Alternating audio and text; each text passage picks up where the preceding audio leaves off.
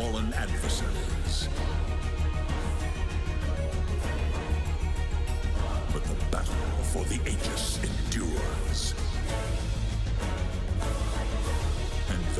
who remain will fight to show everyone. Legends don't follow in the footsteps of others. GG is finally home. Team spirit. Now, knock out their NA brethren. It's AZURE on to the ancient. GG is called. BETBOOM, they're going to claim the game. They're going to call it here. GG, Team Liquid. Gaming Gladiators today completely crushing 9-pounders. VIRTUS.PRO knocking Entity out of the competition. LGD completely dominated. The Aegis of Champions returns to the heart of Seattle. And fans again bear witness on this storied ground.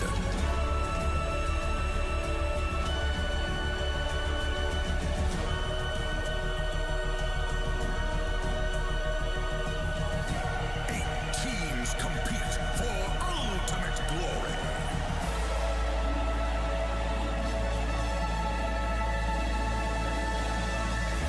Only one can seize immortality. Who will emerge victorious? The battle begins. Please welcome the finest Dota teams in the world.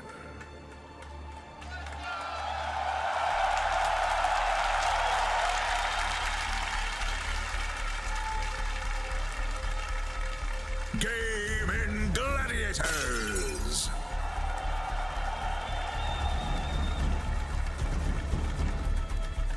Nouns!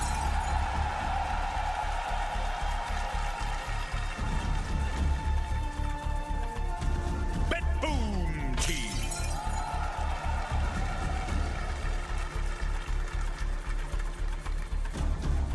VIRTUS.PRO!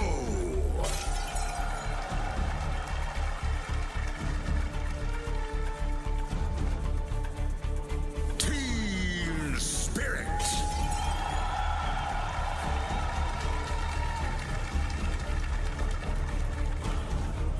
Team Liquid.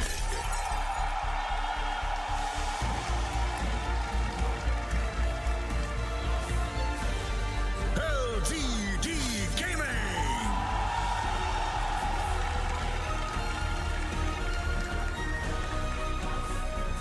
AZURE.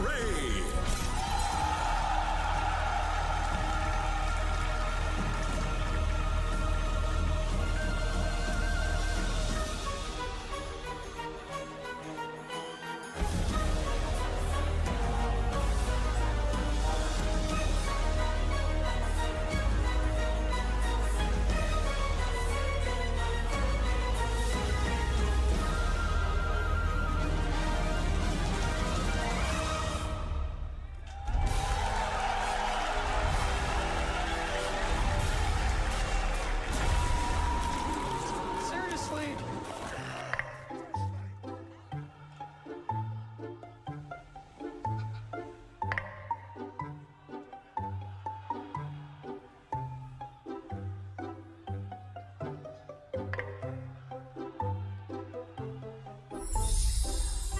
Remember, Gabe, it's just a game.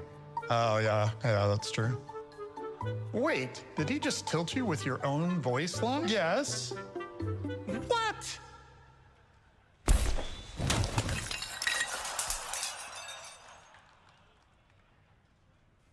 Hi, I'm Gabe Newell. And like many of you, I have a complicated relationship with Dota. What's not complicated is when you bring the best players in the world together at the highest level of competition. And I'm personally very pleased that we're able to do this in Seattle for the first time in half of a decade. So to all of you, welcome to the International. It's been 6 years, Dota fans! Seattle, did you miss us?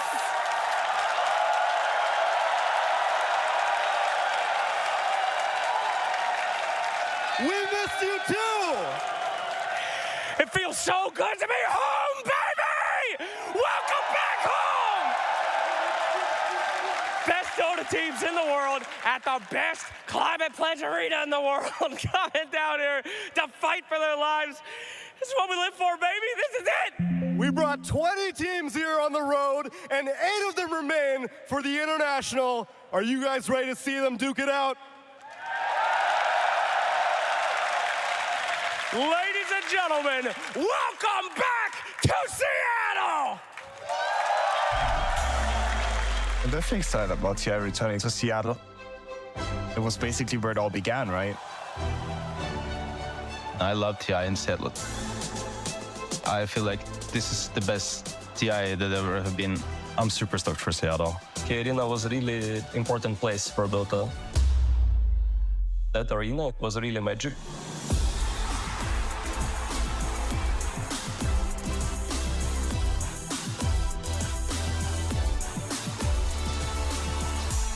I've heard from a lot of players that Seattle TI is always like something special. I never got to play there, so I'm really grateful to get to that city. I think it's also a really beautiful city. Of course, it's gonna be the same arena like the last TIs, right? So it's gonna be cool to be at that place in person. It's quite a historical place for a Dota player, I think.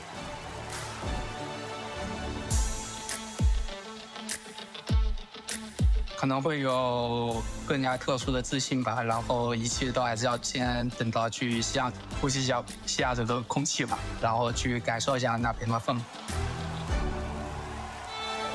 Muy emocionado, o sea, fue mi primer tiempo fue en Seattle y como que siento que volver ahí puede marcar para mí un antes y un después, así que me siento muy emocionado de ir ahí.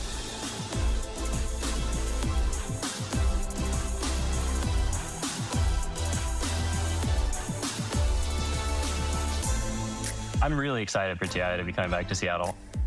The crossing of worlds there and family members or friends getting to see that piece is really cool and special, I think. Having TI back in Seattle is going to be really fun. I think it's going to tie into a lot of the nostalgic value that I have for my early TIs.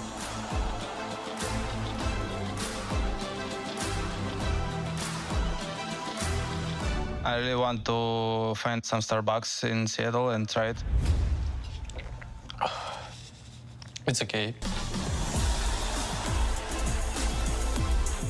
Basically, it's like the OG place in some ways. So I'm really excited for it to be there.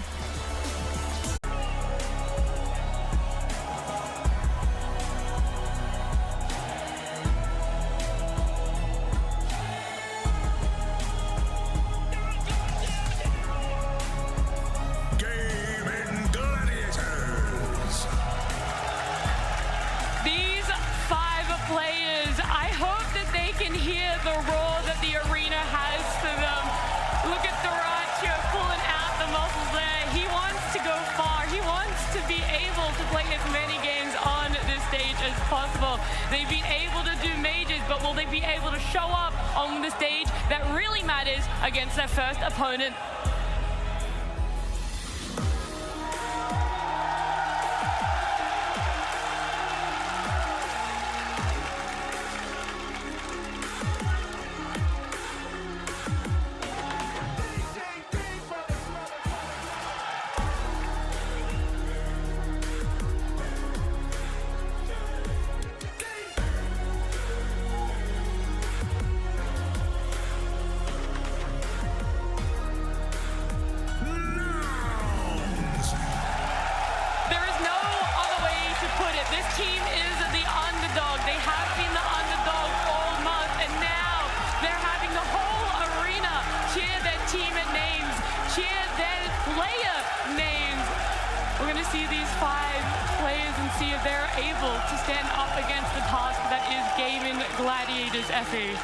My goodness, can you imagine how NOUNS are feeling right now walking onto that stage? I mean, I was just watching Gunnar walk in there. He's been wanting to play on the main stage for so long. This has been a dream of his for so long, and they have something to prove here today versus Gaming Gladiators. I mean, this is like a David and Goliath kind of situation. Even though GG are coming in from the lower bracket, they were the dominant team all year. They were the team to beat all year, so this is going to be a true test for NOUNS here. Pretty much, this is the last NA team left, which probably no one expected them to be here. You know, the whole underdog story and reaching top 8, and they're still not done, you know, because they played in the groups and it was 1-1. So I feel like Nouns, they have something special prepared for gaming in this one.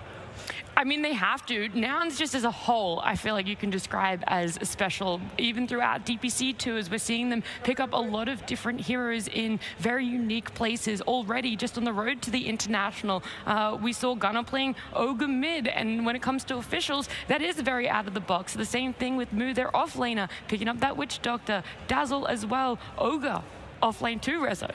Yeah, they have very unique strategies, and the users profit a lot as well from the past games. And I'm just happy to see Gunnar on this stage. Like, I know this guy for a long time, and there's a story about him. Like, when he lost one of his TI qualifiers, he went straight up like to the basement and like practiced non-stop. Like after that, like really, this is shows like his his will of like do it no matter what. And I'm really happy that I look at him right now, like on this stage performing like already in top 8 and having a chance to like be this incredible Cinderella story going forward with it. Yeah, and he got here with his own flair, right? Just like Nat was mentioning, with the Ogres, the Witch Doctor offlanes, the first pick Naga Sirens. I mean, this team has brought their own special flavor or variety of Dota, I would say, to TI, and it's taken them this far. So I'm just really excited to see if they've cooked up anything new, if they're gonna keep doing the picks that we've seen, or if they've maybe they're gonna bust out that Dark Willow carry for Hector. I know that's not his style, but that seems to be the new, flavor of the week hero. And Hector, he's been amazing. You know, if we talk back a couple of years ago when he was playing for the Beastcoast, he was always that guy, the K1 TP.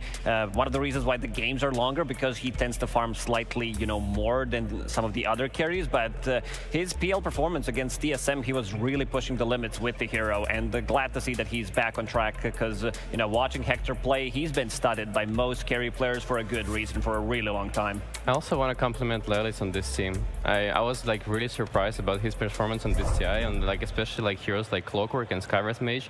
He's been performing insanely well, like doing all the rotation and like always hitting up his spells like perfectly. And I don't know, it's just like it's very good to see him, like how he switched from the position 3 to position 4 and like performing like in this incredibly high level already. Okay, well, if we're already naming all the Nouns players, we may as well put Yamsen in there as well. I think a special shout out to him, because just before qualifiers, after they had the unfortunate performance at the Bali Major that they did, Yamsen went from 1 to 5, right? They had that roster change up for them. That's how they were able to bring in K1, and they're able to show up like they have now. So Yamsen as well making a really big change for himself, and now he's a top 8 TI 12 finalist. Yeah, he looks like he's been playing support forever. I mean, but I'm so glad you brought him up, because you have to give kudos to a player willing to sacrifice themselves for their team.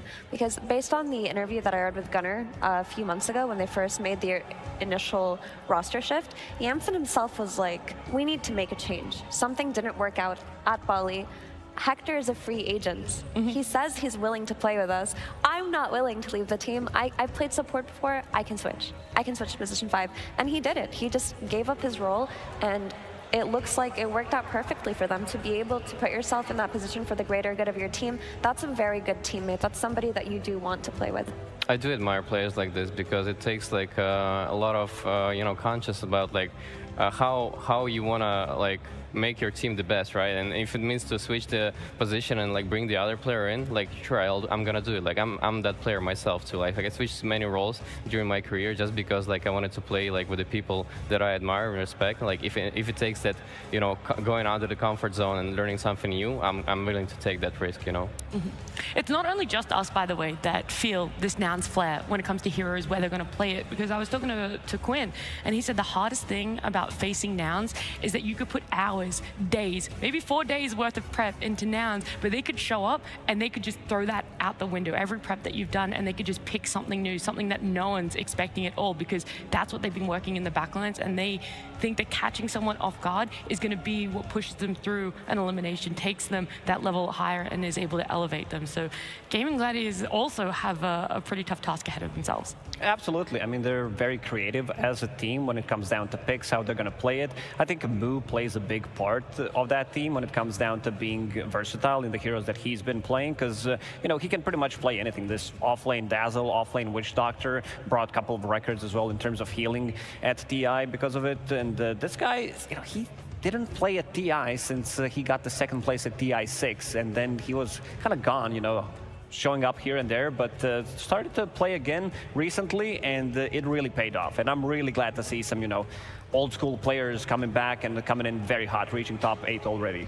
For sure, always great to see. But on the topic of gaming gladiators, I mean, it's really funny to hear Quinn say that about Nouns, because I feel like in a way, gaming are kind of antithetical to how Nouns work, right? The complete inverse. Right, you feel like you know what they're gonna pick. They're very good at what they play. People prepare for them and they still lose to their heroes. So to have a team that has such a stable hero pool, you know, by the book from mostly everything, with the exception of the Necrophoses coming out recently, with the exception of the support invokers, you kind of know what Ace is going to pick. You know what they're going to build around. You know what kind of carry style Duratio is going to be playing. So it's going to be an interesting collision of styles here. They did bring some new heroes though, like this Chen from Celery. Like we didn't see many Chens in this tournament. I think Duratio also picking up that Weaver that not a lot of carry players are willing to take that risk, because it's very squishy hero, and he, like, for this team, like they can rely heavily on Ace, because Ace is that kind of like guy who's like sometimes even their main carry. You know, you see this Brewmaster like going Midas is Radiance. He's not like really playing position 3. He's playing like more of a Van, and Duratio is like taking over like this aggressive carry hero that's running around the map and making space for him. We're actually going to directly compare Ace and Moo. We've talked about the clashes of flares, the clashes of styles here between them. And Moo, having only played 2 extra heroes, a lot of different ones though for himself. So he, yeah, we kind of already highlighted there, but the Ogre and the Dazzle, this was stuff that they picked up in playoffs. Yeah, and it's interesting to note that the Dawnbreaker, which is one of the popular offlaners of this patch, Moo just hasn't played it, you know?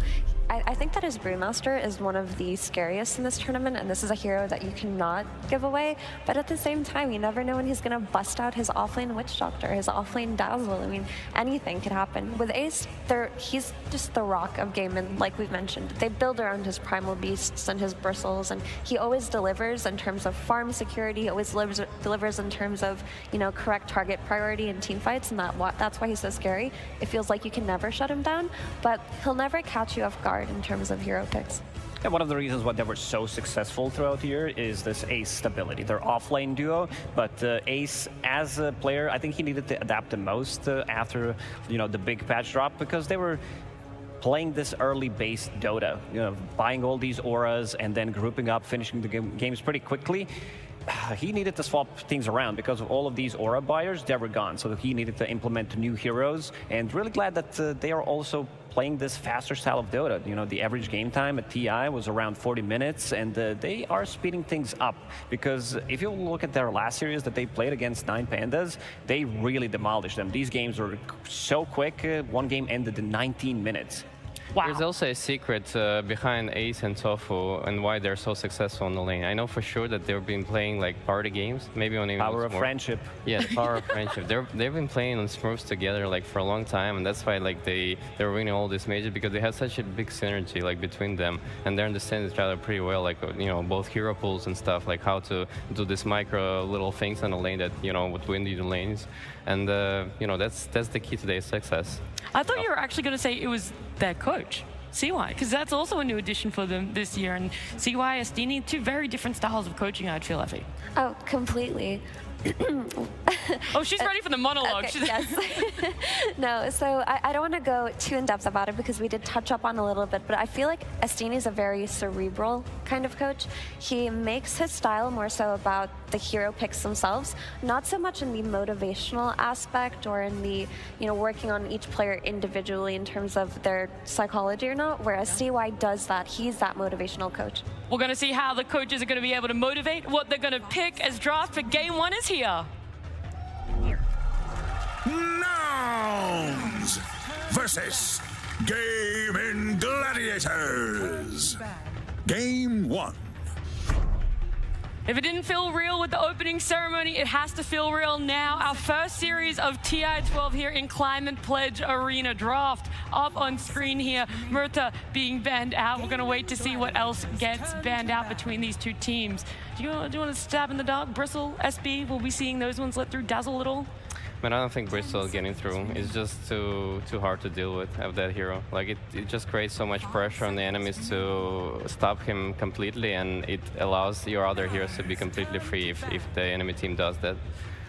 Yeah, but I feel like there are so many heroes that have presented themselves as problems in this patch that sometimes Bristleback does get through. Like, we've seen him come through in the playoffs a few times. I feel like another one of these Bristleback type problem heroes is a Spirit Breaker.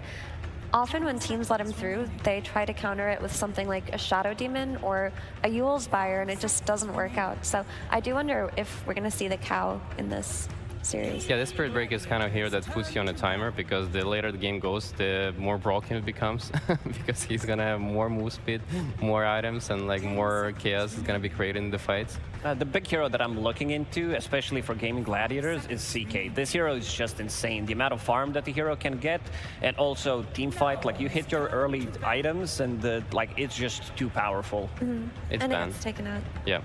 There's also the Brewmaster that we mentioned. There you go. I mentioned this a little bit earlier, but I do feel like Moo is one of the best brews at this tournament. And in NOUNS' series versus TSM in the Road to TI playoffs, this hero was the bane of their existence. It's the reason why they can never end the game on their timer. And yeah, this is pretty scary. Usually teams solve a brew with carries like Luna, things with AoE damage that can kill the brewlings later on, but Luna has had a bit of a decline. I mean, historically, Anti-Mage and Naix was like counter picks to the Brewmaster, but those heroes are not gonna be seen in this meta for a while. I mean, if there's a team to play Lifestealer, it is Gaming Gladiators. Duraccio always calls for these bizarre last picks sometimes. I remember at the BV Dacha tournament, we were sitting down and watching the game and draft in the green room, and then this Lifestealer comes out, overall last pick. Everyone was confused by it. CY walks into the green room. He's like, that was a Duraccio call. That was not me. I do not believe in this pick, but they actually ended up winning the game. So sometimes you have to trust your carry. And we've seen the smiles coming out from Moo, because he should be pretty happy about getting Brewmaster in the first phase, because this hero does pretty much everything. If game drags post 40 minutes, this hero just becomes insane. If you don't have enough to kill the Brewlings during the split, especially sieging the high ground, this is the most difficult thing in Dota. It's been like that forever. Brewmaster comes in very handy. And on the side of Gaming Gladiators, we did touch upon Weaver as the pick, which can be played as a carry. This like newer build where you pick up early shard, you go for Deso, and then you start joining some of these earlier fights. The hero, a bit squishy, but it can also be played as position 4. Tofu didn't play it yet, but there were other teams that try to experiment, especially Tundra with this position 4 Weaver, and it looked really good in the laning stage. And also a hero that can scale, if we're talking about the position 4, which you get items like Rod of Atos, upgrade it to Gleipnir later on, some Solar Crest, you're, transitioning really well. Yeah, I want to touch on that position for Weaver a little bit more, because when Tundra played it, they were able to be really aggressive. They were able to take over a lot of this map, and if the game were to play out in an immaculate fashion, they would have closed it out in about 20-22 minutes. So Weaver might be hitting this pace, this tempo that you guys also touched on, that Gaming Gladiators want to start bringing a little bit more with this meta.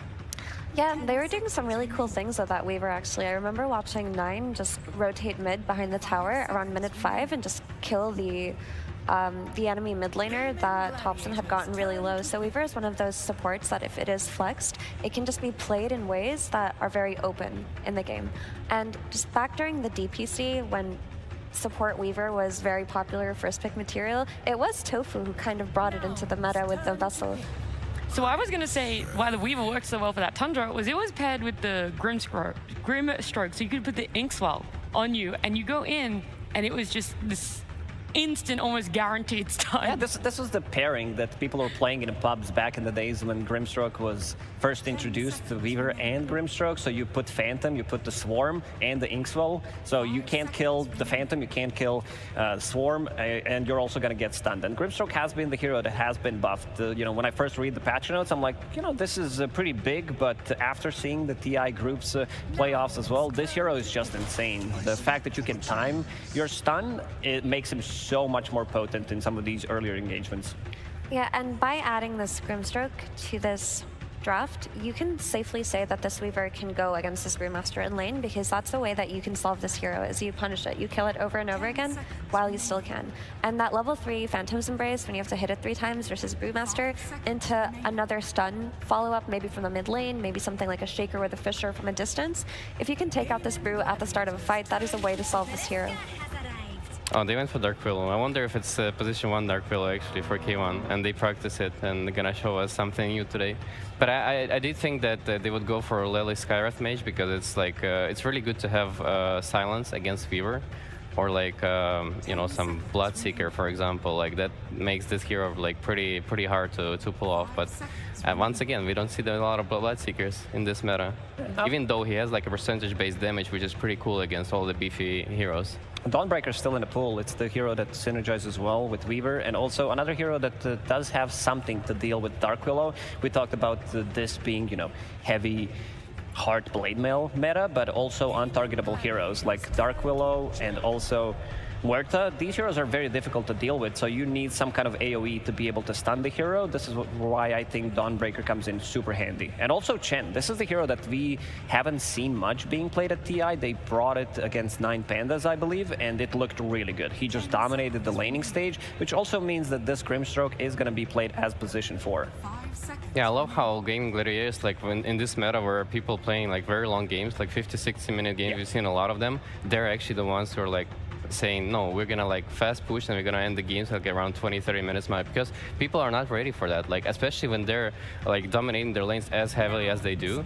Like it's very cool that they take this approach into the games.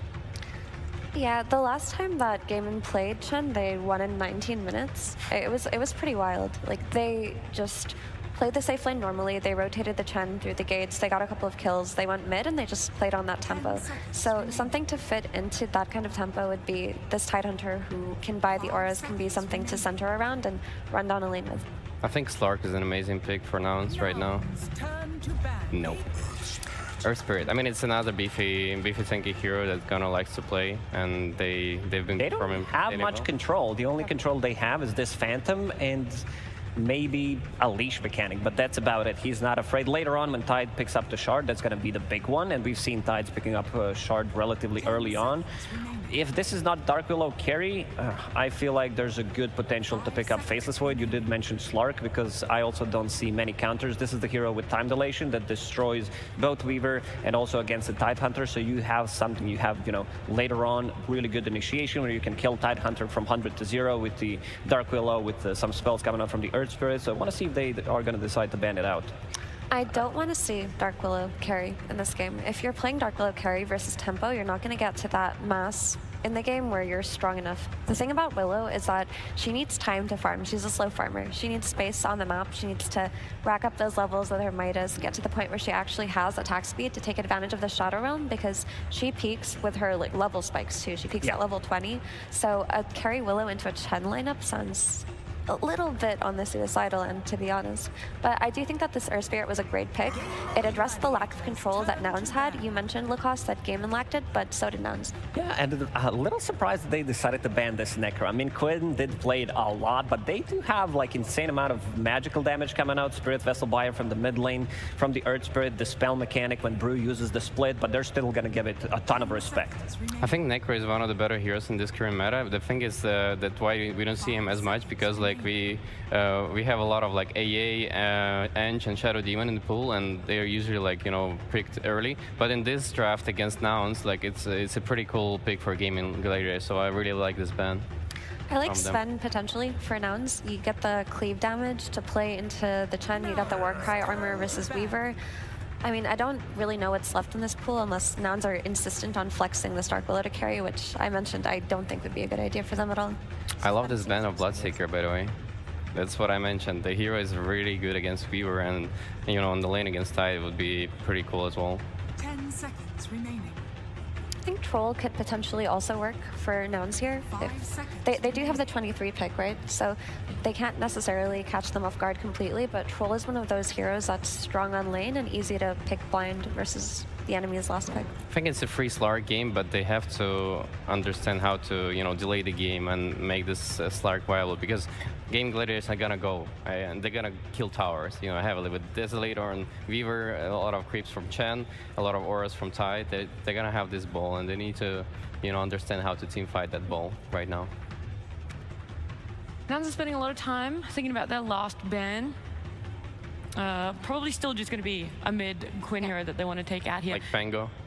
Do you make sure you reckon it's just going to be Pango banned out? I think you have to decide between Pango or Shaker, because both of those heroes are going to give Gaimin the control that they need, but also lane very well versus Ur Spirit mid. Yeah, I was looking at the two heroes, Earthshaker and Kunkka, because they lane really well. They're going to ban Kunkka, which is going to leave probably Earthshaker as an option, now that there is Terrorblade as well. Like, Terrorblade has been the hero for gaming gladiators throughout 2023. They knew how to win with the hero, but they also know how to beat the hero, so... I think Nouns rounded up their draft nicely. They have a little bit of everything on their side. Good team fight, the spell, good scaling as well. This is also the team that does tend to play slightly longer games. They have 3 games over 60 minutes, and they won 2 of those. Is it enough on Nouns though to... It really is. For the meme. Yeah. Look, Reza said, you ban it? They didn't ban it, and so he did pick it. So in a way, you definitely knew that one was coming, Reza. So we'll talk about all gaming gladiators draft as a whole in a little bit, because right now I want to know, is Nouns going to hit these timings for TB? Are they going to be able to come up against a tempo that it seems gaming gladiators have already set in their draft? I think it's quite scary when I look at this TB, because while he does give them the damage they need and the late game scaling, I don't necessarily think that this Nature's Prophet plus TB lane are going to punish this Tide enough. Normally you pick this TB if he has a favorable lane matchup and get kills on the offlaner, punish him, but it feels like still a very good lane for the Tide.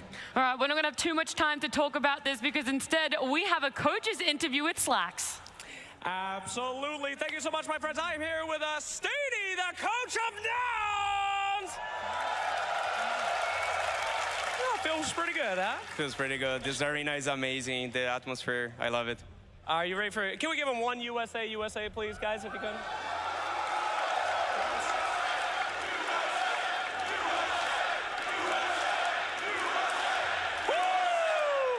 Brazil, Brazil. We'll get there after this series and when you win, for sure. All right, now, a few questions for you. Of course, first pick Brewmaster, a standard for you guys. The question is, though, are you baiting them? I mean, we have a first pick Weaver for them. We have Quinn's famous Pango. Were you expecting these? We were 100% sure he would Pango. So we were totally prepared for it. We knew he would do it. The meme is real, 2023 Pangolier.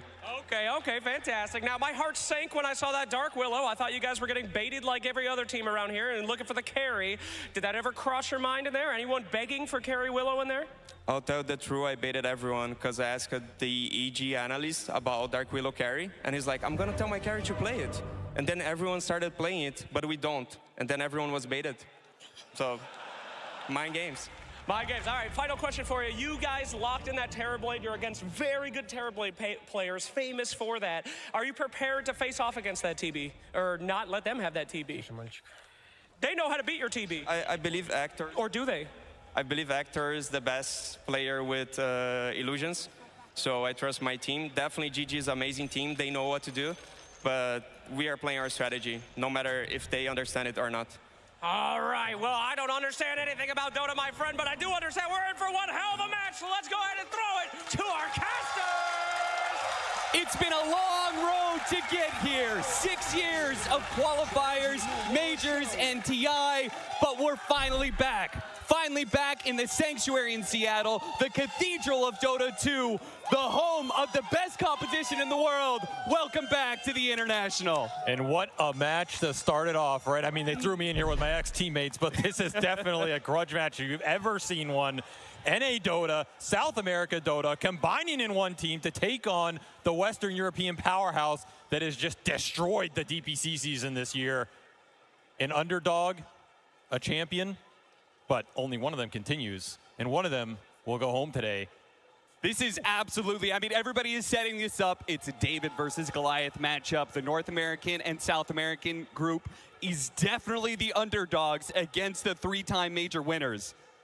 But Nouns were also once upon a time looked as the third best team in North America. And then they took down all of their competition back to the NADPC. They ran right through it, and they have now proclaimed themselves the best North American team. And maybe they could do much, much more by being able to bring down what was once the best Western European team. And if any team has insider info, it's going to be Nouns, right? I mean, you have Les Lau out here. He's played with Quinn.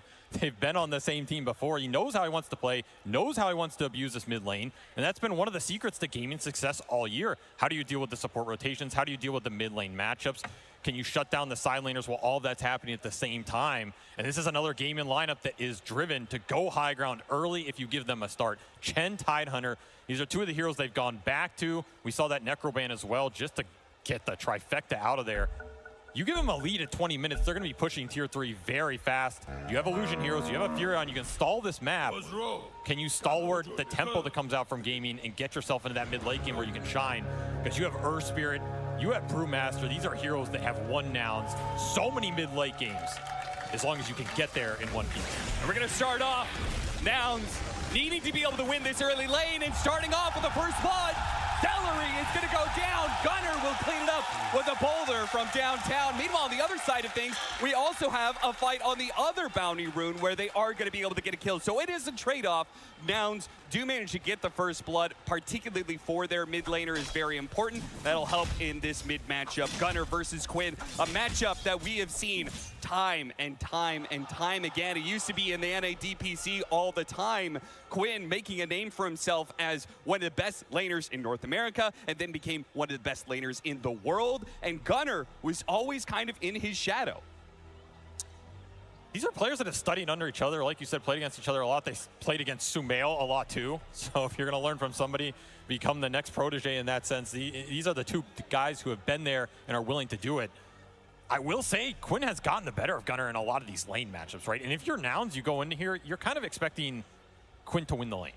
That's not a big deal. What the bigger question is what happens after that. And I think Gunner has shown that, sure, you can win the lane against him. He's going to get one of his signature heroes. He's going to pop off, and he's going to dictate the mid game a lot more than you are. They knew the Pango was coming as well. They know it's not a real hero, so they know this matchup's not a real matchup. It's just a matter of who imaginarily gets out of it more.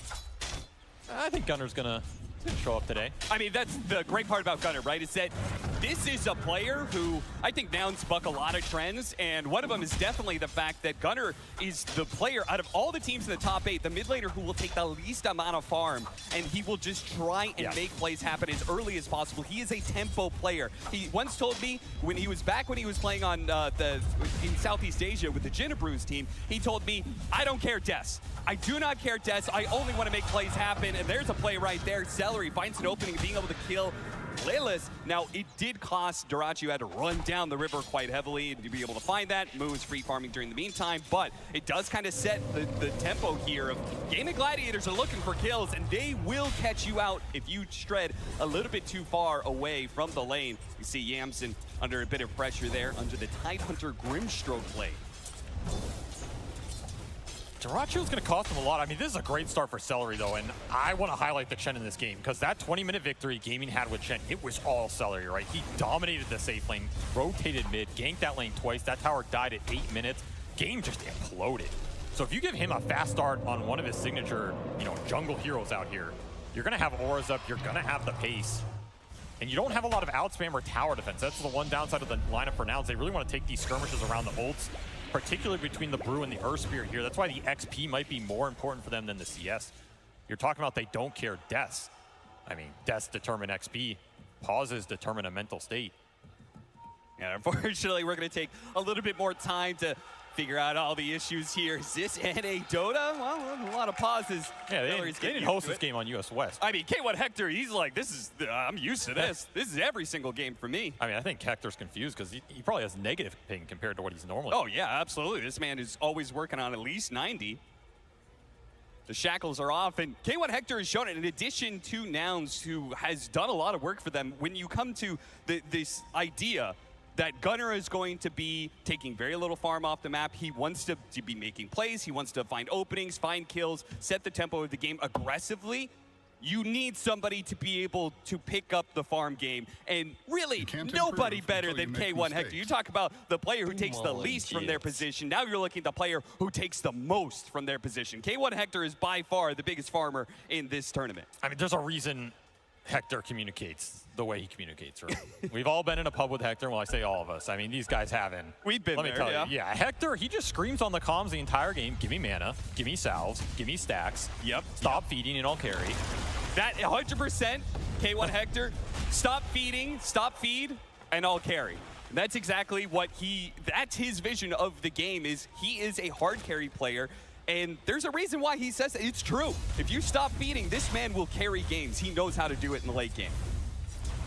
Can you bounce it out? Can you make him work? That's the interesting about these two teams as well. They had these additions that they brought into the rest of the four. Hector for Nouns, Quinn for gaming, and it's changed the dynamic of the team, right? It creates another threat they can play around that gives the team a lot of vision, a lot of purpose in the game. And if you make these players succeed, they will indeed carry you in a lot of these clutch situations. And Hector on a Terrorblade, that is a nasty combination. We've seen him be, I think, most proactive on the Chaos Knight, right? But this is a hero that functions very similarly. You can control the map, dictate when he wants to fight. So if he's the most farmed hero going into 30, 40 minutes, you have a decent chance to just shred the front line of gaming here, unless they already have the auras up. Still, a lot of it coming down to this mid battle, and damn it, is it close. Within 2 CS here for Gunnar going into Quinn. Yeah, and he's got a creep wave coming underneath tower, so if he gets these last hits, which he does with a quick kick, he'll be able to actually secure a CS lead over Quinn. Bottom lane, though, Duracio's going to be in some trouble. Moo, seeing the opening, Yamson's going to make the rotation. They'll collect not one, but 2 kills in the bottom lane.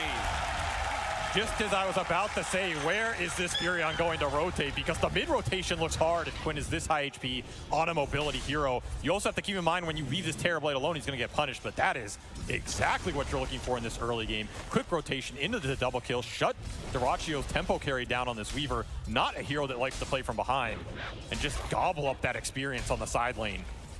If you're Nouns, your next biggest priority in this game is probably 6-minute power rune, 7-minute wisdom rune. You get all of those for your 2 supports, you're going to be in a really solid position to contest these tower pushes when they come with the Tidehunter Meteor Hammer and the Chen grouping up.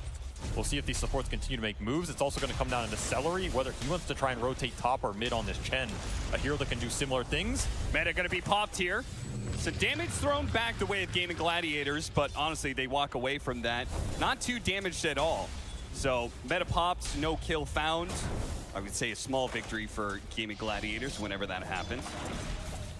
Still waiting for Celery's rotation, though. He just feels pressure to stay bottom on Duracio, given the ice armor. This isn't a lane they dominated, which means the Chen's going to have to linger down here maybe longer than we saw in some of those other Chen games from them. Honestly, this feels like a solid start for Nouns outside of, I mean, Moo is struggling, and Moo is continuing to struggle down here. It is a hero in the Brewmaster that can operate with XP alone, but damn, is he poor. He's going to have to make it up in some of these fights. Yeah, only just now getting that earned. So those kills they got earlier, not really worth as much. Yamson going to be in some trouble here. Underneath his own trees, he's going to teleport away. Ace cannot complete the kill. He walks away, damage done, but the damage on a Furion really doesn't mean that much, considering the fact this hero can just TP right back out to lane. I mean, the thing is he used teleportation instead of the scroll, so he actually can't make a real move off this. He's just going to refill mid. So give up some breathing room to gaming, and I mean, their cores are starting to take over the lanes right now. You got to keep in mind this Meteor Hammer on the Tide will eventually kick Hector out of top. This Weaver Brew matchup is very good. So now I'm looking at Gunnar, right? You get 6-minute power rune here. You have Magnetize up. You have a lot of potential in the tank to get a good fight out of this first ult on the Earth Spirit, especially with how much Gunnar did on this mid lane. He's 500 net worth up on Quinn at 6 minutes. This is a crazy net worth differential for a player we're used to seeing just win the one-on-ones. I mean, that Earth Spirit laning phase, this hero does so much with that Boulder Smash. They're going to go for the power runes here, and it is going to be top. So, haste rune for Quinn, big pickup. Meanwhile, bottom lane, Moo's going to take a little bit of aggro here from Duracio, and not much Moo can do to fight back, particularly in a 1v2, but up against Frost Armor and his Harpy. In fact, Moo may have stayed a little bit too long. The Lotus might be able to keep him alive. We'll see whether or not Duracio wants to complete it, and he does manage to get that kill. Celery picks it up with a bit of lightning. Duracio is going to take a lot of damage on his way out, but managed to dodge the brambles pretty smoothly there. And that's Javelin Rush. So this is aggressive build for Duracio, using the fact he has ice armor and some extra Chen regen. Just maxing up the DPS straight into the Maelstrom here, trying to punish Moo as much as possible. with the opening they've created, and damn, some good creeps for Celery, right? You cannot ask for anything better out of the jungle early. Seriously, yeah. Is this going to allow him to make some aggressive moves that he wants to? 7-minute with the rune will not be contested here, but it will get split. So, okay news for Nouns. I think they had a possibility of getting 2. You always have it with the Furion, but Yamson looking for a bigger prize. They know they're going for the 7-minute wisdom rune, which leaves Ace alone. Yamson's going to try and take advantage of that with the meta still halfway through. If they can just body block him a little bit, that's going to be enough. With this scan, they saw the Grimstroke. Okay, he's picking up the 7-minute wisdom rune. Let's make a play in this top lane. A big kill. Even bigger if they can get Dyrachyo as well, but Celery, he's going to try and stop this. In fact, they push damage back on Amu. A teleport coming in now as Gunner's going to make his first rotation out, but it looks like he may be a bit late unless he really wants to dive the tower. But he doesn't want to throw away that net worth lead he has. Only 2 points in the rolling boulder. Not low cooldown enough to convert on the kill, so that'll be another missed opportunity for Gunner. Still trying to put this Magnetize to use. Quinn's going to make use of his haste rune he picked up earlier. Yamson, who just wanted to be able to get a little bit of levels. Gunner rolls in, tries to save his support, and that's going to be enough. Quinn checks out the other direction. 8-minute power rune, though, is coming up, and both teams are going to be fighting for it. The fighting continues in the side lanes as well. They really want this Weaver bottom before the time lapse comes out. This is when Dyrachyo is still susceptible in this lane. You have so much nuke damage. You want the urn charge. Hit it with the blood grenade. He's got stick charges. Nice silence. Coming out, the support from Tofu might just be enough to change this fight. Dyrachyo, final hit comes in. So they do trade out cores. And they get a lot of the Chen creeps off this, honestly. Oh, Yamson, he's got no teleport and no TP scrolls. So it's going to be a 2-for-1 in that regard. So you traded Chen creeps and the Weaver for 2 on the side of Nouns. You did get an urn charge off the death for Mu, so a little extra potential there off the max Cinder build. The lanes are going to start to build up here, and I mean, Celery, he got so much out of that bottom, man. This Chen is look at this rotation. Ravage straight up into the Meteor Hammer with the supports coming in from behind. They can silence him and make sure there's no chance of getting off a Sunder. I'm surprised Hector lingered this long up here. He'd already thrown out the Sunder. I mean, this is a Hammer Tide, a tough lane to stand on when he has the mana for the Ravage. Connection's just too easy here. Now you're gonna get the pressure of the tower. Can Hector come back this lane? Probably not still, unless Nouns are willing to rotate more cores up here, which you could do as you're still holding on to this Magnetize on Gunner. He's just not found the opportunity to use it. Oh, he really hasn't. Dyrachyo, he'll accept the Curse Crown stun, which is going to set up into Gunner. Now, he's already popped the Shikuchi, but he does have time lapse, and they don't have enough control. And Mu doesn't have his level 6 yet. He is just a little bit away, but is not going to be able to get it. Meanwhile, Quinn, very efficient use of his Arcane Rune in that play, as he managed to come down here, get a kill with that Arcane Rune, has his abilities back up. They are definitely beginning to get a bit of a lead here on Gaming Gladiators, which is scary for Nouns because they haven't even taken any towers yet, which it is coming. Chen and a Meteor Hammer, you're almost guaranteed as Gaming Gladiators to have a tower lead in the next 5 minutes. And the Roshan threat, very high in this game with the Swarm plus the minus armor Chen's gonna give you with a fast Solar Crest here. Gush on top of it, Pangolier coming through with Lucky Shot. It's another one of those tempo lineups that can just decimate you with the armor differential here. So yeah, you give these small openings, they're gonna run away with it. Hector did manage to go top and defend that tower at least, so you're gonna repel some of the speed Ace was coming out with here. Yeah, but as he shows himself immediately as smoke up, not only they secured the 10-minute power rune, but if Quinn can connect here, it would be massive for Gaming Gladiators. Sunder coming back up. 3 seconds on the cooldown is now up for Hector, so there's turnaround potential on this play. If you cannot burst him here, it could go really wrong. They're gonna get on top of him. Silence and the stuns. K1 Hector doesn't really have much help coming in. They're going to use the Rolling Thunder. Last bit of damage required is going to have to come from Quinn, but they do manage to get off the Sunder onto the support. Yamson is going to be sacrificed to keep K1 Hector alive, and he will have to TP back all the way back to the fountain, so it's not even like base out of that. Meanwhile, though, Dyrachyo did die in the bottom lane, the first use of the split from the Brewmaster, and they're also going to get that tower. Just got run down off the root from Lelis, and this is going to result in a very fast tier 1 out of nowhere that was on a safe lane gaming we're doing pretty well in, right? So this is a lot of catch-up farm for Mu, putting the first ult to pretty good use here, extra XP. And he's going to catch up even more if he can complete that Hand of Midas pretty soon. Oh, I mean, you get the Midas here for Mu, I think you're really happy with how this early game ended up, considering of how much pressure that lane was creating on you. Just got to turn it around, big core kill into the tower, into an acceleration item. yeah, you're really happy with that, especially if you can use this next Brew ult to defend mid. Yeah, the question is that too greedy, right? Because you know Gaming Gladiators are going to be putting a lot of pressure on you in this next 10 to 15 minutes. There's some truth there, right? Like, you're giving up an early fighting item to go for this Midas, and you know the tower pressure is going to come fast. I mean, you go in and Midas a Chen creep and say, I did my part, team. Underneath tower, but it may not matter. Good terrorize, though, coming out from Lilith. This may buy Gunnar some time to get more magnetized stacks onto Quinn. Nails him with the next rolling bobo as he tries to swashbuckle away. Locked in, though, by Tofu. Great spellbound, and they're going to be able to catch him inside the hammer. Into the hammer. The chain stuns are real, but Gunnar is somehow still alive, and he's going in. With the magnetize, he's going to chase after Tofu. Tofu gets the armor room. What a turnaround for him. The luck of the gods showing up just in time. Layla's trying to finish up this support and walk away while K1 Hector is feasting on heroes right now. He shows up last of the fight, but he will claim lives here. Oh, Ace actually not too afraid. He's going to try and get this meteor hammer in time, but Yamsen's already teleported away. The tower survives for now, but damage is done, and Ace is still here with that meteor hammer. Did clean up some Chen creeps. I mean, very good shield rune on the end for Gaming, and Ace just powering through with the damage in this fight. That is an absurd amount of damage for a Tidehunter to be doing at 12 minutes in this engagement. You can show how much, I mean, it shows how much Nouns want to defend this mid tower, and you can't blame him. You hold this tower for another couple ults, it secures a lot of your map, buys Hector time. There's just no way to stop it. It is inevitable. Ace is inevitable, as he has been all season long. He will push himself to the top of the board here, having a tremendous Tidehunter game. And he's going to become an issue because you don't really have direct burst damage or stack building heroes to take him down. There's a lot he can dispel in this game between the Dark Willow, the Magnetize. You can toss him in the air and take the fight 5-on-4. That is a route Nouns can think about going, but for now, Ace is going to be a brick wall.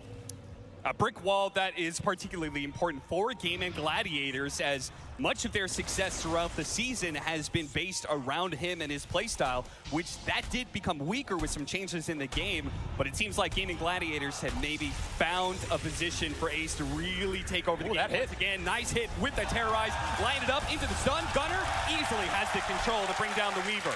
And this is going to be Nouns' biggest target the whole game. Dyrachyo, we've seen him on this Weaver before, right? He has some bad deaths, but this is also a hero that's very susceptible once you start getting killed once. It just starts rolling. That's a 4th death for the Gaming carry on a hero that ideally will give them Roshan and a siege mechanism at a certain point. Still level 9 on the Weaver at 14 minutes. He is falling behind in XP. Nouns got a few more cheeky kills on him. This is a way to just bump your supports up, help you take those tower defense fights. Yeah, who cares if they're taking all your towers if their hard carry is still poor and cannot outmatch the Terrorblade. Try to roll in, Quinn. Invisibility, and managed to sidestep that boulder coming across. He's going to get some information out here, though they do seem to know he's here. Can they bait him in somehow? They're afraid there's more behind him, so they're just going to back out. This is your defusal timing on the Pango. Ravage back up for Ace. He's a little bit off the blink, but it did prompt a smoke from Gaming to push into the Nouns triangle. However, they vacated it.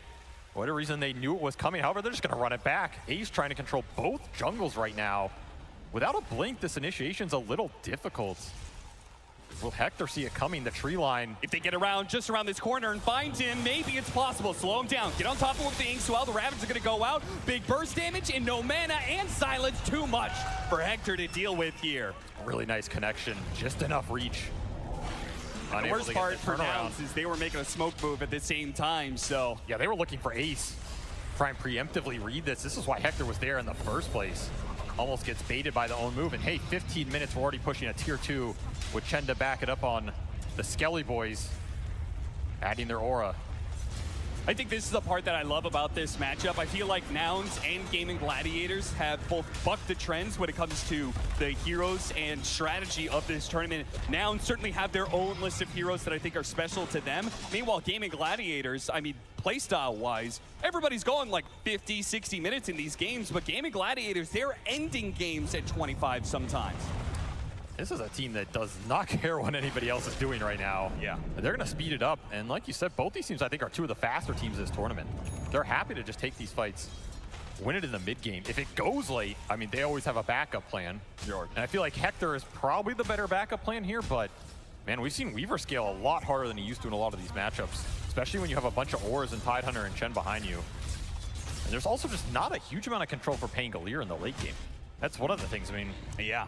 We saw Steenie talk about they knew this Pango was coming. I feel like everybody knew it was coming. Can you stop it anyway? Magnetize builds up, kills not only the Chen, but also... That's pretty value. That, honestly, very value here. Every time you take Celery off the map, you're slowing gaming down. You're slowing down the next objective. Huge amount of gold into Gunner's pocket. Frees up the map. And I mean, gaming were just split, right?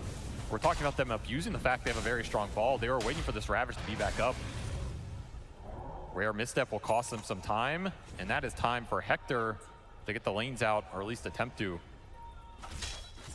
He kind of has to, otherwise they're going to lose too much control over Roshan. The next objective for Gaming Gladiators on the list. They have a 3,000 net worth lead. They could take away this last remaining tower. They were going to have really good control of the Roshan pit, and you said they've got a great team to take it too. It's just a race to the teamfight items. You're looking for Radiance on Moo, give you that huge AoE damage in the fight, but you're also looking for these big auras on Gaming in the pipe on Celery and the BKB on Dyrachyo. That's a very big item for them as well. We'll make sure that they can man up in this Roche pit, deal with the Terrorize, deal with Tornado, all these AoE spells that Nouns are trying to throw on the Weaver. Pretty much useless, and you don't have the physical to burst him yet. If Moo can get this Radiance untouched, I think you have a decent shot contesting Roshan. But he's about to be ganked. Ace is going to jump forward with that Blink Dagger. Anchor already locking him down, trying to see if he can land the Meteor, and he does manage to with a Swashbuckle to follow it up. They've got this kill. Moo is going to find his Radiance delayed even further. You saw we have 3 different cores on Nouns that are all trying to get that next big item, but the pressure is mounting from Gaming Gladiators. And it's just Gunner who's really getting there. Looking for Heart on the Earth Spirit. I mean, he is massive. He still had a tremendous game here, 3-1, pretty much untouched. But all this objective gold is just making his net worth not look as effective as he wanted to, so he still just wants to fight. Gunner wants to slay here, give him an opportunity, set it up. But how do you fight into this 5-man ball that's coming your way from Gaming Gladiators? I mean, you have to take the tower defense or the Roche contest. It's one of those two, which means every time you give a pick off like that Brewmaster, you miss one of those opportunities right now. Right. So Gunner, he wants to push into this Heart and take a fight immediately after. Also, you're rushing towards this Ags on the Pangolier. A lot of extra damage and takeability coming out, and you don't have Rolling Thunder control. So this Axe is gonna do work if you let Quinn get to it for free here. Oh, jump onto the 2 of them with the double Ravage, with the Meteor. What an opportunity from Ace. Just like that, cutting 2 down right in front of your tier 3. What? Who needs a Roshan? Yeah, Roshan be damned. You died in a bad part of the map to die on right now, as Moo is struggling to get to this Relic. An early Glyph as well is just gonna open up this entire lane. Solar Crest and Pipe done for Celery. This Chen is massive right now. Do you have the damage to take this fight? You're almost like all magic oriented. Yeah. His tier 3 is going to be forfeited before they even get their heroes back up. They still need another 5 for the Brewmaster to get here, but Gaming Gladiators will relent. They say, okay, we just did some serious economic damage to you, being able to kill 2 of your heroes. Once again, that Radiance is delayed. We've taken more and more property off the map, and now we could just go back to farming our side lanes again. And the team items are just rolling in, right? I mean, Hector, at this point, he might be asking his team to please slow the game down. Just let me get to Scotty. We can take a good engagement, because right now, it's a lot to punch through. You give Ace another big team fight item here, and you're going to have to use buybacks at a certain point. You need some extra firepower. Ato's done for Lels, looking for the extra setup. Another big smoke, but you just got pushed in really deep in your base. Gaming got obs in your base as well, so these moves are very telegraphed right now. Hector's just, he struggled to get these lanes in deep. Yeah, big difference between, I would say, K1 Hector and his Terrorblade play and Dyrachyo. I mean, Dyrachyo would be running down lanes constantly. He would die sometimes for it, but he would achieve some space. K1 Hector playing a lot more conservatively, trying to protect his own net worth. And it does result in some lane problems here. They're going to go ahead and deal with the Tormentor, pick up a little bit of extra gold for one of their supports here. Almost killing Yamson, but Leolus is going to be the pickup. Not a bad shard to get if you can make it work in the fight. Decent net worth for him. Yeah. Still looking for this Radiance on Moo. That's going to be the big one for Nouns. Is, I mean, they're finishing up that Scotty and Heart between the 2 other cores, so they're really ready to gun it here. Contest that Roshan, which still hasn't been claimed by Gaming. If you can do that, you can turn a lot of this momentum around, put Gaming in an awkward position where the high ground just doesn't look that appetizing, and then what are you doing on the map, right? What are you using with all these auras for? It's just a race to this 21, 22-minute mark.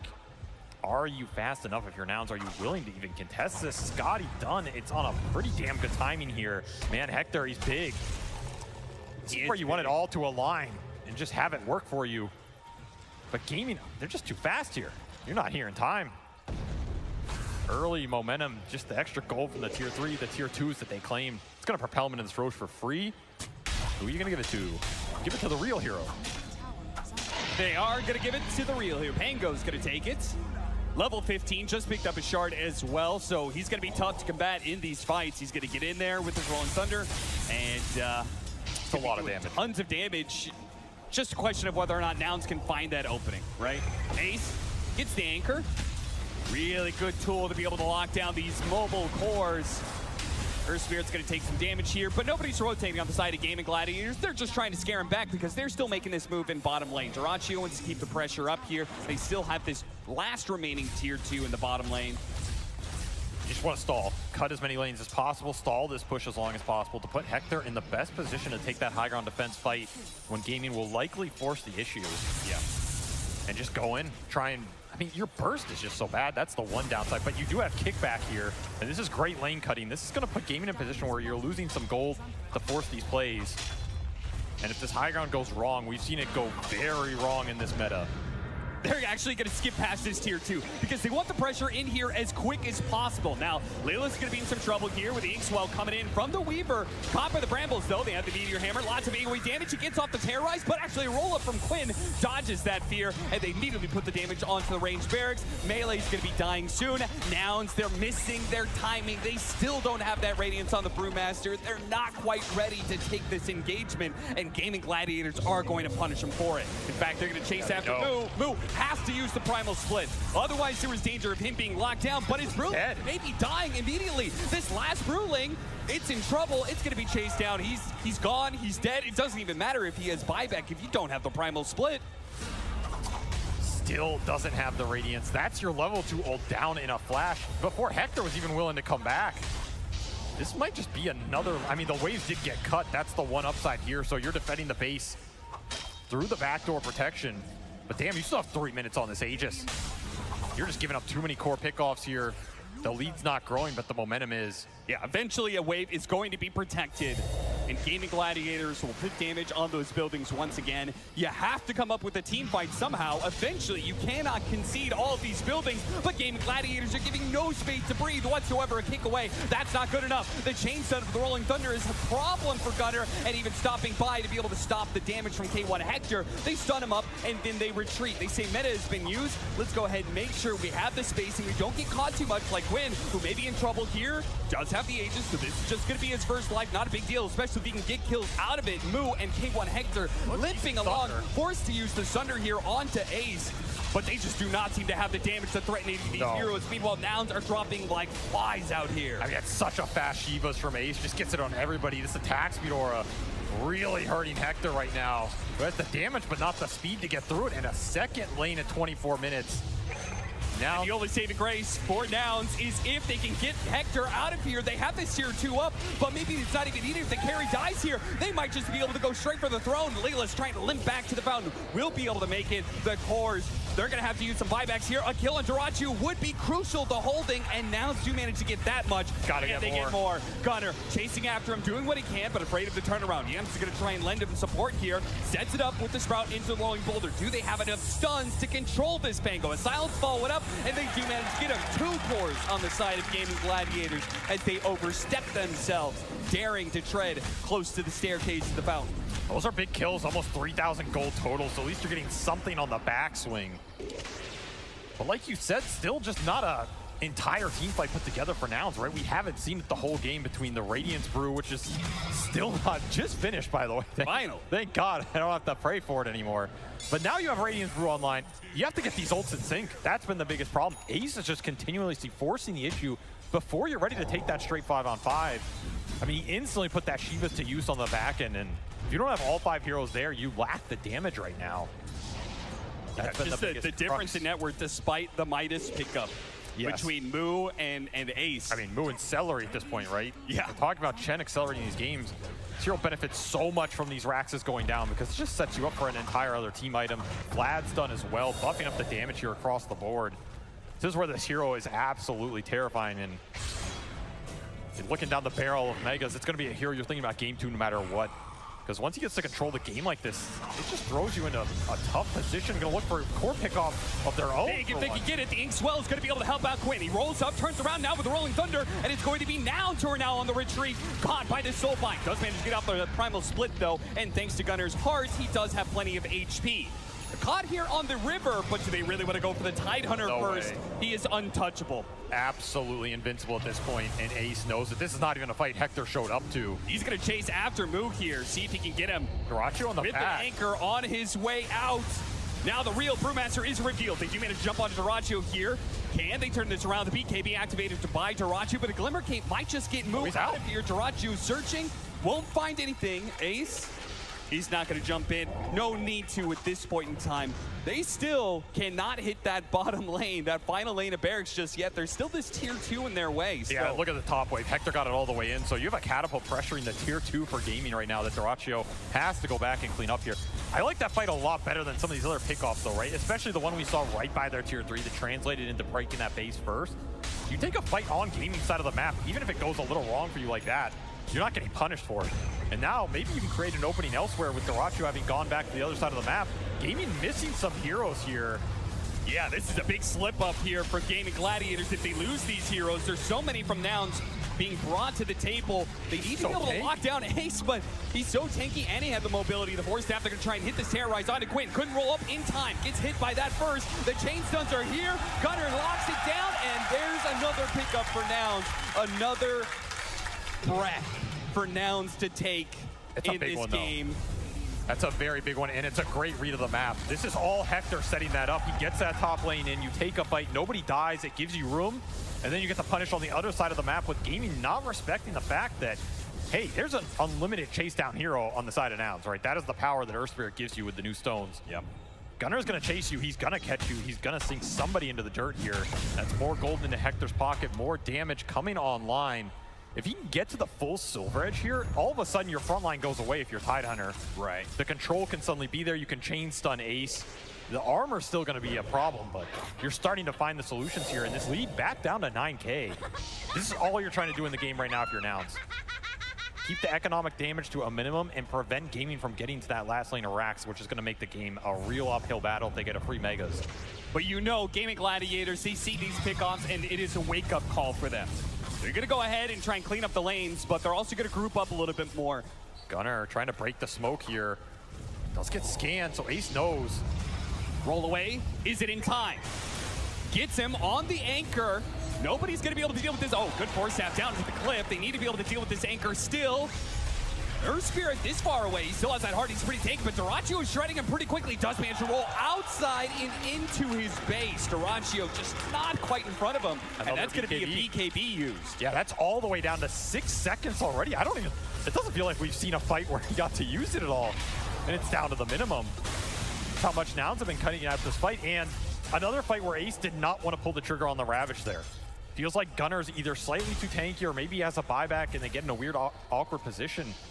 But like you're talking about breathing room, that's some more breathing room right now for Nouns as they hold this game steady. And now they're looking for their own pickoff. Once more, Gunner will find the catch. With this beautiful combination, Bedlam rolling boulder, but the heroes are tanky. He got off the pipe, and now it's a problem. Gunner, half health, rolling thunder, completely chain setting him down. No way to be able to get out. Now it's a scrambling here. K1 Hector, he's going to be in some trouble. He's back from Gunner. Trying to fight back into these heroes, but he is lacking in the teammates to do so. The buybacks are going to be coming in. They do manage to get off the Sunder, but immediately time-lapse rectifies that bit of damage. Gunner rolls back in. It's the stun, but K1 Hector needs to be able to retreat. This Tidehunter is constantly playing in his face, constantly slowing him down. Man. And K1 Hector, he's going to go for a desperate TP away. The damage are going to come too quickly, though. And now Nouns are left perhaps broken as they have 3 heroes dead with no buyback, and they do not have the lanes pushed in either. Yeah, that's exactly what Gunner is trying to do right now. He says, Yamson, make as much space as possible. I will try and clear up some lanes with this buyback that yielded nothing. There's just no damage on the board here. Ace just runs through all of them, does not give a damn. Yeah, but Dyrachyo gets to clean up. It's just so much different, right? The pickoffs on the Pango when he's alone, sure, damage looks okay, but then you get these 5 heroes all grouped up around this pipe and these auras. And that was a fight where Gunner found the Chen first. This is supposed to be the target you want to kill at the start of a fight. 2,000 HP with pipe, Vlad Solar. It's not even that easy. Hell, even the Ogre Totem doing some work here for Celery. He's just way too beefy. This is a beautiful Chen game right now, as you are running out of damage.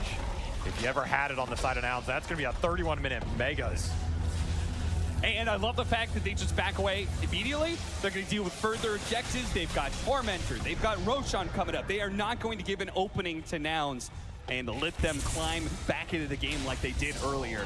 Learning from those mistakes, they stay grouped up, and they will back away. Roshan is going to be spawning in just 15 seconds time. And Nouns, well, they're going to have to be playing against Megas for the rest of the game. Well, we have seen our fair share of Megas come back at TI. True, but I'm not sure if I've seen any this early. 32-minute Mega Creep. Yeah, it's a little tough.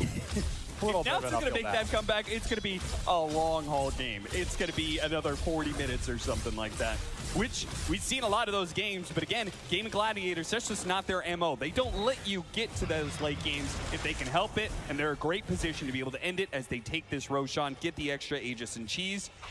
One final push is all it could take.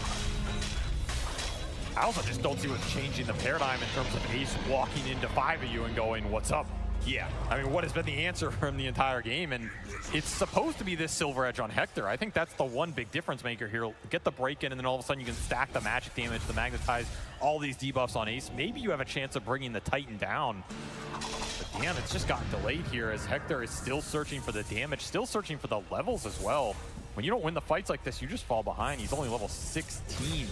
Yeah, and we're seeing the 17. The carry ability of the Weaver. You talked about how this hero scales so much better than maybe it used to. He's got an MKB complete, and he's now level 20, so he's got the plus 90 Geminate attack damage. Plus the shard. This is just a huge power point for Dyrachyo. Absolutely going to shred all 5 of you in the fight if he just gets the Sakuchi through. Nouns will take the smoke wrap. Pretty heads-up play if they can find the supports on the backside. What are they looking for here? Grimstroke, Chen, that's it. Gotta find the squishies, take them out, get a numbers advantage. Supports are bust, but they have the scan. Gaming Gladiators made the read, and now they know they're outside of position here. They're immediately gonna pounce on it. Gaming Gladiators read you like a book, and they will slam that book shut as they get these 2 pickups, and into the base they go to now finish it off. Quinn just burning Hector's man out as well. I mean, everything is around Ace. Go with Ace, follow his jumps. The man has led you very far. He'll continue to lead you farther here. Once again, it's underused. Gunner, he just has to go in, but shredded. That heart doesn't mean anything for him anymore. So much for a tanky meta. Yeah, game 1 in the books here with a very, very fast Chen lineup from Gaming. And if you're Nouns, you're going into game 2, you're thinking, how do we slow this team down, right? That is all you're thinking about right now. Is it heroes? Is it players? Is it a play style thing? Do we need stronger lanes, more auras of our own? Something has to happen, though, because Gaming have shown they're not afraid to push these games high ground 20 minutes. That's the part I love. If you don't have the outspam, if you don't have the lane shove, you just get pushed down. Yep.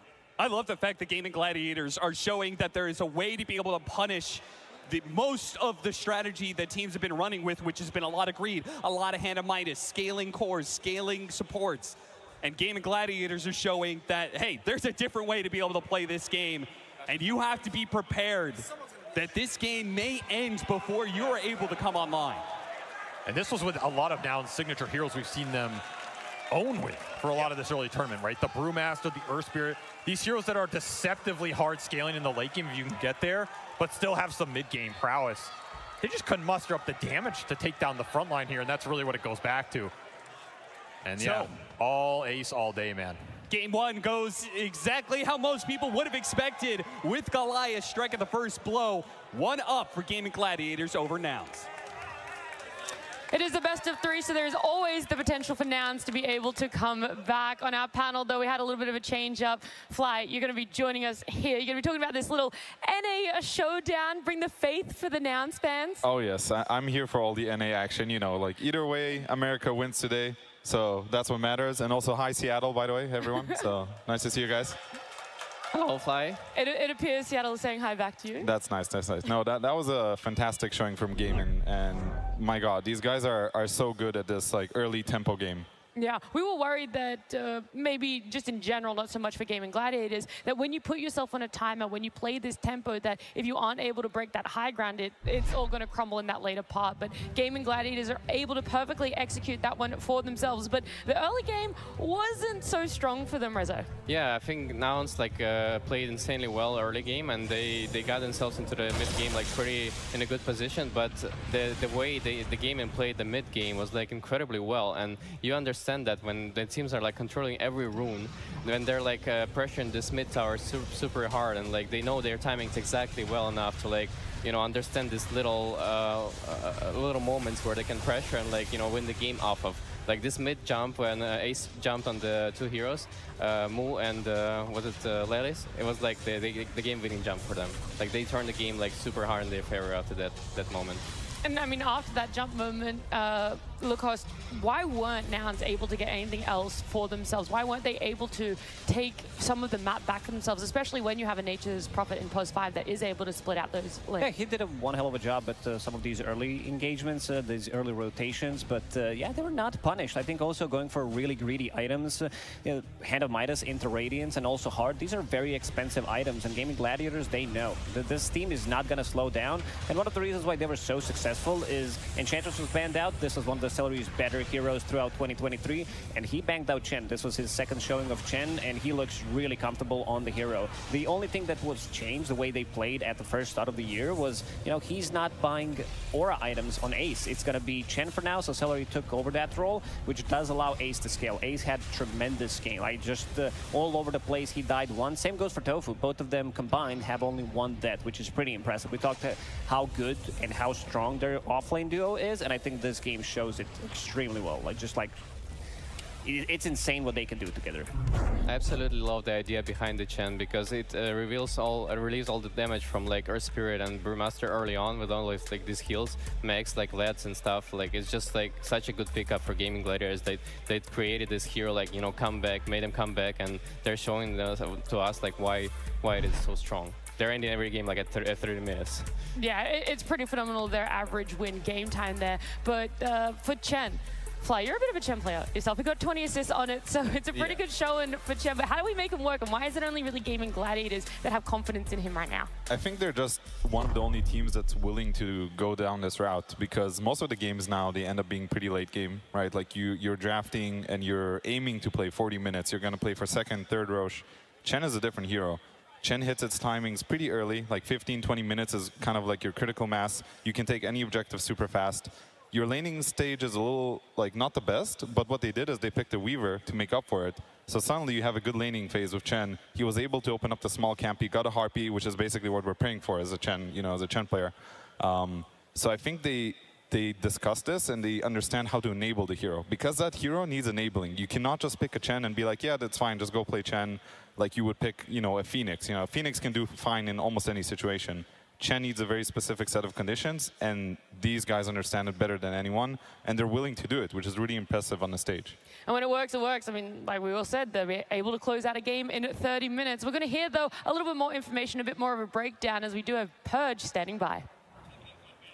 Thank you, Nat. Yeah, Gaming Gladiators going for a very aggressive push strat with that Chen pickup in this game. And because teams are farming so long, it's important to keep your net worth high while you're doing this. So if we take a look at some clips here, we can see some of the things they did. 15 minutes into the game, they're sieging the tier 2 tower. The only way Nouns can defend this is by either grouping with a team fight or by counter pushing. They tried to counter push this, but what Pango does is he jumps in and zones out Gunner. This forces the glyph from the tower, and this allows Dyrachio now to just escape towards the right. So while his team deals with the tier 2 tower at a surprising 15 minutes, he basically just gets to farm the rest of the map. So if we take a look at the space that is now his, it's basically everything here. This is all his space that he can get farm for on the map as he moves down there with the fast hero. So this means he gets to accelerate net worth. He doesn't get behind against the enemy carries, and his team gets to further map control and gain advantage. And that map control is what finds them those kills that allow them to go high ground. If their opponents don't have their cooldowns, they can't actually take the team fights, and that's what gives Gaming Gladiators the advantage in this game.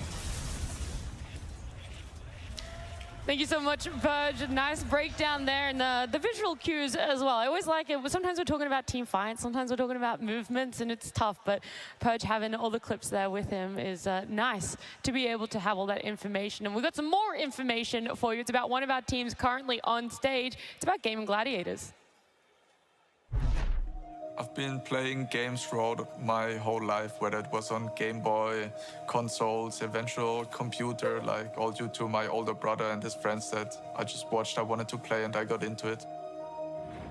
I was backpacking throughout Asia for a year and I saw some poster of TI and some public viewing in the city. So I showed up there and there's all of, I don't know, 1,000 people, and I was like the only white dude walking in, so everyone was looking at me. People were like getting interested. I bought a laptop there. I started playing on a laptop. Then at some point back home in Germany, started studying. I'm like playing from the kitchen table or lying down in my bed. And eventually when they introduced the DPC leagues, I was like, Div 2, I can do Div 2. And then, I don't know, I eventually got ambitious and wanted to prove whether I can make it or not. He's still alive, but not for much longer. Eventually he will fall to Tofu. I started grinding into top 100, getting into games with pro players, eventually making contacts, friends. The golem comes down on the slash curtain on through though. GGs are called, and the series will go to the Hellbear Smashers.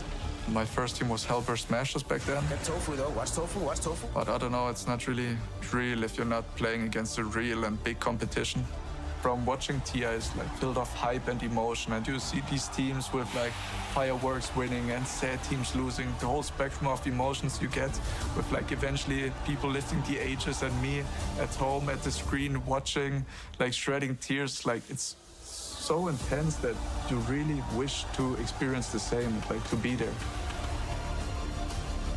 For me, actually making it there now is an experience that I wouldn't trade for anything else, and I'm really glad that I made it to the main stage, and I hope that I get the chance to lift the ages.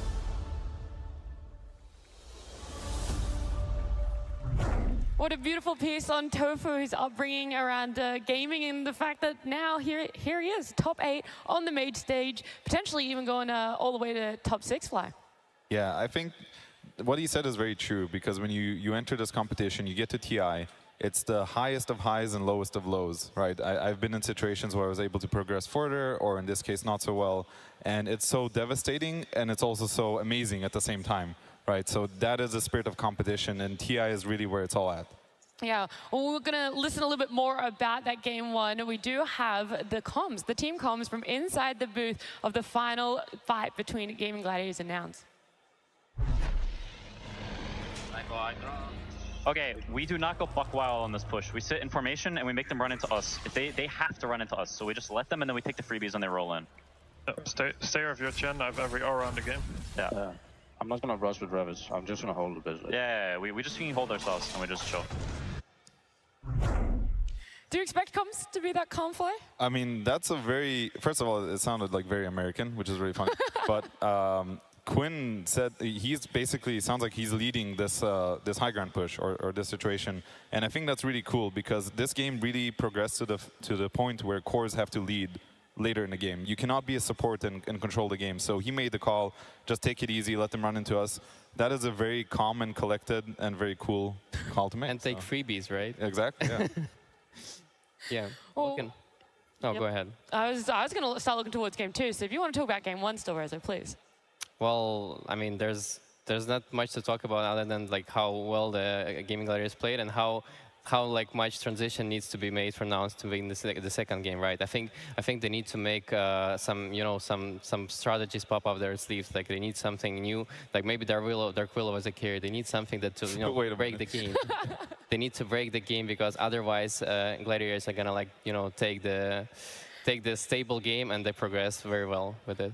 How crazy is too crazy, Lucas? Because we liked the flair that Nouns have brought so far in TI Road to the International. So where's the line? Is this it? This is your last game? Bring it out. Potentially, do that mid-ogre? I think Nouns, they need to go back to how they've been playing throughout the DPC, playing at the major, the last major, and I feel like they need to bring out the big guns because if they want to play it super greedy, it's not going to work out against Gaming Gladiators. They showed against 9 Pandas, they showed earlier when they played against them in the groups that they can speed things up, and we're talking about, 20 to 30-minute games, which is pretty impressive for this meta. How do you guys normally prepare for Nouns during DPC on Shopify? For Nouns, Like, are they the toughest to prepare for? I mean, for us, it's always been TSM, to be honest. Okay. We've always lost to them throughout the years, and Nouns has generally been okay. We have not faced this Nouns with K1, which is different. But I think a big key for Nouns is definitely Gunner, because he sort of sets the tempo. It feels like he's the one leading the game for them. So if he can make calls, if he can hit the rotations, I think that's how Nouns is going to do well. And I think now the important thing is for their coach not to really panic. He should go back, talk to his players, look at it objectively. What exactly happened and what do we need to do for the next game? Like, don't overstress it because your backs are against the ropes. You're one game from elimination. You need to be able to be as collected as you can possibly be. Yeah, well, Gunnar has some good stats for himself. So in a single match at this TI, he's ranking second right now for kills. So they've had a lot of good showings for themselves. And whereas, what would you want to hear if you were back there and you're like, okay, one game away from elimination? I mean, I also would like to see that Ledis have his hero that he can roam it and like set up the tempo for the game. Like heroes like clockwork for him, and maybe some witch doctor for Mu, because like Lelis is the guy who's making all the rotations happen and like you know, really helping the Gunner in making this mid-game rotations happen as well. But also, Mu, I feel like if he's playing these heroes that get involved early on, that he's not on farm-heavy hero like Brewmaster, especially with the hand of Midas Radiance, because one of his best performances were on these like healing offlaners like Dazzle, Witch Doctor, and also Spirit Breaker. He really shines on the hero. Somehow, if he manages to get the hand on the hero, I feel like this is the hero that he's going to shine the most on it. Look at the players walking back out here. They're all ready for game number 2. They've had the 10-15-minute break. They've got the reset buttons pressed for themselves now, and especially on the side of Nouns, there's a lot building up for themselves here. But either way, they've got to be happy with what they've done for themselves. Do you want to take any stabs in the dark at what they said in the back room? Quickly, Rezo? I mean, it's mostly about the trust, right, at this point, because they need to understand like how to stop this machine that is walking on you and like pushing all your towers. Like you need to have heroes, like maybe even like a Keeper of the Light, like something that is stopping this push and like being able to fight this mid game and having this freedom to walk into the late game if you have that. Look, they might have been talking about heroes backstage in that small break, but we do know that we have previously been able to catch up with Nouns and ask them what words they would give themselves if they were on the edge of elimination, which is what they're facing right now. I feel like body language at that point is probably more important than actually saying a speech. If you look at your teammate and they're like slunched over and like kind of like they're stressed, like they're holding their head or something, like it can give off the wrong vibe. But if you look at your teammate and they're just confident, they're just sitting there, they're just chilling, it can kind of instill a confidence in the rest of your team, right? Like this guy is just here, he's just playing. Because I'm a veteran, right? So it's like the younger guys, whether instinctually or not, are gonna look at me and try to like how's this guy acting? Like how is he doing it?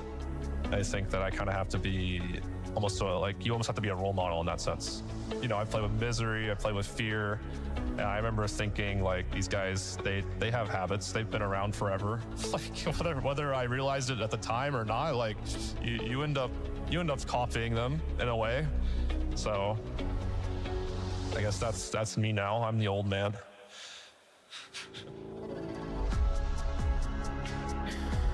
Old man for himself over there, but the body language is the key. Apparently that's the indicator, Lacoste. When they were walking out, did you have a look at their body language, how confident they might be feeling from their walkouts? Yeah, I didn't see anything, that I should be too worried about. Maybe some slight nerves coming in because it is the first time that they're playing on the stage for a couple of players. But, we've seen some of the comebacks. We've seen BETBOOM managing to make a comeback after losing game 1, which is the only one in the lower bracket. And they're going to need to speed things up, like we mentioned it a couple of times already. And I also want to see Hector on more explosive hero, something that comes online fast, that is not, this troll. Rezo was aiming for this Slark potentially. It's not the best against this like dead ball, but if you're playing the pickoff game, try to get some of these early engagements going. I feel like these type of the heroes for Hector could work out. Do you double down on the same tempo if you're gaming Gladiators Fly? I think they're going to have to see what trades are going to be in the pool because it might be different, but I think they're the team that does not shy away from taking the faster options. Like, nobody's going to first pick a Weaver versus a Brewmaster. This is like a gaming Gladiators thing. So it depends what they have prepared, and I think now it's on Nouns to change what they're going to do, and then for Gladiators to respond. if you're in a Nouns position, Rezo? You've been there before, right? Yeah, I mean, I'd be thinking about how to make my lane stronger and like look into the mid game. You know, this robust, have robust heroes that can fight back and no matter what, and not like not even like thinking about split pushing them. But I think Furion is not the best hero for them in that sense. Maybe back to the drawing board for themselves, but the series isn't over. We do have game number 2. Nouns versus Gaming Gladiators. Game 2. We'll be having a draft very soon, and I do know Gaming Gladiators having first pick yet again. Fly, a bit surprised by that one?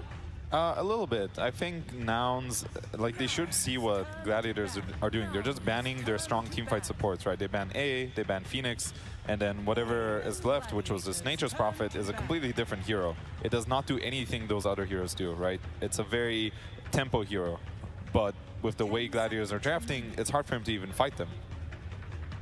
I'm surprised Nouns went to the ban Necrophos because, as I mentioned, there's like so many counter picks to this Necrophos early on that you can pick, like and Shadow Demon, like even AA. I mean, AA is banned, but like there's just too many of them that you can't really afford to pick Necrophos this early. So I'm not sure what is it for really. Probably it's going to be some like mid hero for Gunnar that loses heavily against Necro, some melee hero, because most of the time.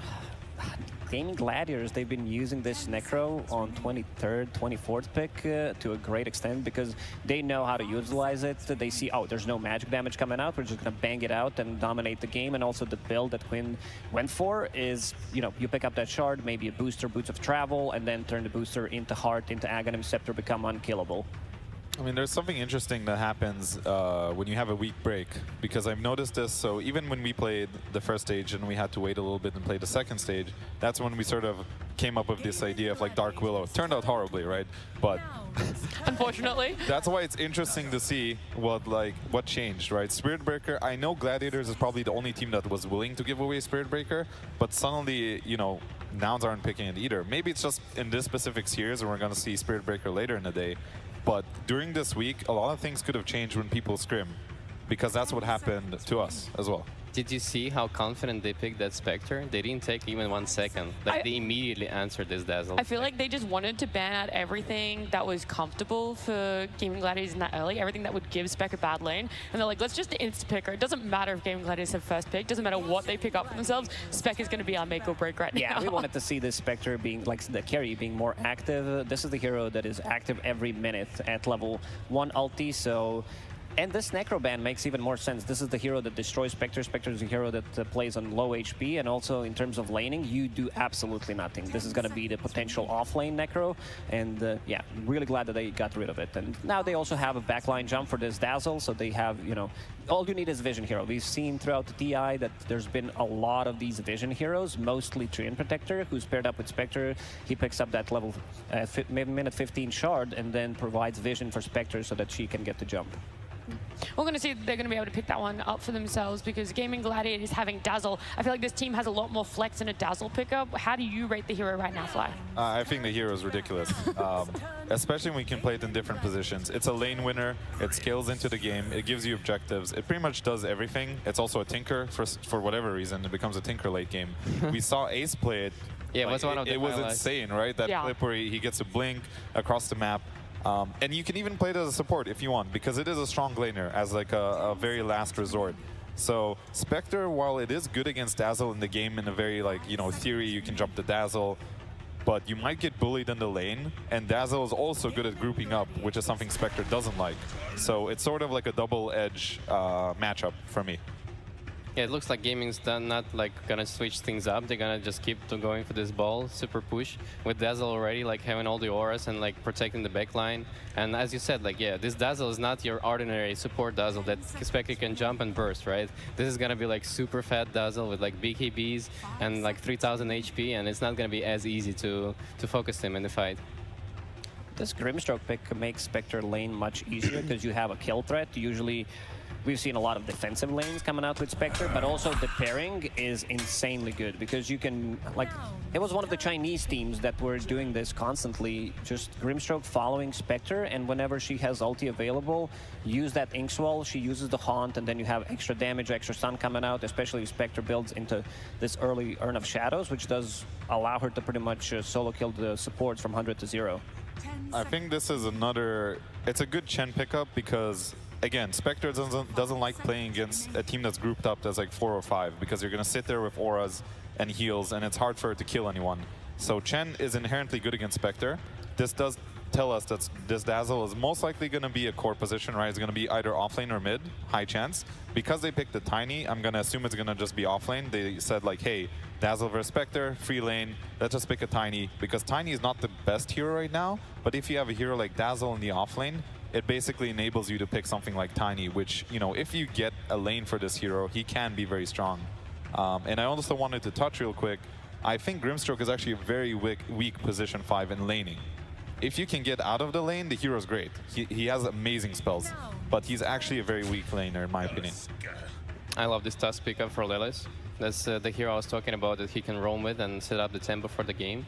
But I'm not sure about this Gaming Gladiators pickup of the Chen because it seems to me that they're double downing on the, you know, the auras and the push with the Zaza, and they're liking, like those 3 heroes are liking in damage for now. So they need to pair it like really well with some hero that has constant damage like Terrorblade, and if they don't get it, they might have troubles in the mid-game phase. How do Grim and Tusk fare as a support duo then, Fly? Like if you're playing the Grim and you get a Tusk as the other support duo, do you like this? Do you want to be playing together a lot more, or how do you enable those 2 supports? So Grim is definitely enabled in this game. First of all, to what Rezo said, you know, they already picked Darks here, possibly anticipating that Terrorblade, so that was kind of a cool call. But Grimstroke, we saw this Grim Spectre combo before, where you Inkswell the Spectre and then she ultis out. That's a really cool way to get Spectre into the game, using that potential. And then you can also play with the Tusk as well. Ooh, Lone Druid, all right. Got some It's exciting a lot points. of push coming out from Gaming Gladiators, a lot of heal, a lot of sustain. Really worried because Nouns, they have very limited amount of damage coming out. It needs to be this Darkseer popping off, also Grimstroke as a hero, as a position 5, you want to max out your Inkswell. This has always been the problem with the hero because you want to max your other abilities. You see this push coming out, the extra units, you want to max out your Q, but most likely not going to happen because of the value that you get from Silence. So Darkseer at least is going to have this like 1 lane out push. They're really strong at getting the pickoffs with this Inkswell, Spectre, Iron Shell on one of the heroes, but Gaming Gladiators, I don't think they're going to be, you know, on the side lanes as much as Nouns would want them to be. It reminds me of some of the TI4 vibes, right? When, oh yeah. When we saw the heavily like one team coming with the heavily push strategy, and it's like the Gaming Gladiators in this tournament. They're like doing some things that are like no other teams is doing, right? So, but I'm not really sure like how you can push without like having a team fight, because right now their lineup doesn't have really a good team fight. They only have like auras and like tower damage, but like what is there to like stop, you know, this Spectre running under your supports and killing them with the Darkseer and like insane team fight that Nouns already have on their lineup. Yeah, I think it's a different concept because what they're doing is basically saying we're gonna get a gold lead, and this gold lead is gonna be our team fight because you do have all these items in the game. You have pipe, mech, drums, Vlads, all these different auras like drums of bearing. And that is basically what your team fight is. And what I can see happening this game is like they're aiming to win lanes again. And these guys have a Grimstroke 5 of a Spectre. That lane is going to lose, right? This Darkseer hero, he usually loses his lane too, especially if these guys are going to put Lone Druid against Darkseer. They're going to win that lane too. Enable Chen again, just like they did with the Weaver. I can see this being a Chen Lone Druid lane to enable the Chen. They're going to use that gold lead to group up. When they group up, Nouns only has one option. They have to get in there. They have to get into the center of the fight. They do not have D-push, right? You said Grimstroke is going to max Inkswell. He's not going to have his max Q. They have to jump everyone, cast their abilities, and hope something dies. And I don't think they have it right now. Maybe it'll change in the last pick. Yeah, I mean for gaming they need to play this game like pretty much ideal, like to make sure that there's no like random fight popping up on them and like, you know, they lose and then they lose their timing and then the game becomes like super random. Like they have to make sure that they are, you know, collecting all the runes, going tower by tower and like not giving this random opportunities for the Nouns.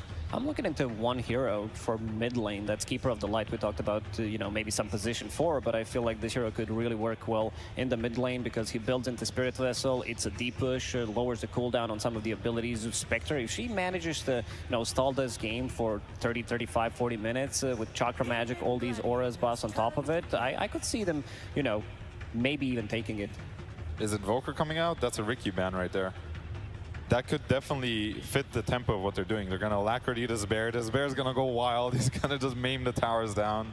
I can see that being something they would go for. Yeah, I love the Invoker suggestion. Just historically, he's been really good against Darkseer. It removes all his like shields and surges.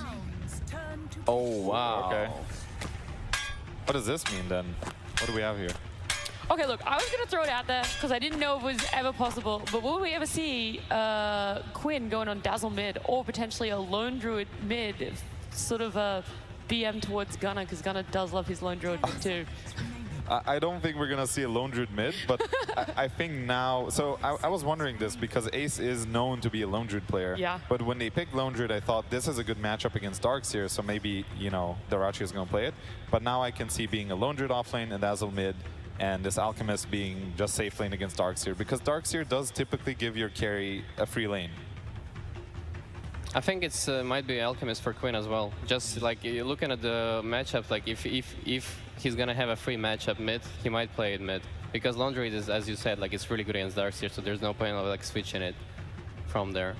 Good thinking from Gaming Gladiators. They don't have the last pick, and they have like multiple options left what they want to lane in this mid lane, which Nouns, they still have to show it, because I can see them winning this off lane on Gaming Gladiators no matter what they decide to put there, whether that's Dazzle Tiny, whether that's off lane Lone Druid plus Tiny, so they have a lot of options in their sleeves. And this is why this Dazzle hero is a headache to draft against, because they have to pick a mid hero that's not bad against Dazzle, and there's not many. Those melee heroes like Kunkka, Earth Spirit, they're all bad. So maybe that Coddle suggestion is going to come out, because that is a hero I can see stand against all the potential mid laners. I'm not sure really what else is that good against Dazzle. It has to be a ranged hero. I was looking at any other ranged heroes that Gunnar has played in so far in the Road to International. The only other one was Invoker on that list, and everything else was melee, which you already said that he doesn't want at all for himself.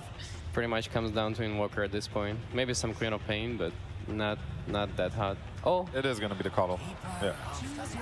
All right, well now, was that last pick enough to tie all of Nouns together in your eyes, Fly? Their draft has filled in all those holes that you pointed out when there were 4 picks in. I'm afraid for them, because I do think they chose to pick weak lanes against one of the most laning dominant teams in the game that punishes you for having weak lanes. So I have to go with Gladiators. I do think the Coddle was probably the best pick they could have done though in that situation.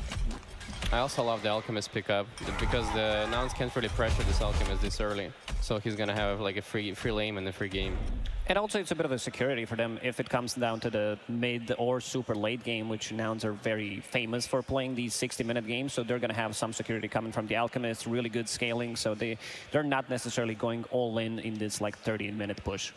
All right, we had a lovely draft panel there talking about everything that was picked up, and it does mean that we have one more person to hear from, and that is Gaming Gladiators coach.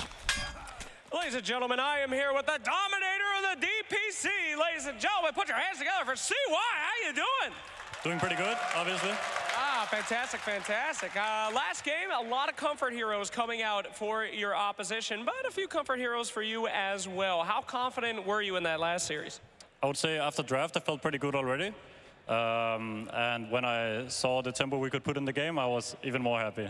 All right, well, speaking about tempo, they got the first pick, Spectre. Now, I know this hero's been exploding in pubs after the Road to the International. You guys picked a very aggressive lineup, not only against that, but in your team push in general. How do you feel about your draft? What are your chances of winning this one? Our chances, I'm not going to give you any number, but I feel pretty good about this draft, I will say. So, yeah, I hope we go for the W. Just one number, please. Just one. Out of 100, just throw one out. 70. 70%. All right, you know what? That's passing. That's how I graduated college, my friends. Let's throw it over to the casters. Well, hopefully we're going to be able to do more than 70 for this one. Game 2 of Nouns versus Gaming Gladiators, and there's no other way to say it. That game 1 was a stomp, Avery. Yeah, that was a bit of a one-sided exchange, but of course that's the nature of those lineups, right? I really don't think Nouns necessarily played that game that bad. I just think if a couple things go wrong, you fall behind. That's how that game's going to go, right? There's no real stopping the ball once it gets rolling. And hey, they decided to give it back to him game 2. So the confidence off the charts here for Nouns as they say, you know what? You can have the Chen again. You can have your push lineup. We're going to be able to combat it a lot better with some more outspam, some faster heroes, and hopefully as good of lanes. Because honestly, we were talking, those lanes didn't go that bad for Nouns. Like, all things considered, it was an okay laning phase, right? They weren't ahead, but they didn't get run over.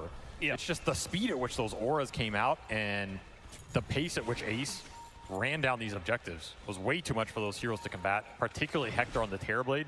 So Spectre, I don't know if I was ever going to say this, but Spectre might be a little bit of a faster hero in all the metas we've seen. So yeah, she's there now. Hopefully I mean, Hector can get more seconds, you want to be getting a kill somewhere.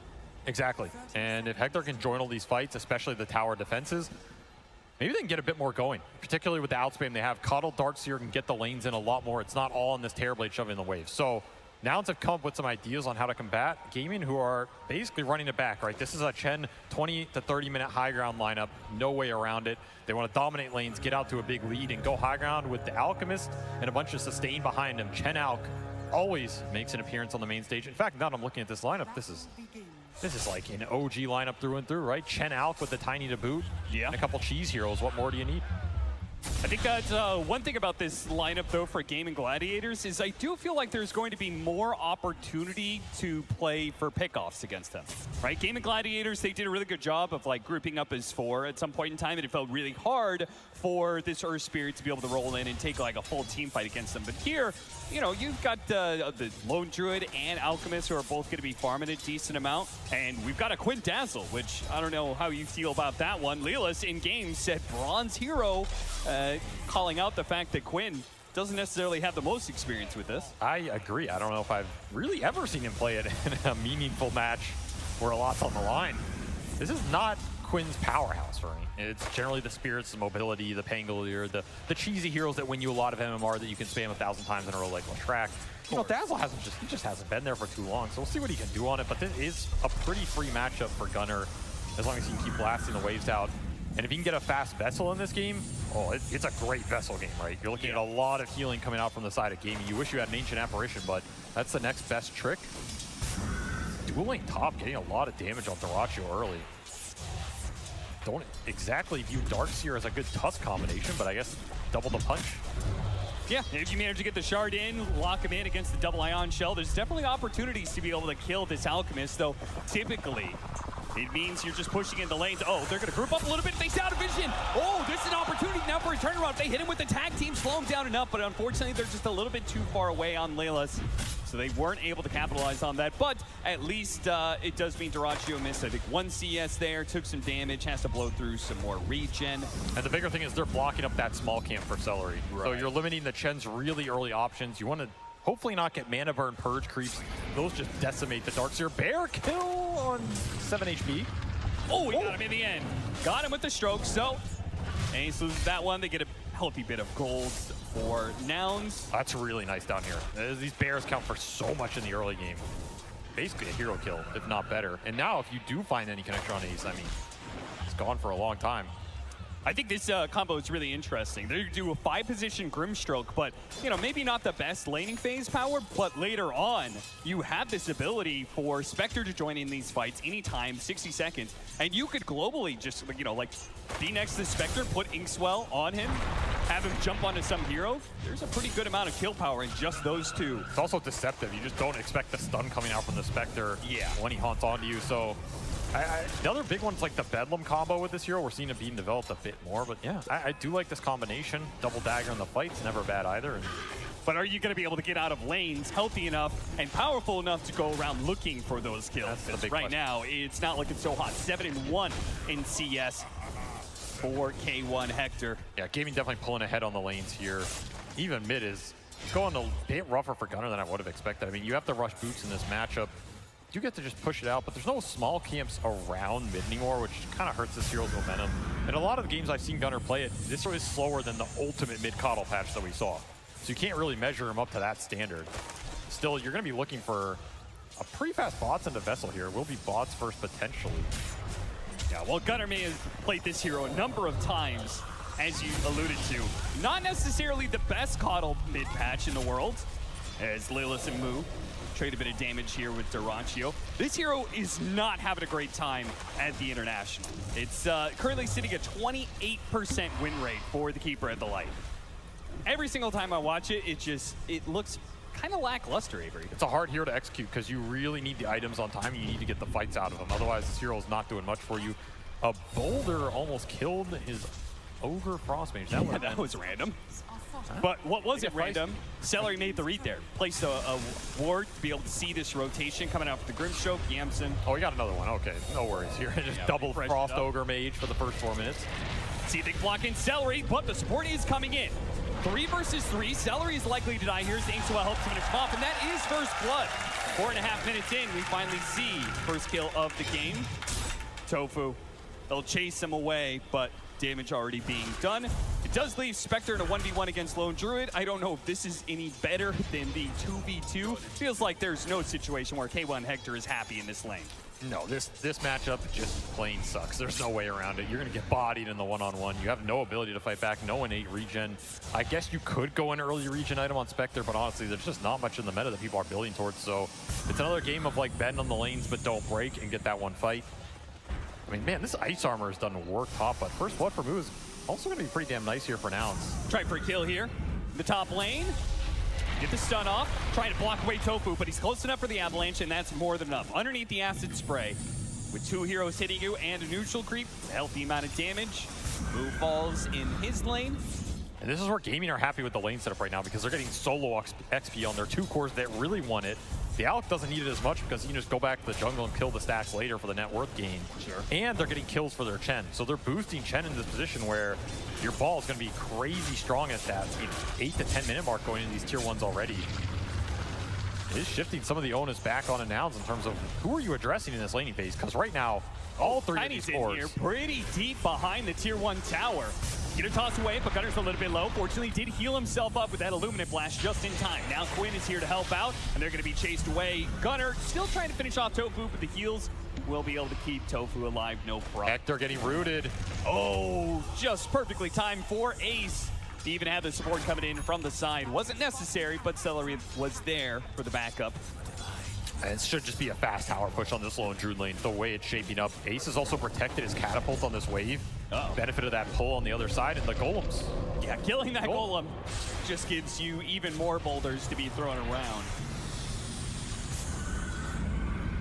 And hey, a Bull Assassin on the main stage of TI, Cav. I bet you never would have thought you would have seen it. But the hero is here. Oh, finally. I've been waiting so long for Avery to be able to talk about the hero we've been waiting for.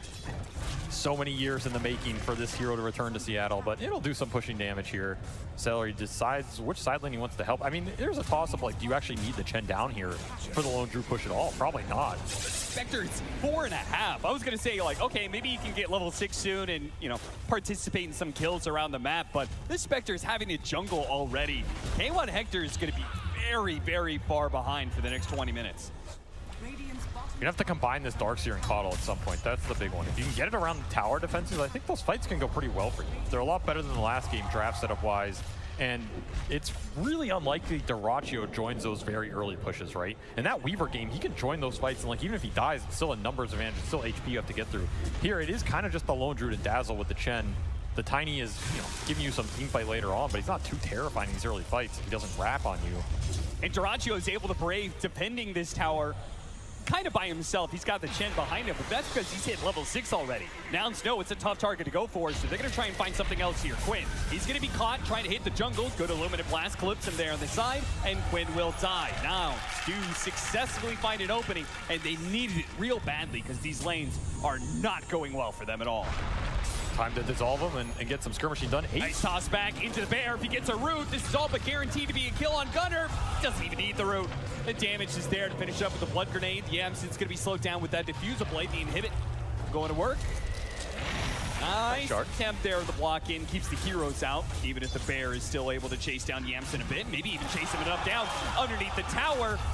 No response from Nouns. They really just cannot seem to handle this army that's going to be pushing them down. Yeah, out of nowhere, right? Ace, he took this bottom tower, rotates mid, has his next objective lined up, and everybody from gaming just connects to it. A really great pick off on the Dazzle, but it just gets them lingering a little too long, and all of a sudden, you get one Coddle Blast to defend this tower, and it's gone. You don't even get any creeps off of that blast. I mean, we talked about behind stage after game one. We said, you know, like this gen, I'm not sure if you could give that to Gaming Gladiators. It does so much for them. It is the best support in these types of lineups, and every time they get a game like this where it starts throwing away, it just looks scarier and scarier.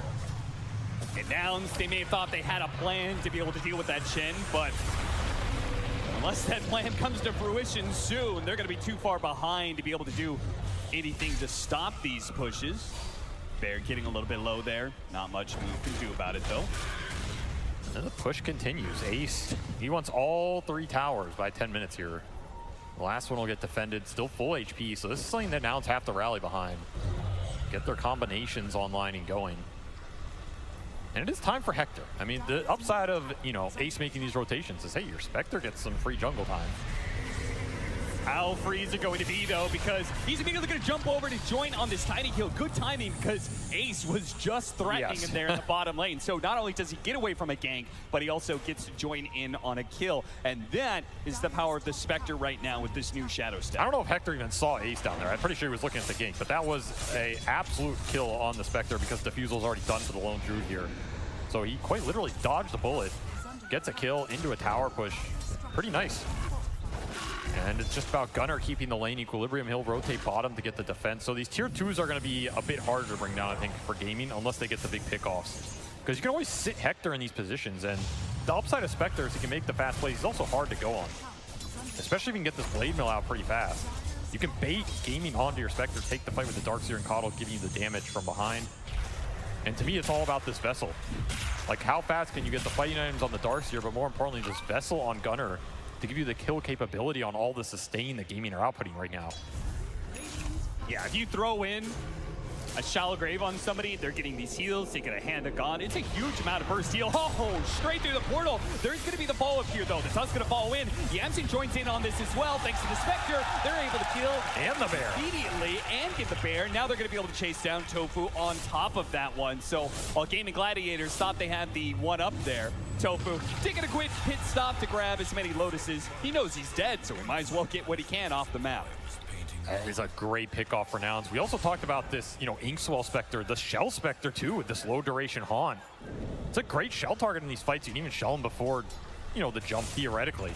But that is going to be a lot of gold in the Hector's pocket. The Bear plus the kill plus a Tiny, basically for free. And I feel like already Hector's contributed more in this game than the last one. Didn't take much, but this is already helping your team so much, giving you a little extra boost here, particularly Moo, who's gotten most of these extra kills on the fights. Slowed down quite heavily. K1 Hector is going absolutely nowhere. Sides back to the fountain, and his team is going to be too late here. Their Mako Smoke rotation might be able to get the punish. They want to keep killing Ace while he doesn't have this ult. It's a big window when you can take this Lone Druid down without having to deal with the true form. Who is spotted? They slow down the Bear, see if they can kill that instead. They also get the shard to block out Celery. So a support and a Bear wouldn't be too bad, but they're only going to get the support out of it. And a Centaur and a little Golem. Those count. One last little Golem. You can see the rotation speed. The bots for Coddle is also enabling this. So you kind of have 2 global heroes, right? Yeah. It's another tool you can use to combat these pushes. Just don't let gaming group up because you're constantly taking small fights on these lanes. Hey, screwed on Quinn. It's going to be dangerous for Hector. Quinn opting not to chase him down. Can just kick Hector back out of lane for a little bit. He's playing so far forward. Quinn's been quiet this game compared to the last one. I mean, he's gobbling up runes, he's farming on the Dazzle. It's just a different hero, different play style. That Ag's inverse Shadow Wave, it's coming. And it's gonna hit hard. This is a very powerful time for the hero. He, of course, can ultra scale into the late game, becoming Tinker 2.0 with Arcane Blink. So maybe some hidden scale for gaming if they really need it up the sleeve, but this is all about the timing push. So again, looking for the pickoffs, trying to slow it down. Wells will attempt to connect, or maybe just gobble up some creeps. Yeah, why not? And take what they can. Nouns, they gotta find these pickoffs because you know what's coming. Gaming Gladiators have an Alchemist farming way. They almost have the Aghanim Scepter like you talked about on the Dazzle. Lone Druid's getting bigger. Yeah. You can get these pickoffs with the Shadow Staff, but what happens when they get 5-man and they're ready to go? Yeah, we haven't really touched on Dyrachyo. I mean, there's a good reason why he hasn't had to do anything. Yep. And that means he has had an absolutely free Alchemist game. He is Omega fat here. It's going to be a almost 16-minute BKB on top of Radiant's phase boots with Sustain to back him up. That's when that early Alch BKB feels the best because you guarantee can take the fight. Just punish them with your overwhelming net worth here. Back through the gate once more. Quinn already teleporting away. Not going to be caught by this rotation.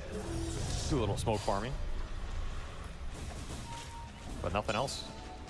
Continuing to try and control the side lanes, create the space for Hector. Take a little pit stops here and there while they're smoked up. Farm up these camps. They didn't see anything, I'm sure. Still nobody showing up, though, on the side of Gaming Gladiators. They're doing a great job of dodging these rotations of Nouns, understanding that their timing is just going to come later. No rush for things.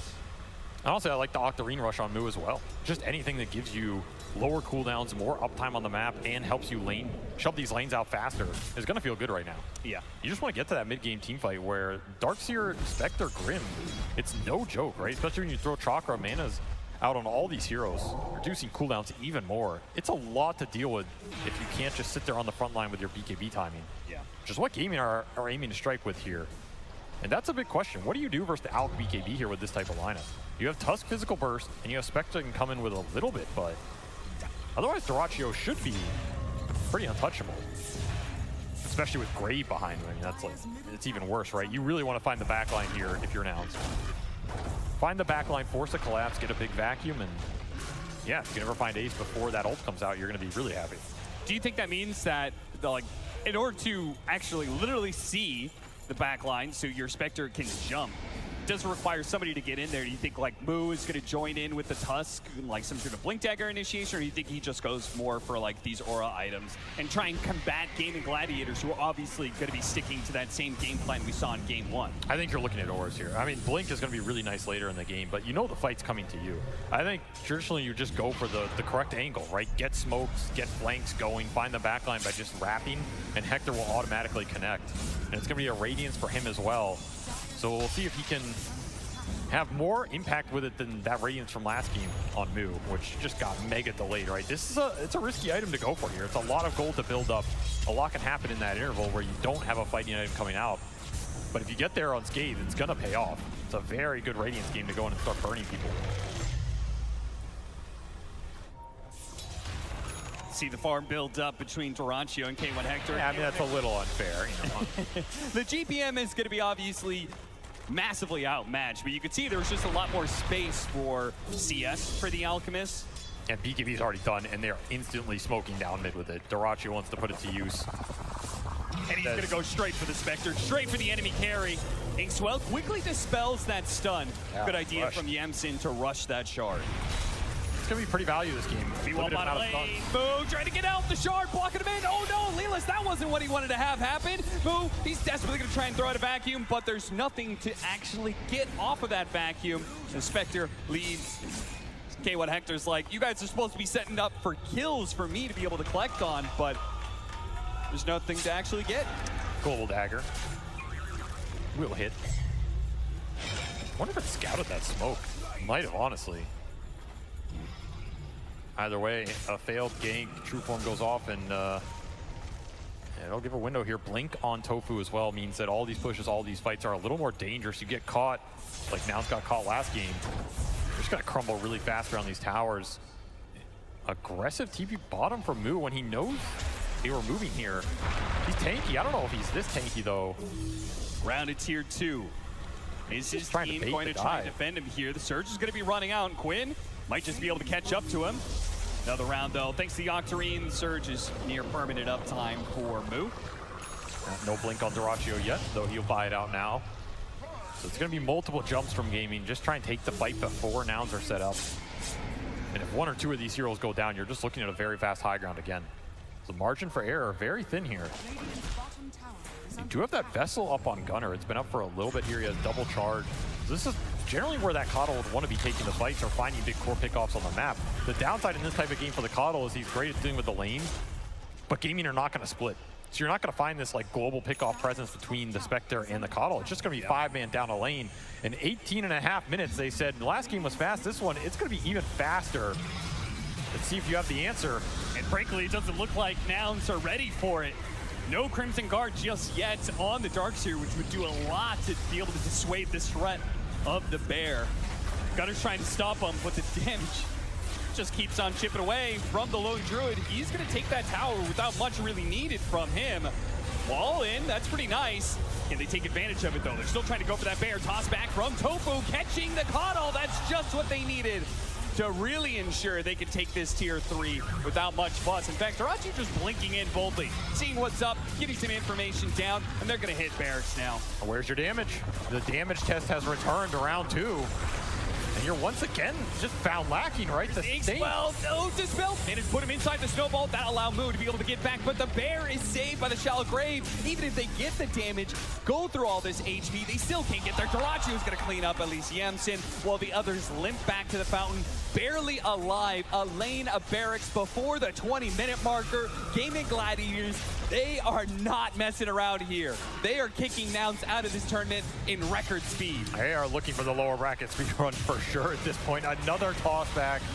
Hector, you got a blade mail. Nowhere, nobody to be able to bail him out. They'll take him down eventually. Harpoon pulling back in. Move, gonna be in some trouble. Knock up in the air. Once again, a snowball save is there, but this time around he can't reset. Gets off a vacuum last second, but there's no damage to follow it up. Gaming Gladiators are extremely healthy. They've got the Chen heals. They've got the constant Dazzle heals. Quinn is sitting at 500 HP constantly, but there's nobody to actually jump him, nobody to punish him. They see all of these moves from Nouns coming a mile away. And they also have double Purge creep on Celery. These Satyr Banishers, they remove the Vessel, they remove the shells. All this damage that's supposed to come out from the Coddle and the Darkseer, it doesn't exist when these Banishers are on the back line. He even has the magic resistance aura, so these heroes are incredibly tanky at this point in the game, and the spells that you were supposed to have to deal with them just don't even exist. I feel like I've never seen this in this current patch. In this current meta, a lane of Barracks down before you actually take Roshan. Every team is going, they play it slow and methodically and is saying, let's get the Tormentor, let's get the Roshan, let's build up our advantage, let's get a 20k net worth lead. Well, Gaming Gladiators get a 20k net worth by taking away your buildings, taking that lane of Barracks. And Nouns, I mean, they're living on a prayer at this point in time. That's all they really got to them. I mean, who needs Roshan when you don't die the first time? Yeah. All these cores feeling invincible right now. Nouns continue to search for answers, and they will take the Roshan. I mean, at this point, give the Aegis to the Satyr Banisher. Might be the best choice. Keep him alive at all costs. Protect him. Might be the only killable unit. It might be the most valuable in a way. It'll be a DD rune and BKB almost completed for Quinn. And this is also where Lone Druid just... He's a really strong hero at this point in the game. If you can get over this, I think we've seen a lot of Lone Druids struggle to scale in the current meta. I think the hero can fall very hard. But right now with Diffusal Harpoon, which has generally been the meta build, that is when this hero peaks. So not only are you pushing very fast at 20 minutes, you're utilizing a hero that has struggled for a lot of other teams. And what do you do if the game just gets prolonged, right? Yep. And Moo still looking for that Crimson Guard, perhaps the biggest item in keeping their heroes in the fight, being able to take it. A pickoff would be a godsend right now as a shield rune might prevent it. That's going to be a problem, but maybe they can kill Tofu instead. Witty, pretty fast elimination there, but Quinn is now going to be joining in with the double damage. They really got to watch out for that one. Hector stuck in no man's land. He's stuck. Nowhere he can really go. They thought they could chase for more, but guess again, Duracio's here now to be able to get more pickoffs. Lelis is going to die next. 2 dead on the side of Nouns and a push that's on its way. Do they want to take the time to take these top towers or just take another lane of Barracks? Honestly, the world is entirely open for Gaming Gladiators. And it's not like they're going to scale down anytime soon. There's no threat of this lineup running out of steam. It's only going to get stronger in these next 10 to 15 minutes. AC completed for Duraccio, so now you're getting some minus armor synergy with the Bear, with the Dazzle, with Juju coming through. These Shadow Waves are going to hurt. It will be the BKB completed for Quinn, and damn, that is a lot of building damage. It will also be the Crimson completed for me. So this is like your big ore item that's supposed to help you take these tower fights, get you back in this game. It has to happen now. There is no more breathing room. This is a final push. This is a push to eliminate you from TI right here, right now. You need a massive vacuum. You need a combination. You need to lock them in the shards, get an ink squall going. And Gaming Gladiators are showing no signs of slipping up. Look at their formation. All 5 heroes far away from the high ground and letting the bear do its work at max distance. And again, these soulbinds, these vessels are just instantly getting purged off the back line. There is no initiation power from this Keeper of the Light. It all has to come from Moo, and Lel is getting on the front line right now. Can wall the bear. Looking for the back into the... They're trying so hard, but he keeps them away with the avalanche. Moo doesn't get that initiate. We got 4. Oh, maybe he does. Any follow-up to that? The blast goes out. Now Leela's tries to jump in, but they're also damn healthy. They're all grouped up, yes, but the Shadow Wave just instantly full heals them all. Got 1 bear out of it, so resummon from Ace. Yeah, if they can actually get back to the fountain somehow, but K1 Hector, he's going to be slowed down. Not Gaming Gladiators isn't worried about him. Maybe they will. They're going to get the toss back and finish him off that way while taking the buildings in style. Gaming Gladiators, they're ending this one right now with 40 seconds left on the enemy carry. Not that he's much of a factor, to be honest. Ah, the Harpoon, pull him right back in. No force staff out of this one. Gaming Gladiators have all the answers to Nouns. They are giving them absolutely no room. They didn't just choke them out, they knocked them out in 1 punch. This was pretty much a slaughter. I mean, there's just no fight back. Way too fast, way too quick out of the gate. Every objective down again by 25 minutes here. You're gonna have a found defense, but of course, the Tiny's not only gonna toss you back, he's gonna toss you straight out of the tournament. As Nouns will be defeated in a swift 2-0 as Gaming show why they are still one of, if not the best team in the world over the course of the year. And they do it their way too. They do it with a strategy that not many are employing, and they put it to really good work to Nouns here. I mean, you've got to be able to come up with better answers against this push strategy the Gaming Gladiators is running with. And Nouns, they thought they had it, but it proves when push comes to shove, the push certainly wins. But hey, I mean, this is a team not many people had in their top 8. Not many people thought would go this far in the first place. And I think they surprised a lot of people. I think they came together in the end. This is a team that formed their roster very late as well, had to overcome the NA Demons to get here in the first place. And hey, they showed they're still here. They can play some good Dota, and they have some strats of their own, which is what I respected most about this team. They weren't afraid to play the heroes that they felt were good, not what everybody else thought was good. And they'll go out with their heads held high for sure, as this was a tough opponent to go in an elimination match on the first day of the International. And Gaming Gladiators, their heads are going to be held even higher as they're going to be making their lower bracket run starting here at the International by taking down Nouns. A massive congratulations to Gaming Gladiators. They now are a top 6 team. They do get that 2-0 over Nouns. And whilst it's only 1 series that we're going to be seeing Nouns for here on the main stage, it was still a great showing. They fought right until the end, having to play in front of all of their fans here. But Fly, this game went pretty much how you expected it to when you saw the end drafts. Yeah, I honestly, I was very worried when I saw the draft, how it developed, because I felt like they're doing the same thing they did game 1, which is just not put enough emphasis on being able to win lanes, fight back, have a gold lead at 10 minutes. It pretty much went exactly how Gaming Gladiators wanted to play. And you know, you're waking up for a 10 a.m. match, you're playing Gladiators, you know these guys are gonna come hard at you. You need to be ready. Yeah, but then the first pick spec was really rough to kind of look at as well, Rezo. There wasn't anything for the Spectre to take any traction with, nothing to get him going. I mean, they tried to find this active hero that can, you know, fight back like very early on, but there's like, after the laning stage, they couldn't really fight a fight. Like, there was like pick-offs here and there, like very small ones, but they had to like, you know, make this big fight happen, and just literally they didn't give it to them. They're just waiting patiently for their timings, and as soon as they got it, they just death bolt, and they just snowballed anything out of control. How could Nouns have found those pickups? Like, what did they need to improve on? Is it the vision for themselves, the way that they move together? I mean, I think they didn't have the opportunity to push the towers themselves, because their lineup is lacking that, you know, that way of forcing objectives. And if you don't have that, then Gladiators can just like split up on the map and just keep farming and not care about anything what they're like trying to achieve. Well, Gaming Gladiators proving why they are the team to beat right now. Lacoste, a Quinn Dazzle mid as well. We finally see it. Yeah, pretty much. I mean, he's banging out some new heroes as well coming into TI, but this whole team is just so good at understanding the timings. This is how they dominated the whole year, and they're not stopping. They decided to speed things up in the last couple of series that they played, and really glad, because this has been the most studied team throughout the year, and it's going to be studied again, because they are showing that this Dota right now can be amplified, and it can be finished in 25-30 minutes with a great confidence. It's kind of hard to choose who play the best, because their heroes are not dying. I wanted to see some extra magic burst damage coming out from Nouns. Didn't happen. We saw 4-man vacuum wall. Nothing happened. It just out-healed the damage that they got. What else was Gaming Gladiators doing so well outside of those picks that we mentioned, the way that they're able to play this tempo? Sure, you can build a tempo draft for yourself, but the way to execute it, what are those keys for it, Fly? I think throughout the whole year, Gaming Gladiators have been basically the strongest laning team, or if not one of the strongest. And that is the foundation of how they draft and how they play. They choose to go for these strong lanes. They know they can play them well, and they build that up, right? They get this 1K lead on the lanes, they turn it into 2K, 3K, suddenly it's 10K out of nowhere, and that's how the game just completely blows up after that. For this game specifically, I want to mention the rotation from the ace, because he killed that bottom tower. He immediately ran to mid lane. He killed that mid lane. He went to the top lane. He tried to make a pick off there as well. He was just all over the place and making this lone druid hero become a ganker and forcing objectives on the Nouns.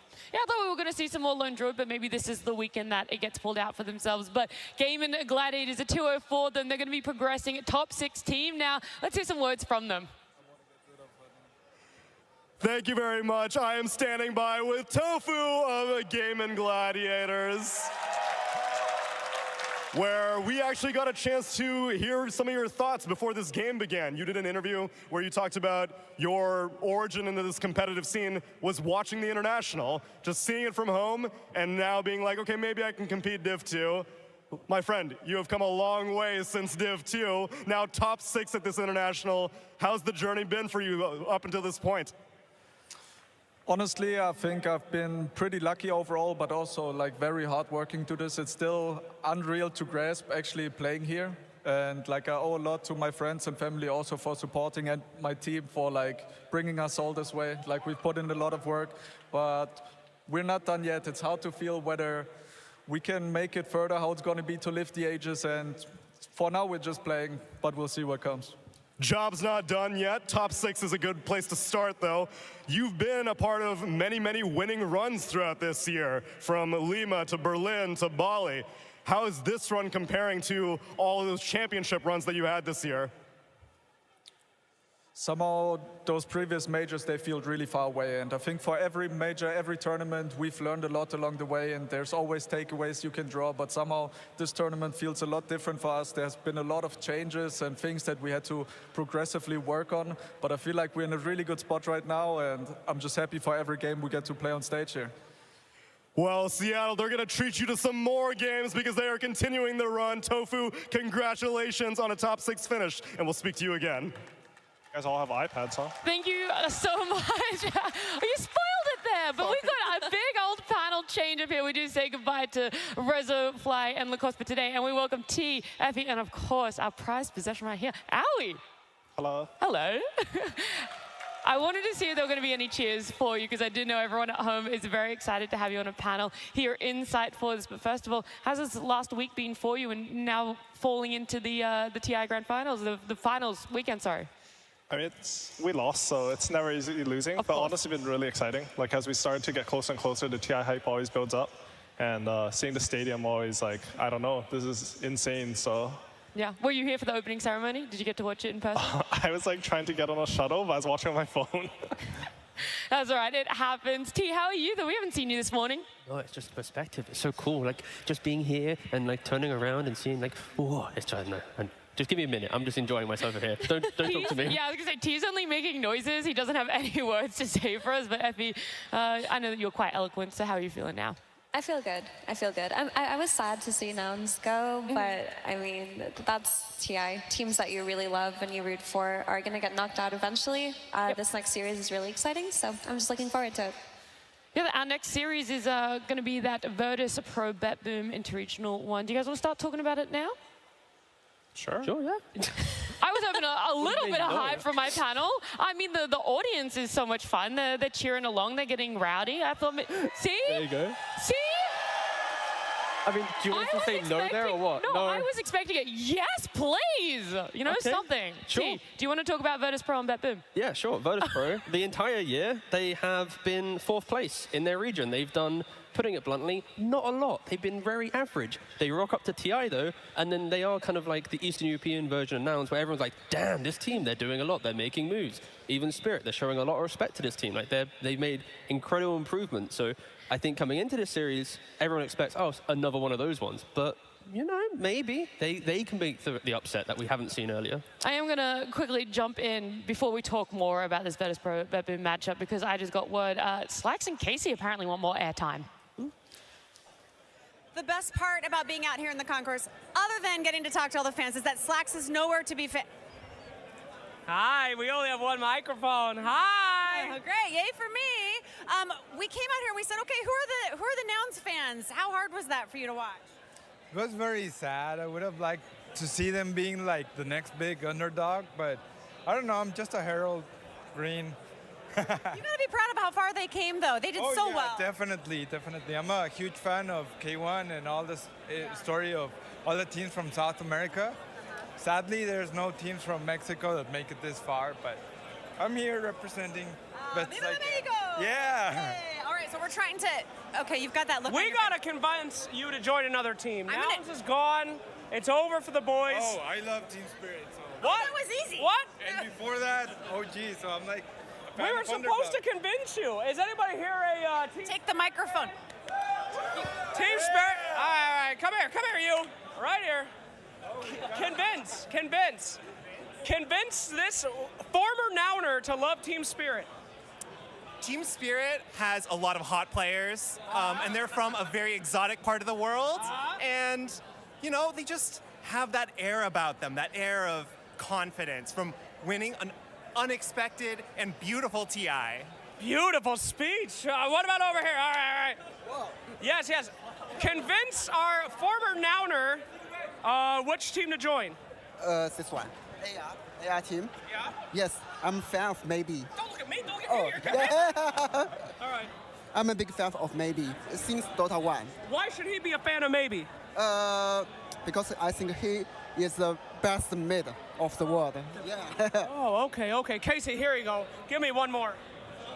You gotta actually hand it over.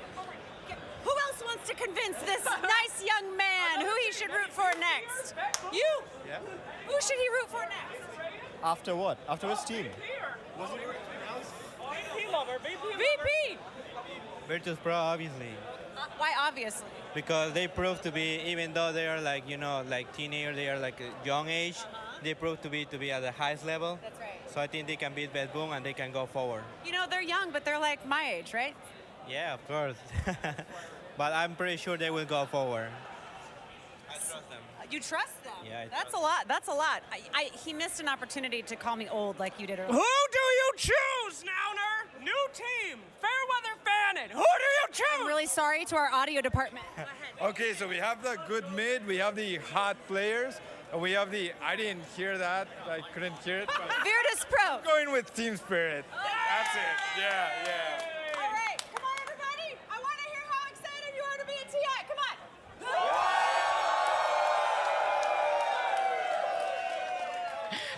Don't jump ships just yet, though, okay? NOUNS might be out. You might be looking for a new team to support, but we are still going to hear from NOUNS. We do have Tsunami joined by one of their players right now. Thank you very much. Yes, I'm standing by with Stini, coach of NOUNS, which the run ends here, but, like, be honest with me. Was the run ever even supposed to get to this point in the first place when you guys were struggling out through quals this entire year? Yeah, it was a rough year. I believe top 8 was a good result. Of course, I cannot say, like, oh, I'm happy with losing today, but where we got, like, being at TIs, like, hearing the crowd chanting is, like, it's a dream. So, like, today, even with the loss, one of the best days in life, something you need to enjoy and, enjoy the day, because it's a dream. Yeah, we made top 8. Unfortunately, I'd say, especially for the fans, like, the crowd was amazing. We couldn't go further. But there are like no regrets. there's not like this thing that you're gonna go sleep and are like, oh, I could have done best. No, I believe we did our best, and we should feel happy with this. And you put on a show for everyone in the audience. Everyone, one last time for Nouns, representing North America, making it all the way to top 8, and making us all proud. Estini, best of luck in the future. It was a hell of a time watching you as we send it back to the panel. Thank you so much for that one, Tsunami. It is tough, but Estini doing very well there to, still convey a lot of emotions. It's tough. They should be very proud of top 8. I'm having a struggle today, but very proud of top 8. Top 6 sure would have been a little bit better, but how do you guys bounce back from a little bit of a loss? Did you guys just go, all right, I'm going to just go chill out? For us? Yeah, over on Tundra. Especially as a coach, right? Because Estini was speaking from a coach's perspective. Yeah, I think our year was sort of rough for us mentally anyways, and we're sort of, I don't know, we were in the best state going to this tournament, so when we lost, it wasn't like as hard a blow as usual, I think it is, losing TI. So I lost a lot of TIs, so. But, well, when you say it like that now, I feel guilty for asking. I don't know, you just try to move on. Like, you're working the entire year towards this event. Like we saw from Estini, like, even getting top 8 for them, it really validates your hard work and it motivates you to put in the work for next year. Yeah, I'm glad that it's able to go that motivation route. Now, though, is the time that we're going to talk about VIRTUS.PRO and BETBOOM, because we've closed out that chapter, closed out the Gaming Gladiators, Nouns won. We spoke a little bit about VIRTUS.PRO. This was a team that you wanted to hype up a little bit more as well, Effie. Yeah, I think they're on the road to potentially a surprise Cinderella run, but I do wonder what the 4-day break did to them, because it felt like VIRTUS.PRO came into this tournament a team that was, undervalued by the enemies, not really studied, so they came in with their strategies, they came in with their hyper-aggression, and they caught a lot of teams off guard. If they can continue down that path and play in that way, I really feel like they could potentially have a top 4 finish, but at the same time, I wonder if teams having this many days to prepare for them is going to stint the growth that we've seen from them. Do you think it's maybe as heavily as one-sided, Aoi, in this matchup that people might believe? VIRTUS.PRO is full of those players. Again, a tough year for themselves, whereas BETBOOM is deemed as that powerhouse for Eastern Europe. Is it really that lopsided? Honestly, I don't think so. I think VP is a team that, like, they got 4th in a lot of regional leagues, but when we scrimmed them, they were always a team that we thought we could learn a lot from. And we thought that they always underperformed at tournaments, which is also weird because I feel like BETBOOM was sort of the same story. The thing about BETBOOM is like they're supposed to be like a superstar roster. They have all these really high skilled players, really high ranked, but they tend to crumble a bit under the pressure as soon as anything goes wrong. And when you play another team for your region, sometimes the emotions can flare up, which I think gives VP a huge advantage. Do you think that that's what we're going to see BETBOOM-wise, T, today, the difference between a playoff stage and a main stage? I think, first of all, they do need that discipline, but for VP, I just hope they bring, like, what was it, 3rd highest kills average of any team so far at the Road to International, at the International. So it's like, if they bring that level of chaos, they also have, like, 27 deaths per game. Like, their games are just a bloodbath. And if you bring that type of Dota to a team like BETBOOM, what I was mentioning, it gets 40 minutes, you're on main stage, you're trying to think of, like, new ways to get back into a game where your draft should have won at maybe 35 minutes, 30 minutes. I think that's exactly what VP needs to bring in this game.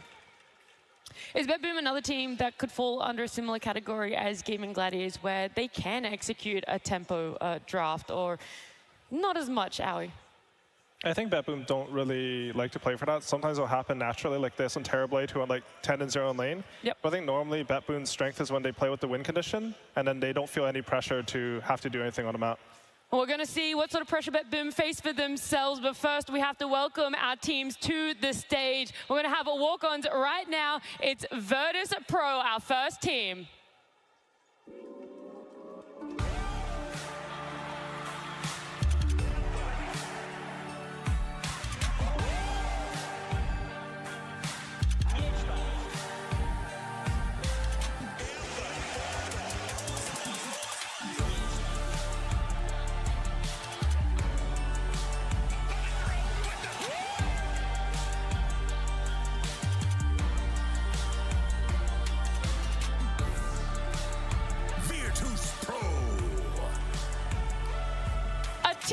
With little to no expectations on them, though they've made a massive run for themselves. They're walking out onto the main stage, hitting top 8 and a potential to hit top 6 for themselves as well. But they're going to have to come up against some familiar opponents. They'll be facing them on the other side of the stage. It's BETBOOM.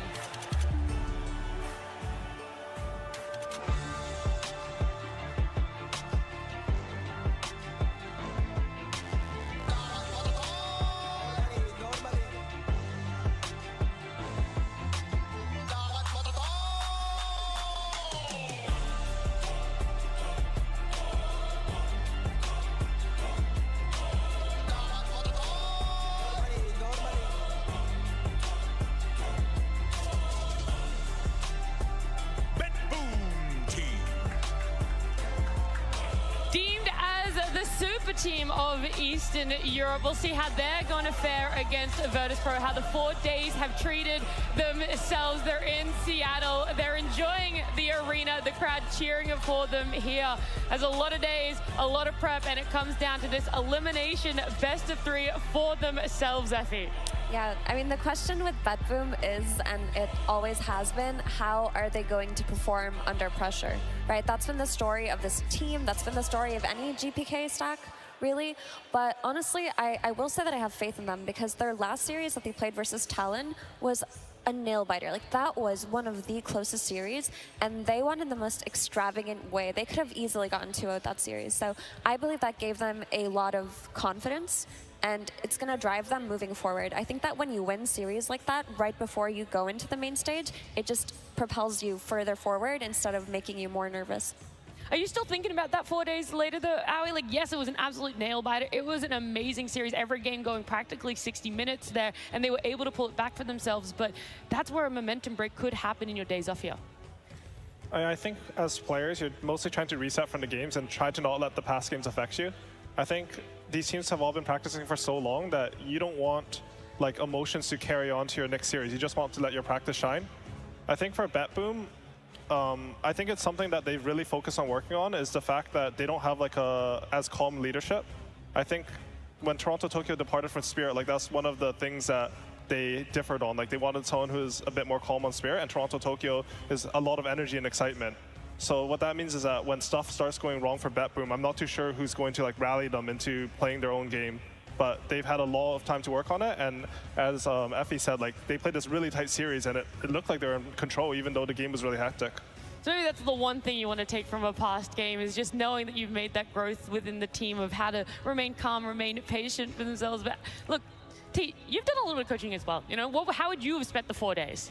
I told my carry player not to play Dark Willow. I wouldn't fallen victim to one team doing well with it and everyone subscribing to it. But no, I think in the 4 days, it's trying to find those cool, like, you know what concepts are going to be coming in, because the meta isn't changing drastically from week to week. So you just need to make sure that when you see that first bit bristleback, you know what's coming. If you see that Willow, like, have that flexibility and knowledge. But yeah, just don't try and fall victim to copying other people. Like, stay true to yourself. That's why you got to this international. And then just try and respect the strategies coming at you. Because I think a lot of teams that we've seen so far, they try and overreact to everything. They try and copy this, copy that.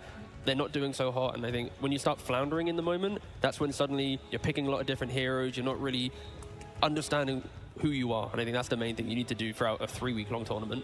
What is the truth or the core identity of VIRTUS.PRO, though? When we saw them in group stages, it was this team, a lot of people were like, okay, they could potentially be playing tiebreakers to be eliminated. Then all of a sudden, they're doing their seeding match. They're in the upper bracket, and they're performing well, and they've made it here to top 8. So how can we describe them as a core identity in how they play? So I think this iteration of VIRTUS.PRO really identifies or embodies the spirit of EE Dota, of hyper-aggression in a way that BETBOOM doesn't, and Team Spirit doesn't even. Because I feel in the past that this region has developed in a way where it's heavily focused on lanes and macro gameplay, but not so much, you know, constantly running at your enemies. But this version of VP, you find it in their draft, they're first phasing or they're prioritizing the Spectre really heavily because they enjoy when their carry can join fights at any stage of the game. They do look for those fights instead of looking to kind of turtle on the map. So that is their most distinctive factor that I've picked up on watching their games. Would you say there's anything else that you wanted to add on to that one, Aoi?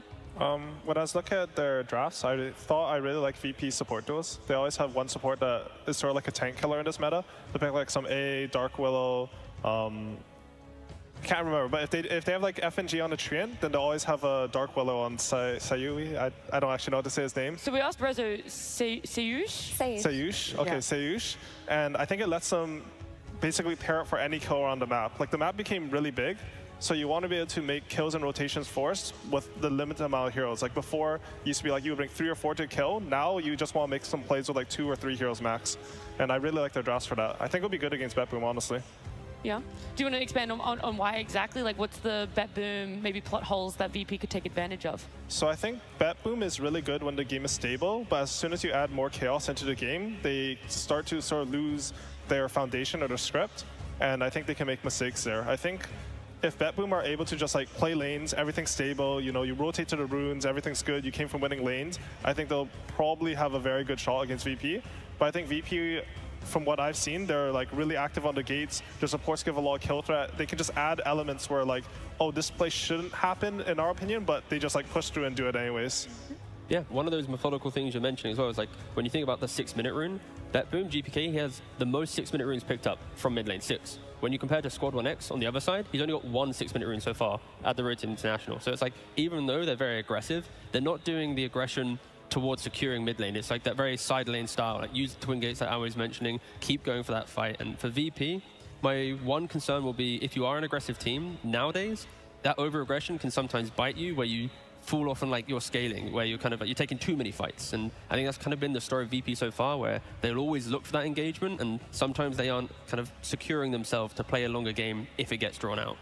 That is true, but I found that in their last series versus Entity, they were able to temper themselves in that game too. That game 2 went to over an hour, and they had a point in the game where they didn't really look like themselves and that they were constantly looking to make these plays. They were content to just sit back and farm. So I feel like that they have also learned to adapt throughout this tournament. And for me, this series is going to be a matter of preparation. I mean, I feel that there are some key heroes that if you take away from VP, their identity as a team shifts, right? You take away their Coddles, their Dooms, their Spectres, things like that. Their CKs, especially their CKs, that should be a contested hero. I feel if you take those away, you eliminate a lot of the threat in how they play this first 25 minutes. Whereas for BETBOOM, I feel like they're a lot harder to draft against because they're so lane focused. You have to focus on breaking their lanes, but they're one of the harder teams to do that against, Awi. Yeah, I think so. Actually, I really like what T said about the runes because I had no idea about that. That's a cool stat. But I think BETBOOM, their best strat's probably the Coddle Storm. I think pretty much the entire year, like when I talk to the players or my players will talk to players, will pretty much say like, oh, sometimes the opponent forgets to ban Coddle Storm and we get a free win. It's been the entire year like this. And I think if they're having rune domination, they should want to pick a hero mid that can use those runes to snowball. So I think we'll probably see either VP should ban the Coddle Storm, steal the Coddle, or they should be like really ready for it, because I think that's 6 runes to 1. That's really big. Yeah, it's pretty bad. I can load it back up again, but not a lot of, like, to be fair though, I gotta respect like Lelis, for example, and Nouns. Like, he was there with 5. So like, when you think about Nouns gameplay, I mean, not yeah, there I think anymore. Lelis comes on like runes at like 4 minutes. Yeah. Like he's there every single rune. I don't know, it's weird this tournament because I feel like the teams have a very different read of the runes. Because the entire DPC year, Gladiators were like 18 heroes every rune. So everyone sort of had to match them. But as the game sort of developed a bit more, I'm not exactly sure what exactly changed, but teams started putting less emphasis sometimes and more emphasis other times. I mean, you got a 1-minute window between 6-minute rune plus then the 7-minute wisdom. So it's like you naturally want to maybe take a side lane gank, use the twin gate, get a fight, then you swarm for the wisdom, and in mid lane's like, guys, I exist too, please. And then you just can't help everyone on the map, right? So I think obviously the game state does kind of script where certain heroes need to go. Yeah. I was going to ask more questions on this. We don't have time, though, because I do know the lobby is full, and our game 1 between these two teams is beginning. VIRTUS.PRO's turn to battle. BETBOOM team versus VIRTUS.PRO. Game 1. We're going to see a draft coming up very soon. I do want to go back. I want to circle back around to these runes, maybe even the potential of, are we seeing teams focus more on side lanes as a whole? I know everyone always wants to win lanes, but with this twin gate, is there just more focus overall to be fighting on the side lanes rather than in the mid or in opposing jungles? I think it's definitely added like extra points of value to the map, because before it's like 6 and 8 minutes, like if you weren't on the mid runes, you were just done if you played the team like Gladiators.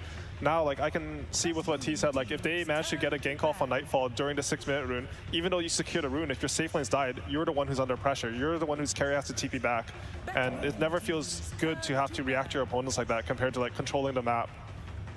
And another question to look at when it comes to the rune security is how often of those runes were secured just due to lane domination as opposed to support rotations. Because I watch BETBOOM a lot, and they do tend to be static on their support duo because they focus very, very heavily on enabling Nightfall in particular on that side lane. So more often than not, it feels like GPK kind of wins his lane and is able to play for the rune himself. I mean, obviously supports do help, but that is a factor. No, also, oh, sorry, go ahead. No, go ahead, Curtis. I think that's a really good point, because I remember about save. He has a special save technique he like sneaks off at like 5:30 and he pretends to go for the rune. And he's one of the only 4s that like he's actually staying in the lane and he'll go for a kill with Pure. And they do it like, I'm gonna say like over half their games. They'll just look for a sneaky kill during that. But if GPK is getting all the runes, then it must be like a lot from his lane domination. Well, look, here the draft is, we've seen the Storm Spirit being taken out, so you already highlighted it, and it's nice to know, yeah, VIRTUS.PRO on top of that one. They pick up the Phoenix for themselves, and then BETBOOM replying with the Sentinel there, so. Can I just say that outside of the Storm Spirit threat, there's another threat when it comes to BETBOOM's mid lane, and it is the GPK Invoker, and he showed us that in his series versus Talon, why you cannot give this hero away. So I wonder if VP are gonna dangle it, if they have something prepared for it, if they're gonna take it out in this second phase. Okay, so they picked the Centaur. Was it first pick? Sorry, I guess it's first pick Phoenix. And then Centaur. Okay, so in my head, I think Phoenix is not bad for Centaur and lane, but Stampede is really good against the Egg. I'm not too sure if Toronto Tokyo has played it, but I think the 5 Centaur would actually be a really good matchup here. I think generally how VP should approach this series is that they want to contain the pressure from the offlane. So Phoenix is really good at preventing the enemy from pressuring you, and they want to put pressure on the enemy's safe lane. And I think Centaur, if I was BETBOOM, it like would do a good job of preventing. Like I don't know, I played some pub versus some Centaurs 5, and I don't know what's happening. He just stuns me from anywhere, and he just kills me.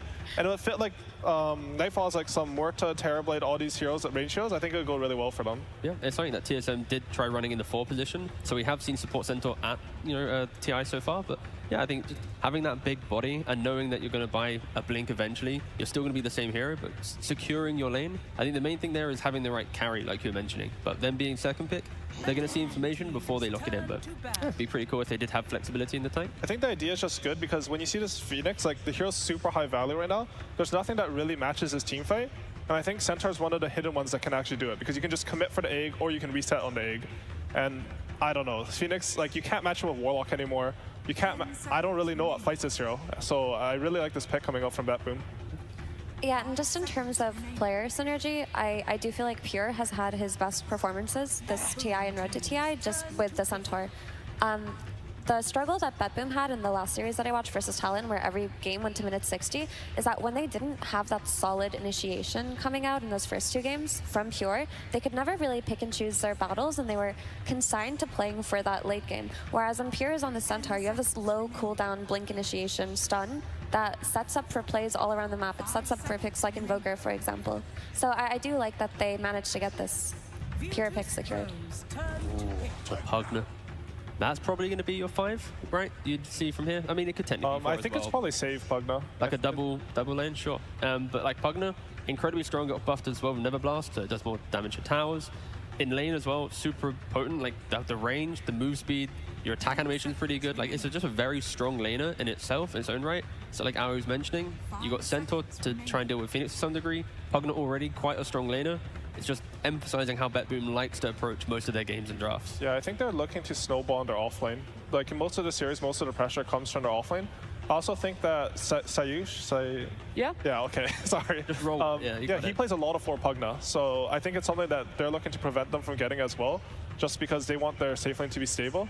And as T said, like I think Pugna's probably the strongest 4 laner. Like Nether Blast is super easy to hit on 2 targets now. You have really good stats, you're fast. Like everything's very easy when you play this hero for the lane. It's a scary lane because if you do misplay it, suddenly they have levels and then your tower's fallen. Centaur with a Vanguard can naturally just take over your enemy safe lane, pressure inside those waves. So it's like 2 heroes can just break your own half of the map very quickly if it sets up correctly. How does Pugna look into that mid to later part, right? Like we focused on it for laning, but how do you either shut him down or sort of have these counters for him when it comes to team fights? Because he wants to put down his ward, and then what other impact is he having? And then what do you want to do as VIRTUS.PRO to ensure that he isn't having any more impact than just that ward? It sort of depends what the matches are, because the Pugna support can be sort of weird. Like some games, especially on save, like he can get to the Aghanim's and he can just become a full core. The shard is really strong once you get the eggs. But other games, like you want it so that he just becomes sort of a support. Like you're jumping someone and he's like trying to play for saves. And I think VP Sign is sort of good at that. Like if they commit Bolt plus Egg and stuff, it's hard for Pugna to stand his ground and use Life Drain. So they're able to fight even into the Nether Ward. You can see from BETBOOM, they picked the Monkey King. I think it's probably a flex for them. I'm sorry, I'm trying to think. I think that, yeah, Nightfall plays as well, and they just want to match against the Kunkka. So wherever Kunkka goes, they're just going to stick Monkey King there, their second pick, so they can wait till the very end to match it. They give away the Monkey King flex with the Vengeful Spirit pick, but I mean, if you're seeing the Kunkka mid, I feel like it's pretty great regardless, right? Just because of how good the matchup is. But if you look at these two supports in the Phoenix and the Grimstroke, and these backline supports, they don't like heroes that are active early on that can jump on them. And Monkey King is one of those heroes that does that very well. Usually the issue with Monkey King is that he can die quite early on, he can be punished against, but when you have that Vengeful Spirit behind him, you give him the additional security of you have the swap out, you have that kind of backup plan to take you into the mid game. Also, Pugna does the same thing to an extent, right? He just life drains you. There's not that much backline jump coming out of VIRTUS.PRO's draft, so in terms of stopping this Pugna from life draining a core that's going in, whether it be the Centaur or the Monkey King, there's nothing really there yet. Yeah. And it's pretty cool as well because, you know, Vengeful Spirit come into this, 35 games, 40% win rate. People can just say, oh, it's pretty bad, but like Effie was mentioning in this draft, it is the fact that you have this double saving supports backline now.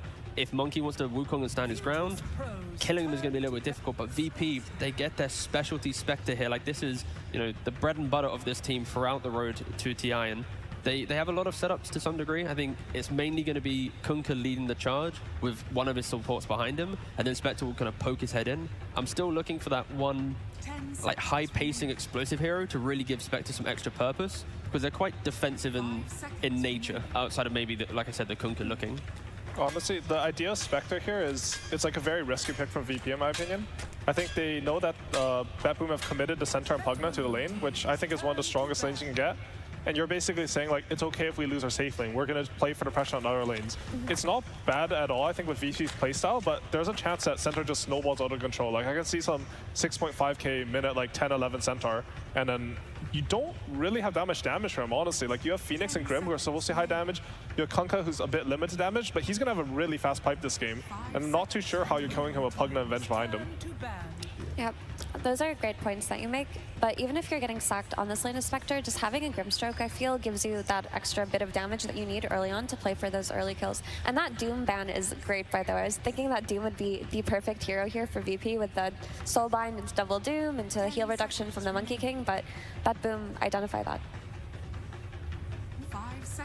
I'm wondering if you guys are still pretty solid that Kunkka is going to be going mid, if there's the chance for it to go into the off lane as well, and they could pick up the mid to find the damage that T was saying that they might be lacking right now. I think it's just awkward because no matter where Kunkka goes, like mid or off lane, he's going to be sort of sacked with some Monkey King lane. Like, BETBOOM have the last pick, so they're always going to be able to match where the Kunkka goes. Right. And a sack Kunkka doesn't, like, you're playing for the Torrent Storm. You're not really playing for the early boat. So I'm not too sure. What's up? They go for like a Primal here, because then they continue the flex between the Kunkka and Primal themselves. Yeah, but both those heroes are not good versus Monkey. So, like, you're giving Monkey they banned free reign. themselves. Yeah, yeah. I think they'll probably go for offlaner. I think Effie was on the right train of thought. Like, you need an offlaner that scales a bit, gets some damage, and can work well with the Grimstroke. They banned out probably the two offlaners for that, the Doom and the Dawnbreaker. Okay, completely wrong. Okay, that's interesting because it actually gives them a lot of damage. And they're saying, like, even though you counter our Kunkka on the off lane, we're going to have a strong lane in the Lina. Like, it gives us at least an angle in the lanes. The answer as well is for BETBOOM, they have very good backline supports to protect, and the repercussion is they themselves can't also find the backline of their opponents. Because Monkey can jump in, Centaur can, but BETBOOM now are lacking that. If they kill Lina, how else do they really convert after? So it's going to be a balance on who finds who. Honestly, I'm sort of surprised by the VP draft. Like, I feel like their draft is more greedy than I'm used to from their cores. Like, you have Kunkka in sort of a losing lane, you have Spectre in a losing lane, and Lina, she's a strong laner, but she doesn't do anything until at least, like, Aether Lens, maybe even Travels. Like 2 items plus, yeah. Is it time for GPK Invoker, now that we're putting the Monkey King versus Kunkka on the off lane? Invoker sounds good. Like, it's still in the pool. He's so darn good at this hero, and I feel like there is an opening now versus this Lina. I mean, what else would you pick to lane into Lina? Usually people go for Sniper, but that doesn't really feel great here. Yeah, they go for Invoker's good. I think any range hero where you can sort of rotate a bit and just make sure that you're getting your farm will be good enough against Lina. You should have good rune control because you have good silence this game, so we'll just see how, like, GPK wants to play it. I just love this Invoker pick. I mean, I was a bit sad when the Monkey King came out. I understood why, but I was like, dude, give us that Invoker performance at TI. But you have the setup stuns coming from your Vengeful Spirit, your Monkey King, your Centaur. You have double save supports. You have a good lane versus Lina, and you have the ability to rotate. So I'm heavily favoring this BETBOOM draft. I think VP's lineup it might look quite slow on paper, but I think they're the type of team that can make drafts that look, slow, very high pace. So watch out for those Spectre moves that aren't as characteristic, but I think BETBOOM just looks extremely stable for sure. All right, do you guys want to put any other information out there about these two teams? Any predictions for the game? I think VP should dedicate a lot of resources to like snowballing onto the Monkey's lane. Like they don't have to win the lane, but even if they lose it, they need to bring a lot of heroes there. Like even some Lina, even if she's not supposed to be ready to fight, like she can still do a lot of damage in that lane. And I think if they don't pressure BETBOOM safely in this game, like the game's gonna sort of fall apart for them. They should play for those Reality Rift Ink Swells, like just into that Monkey King or whatever they can, because I don't feel like Spectre is going to have the greatest lane going into this game. So they're going to have to make every movement count in those first 15 minutes. Could this be like one of the most active Spectres we're going to see? Like she has slowly become more active now, but could this game be, wow, Spec really is an early game. I mean, I think she won't have a lane, so... she has no other option is what you're saying. She's going to have an urn, and like she'll have a good game if you get kills, which is very possible. Like Monkey King is pretty vulnerable. Honestly, even Invoker's sort of a vulnerable hero. But it's just like they don't have... It's only one Kunkka setup. Like I wouldn't say they have the best setup sort of Spectre rotation. So we'll see how that goes for him.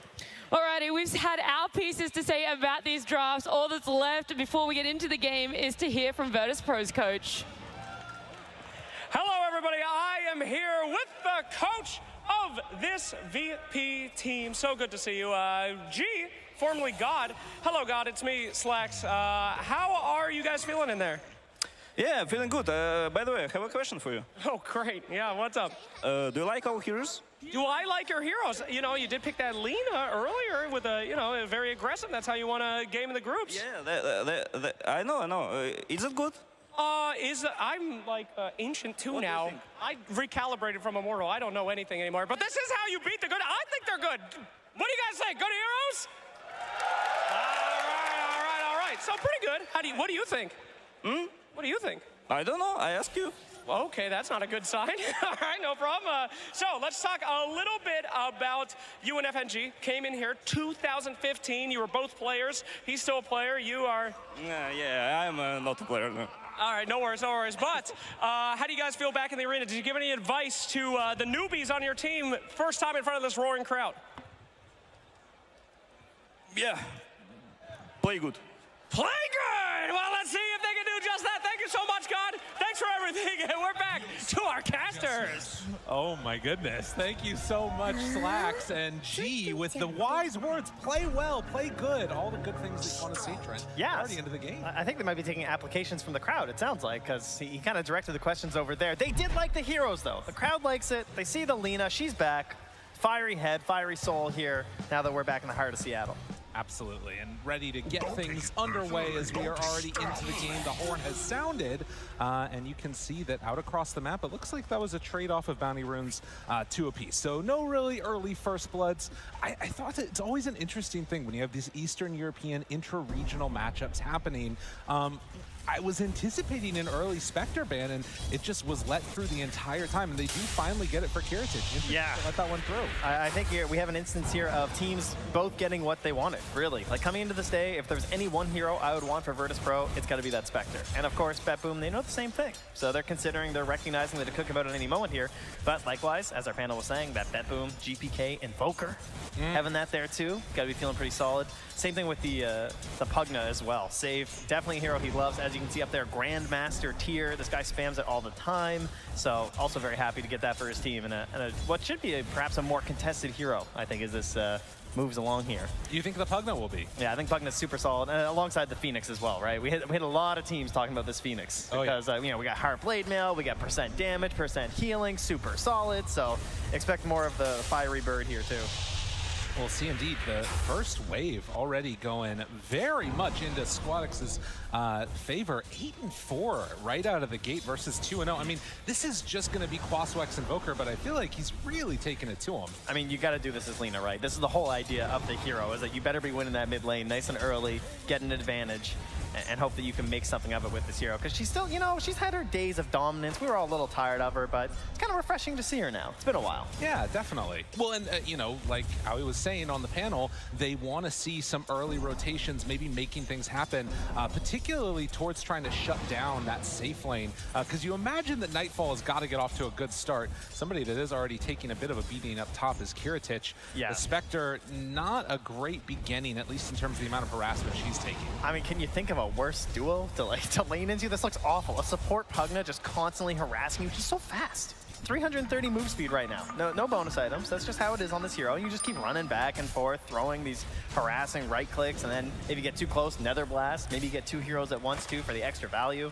Very frustrating to play against and almost impossible for them to punish these 2 heroes. And look at him. Every time he comes up, Pure is just going to spam this double edge.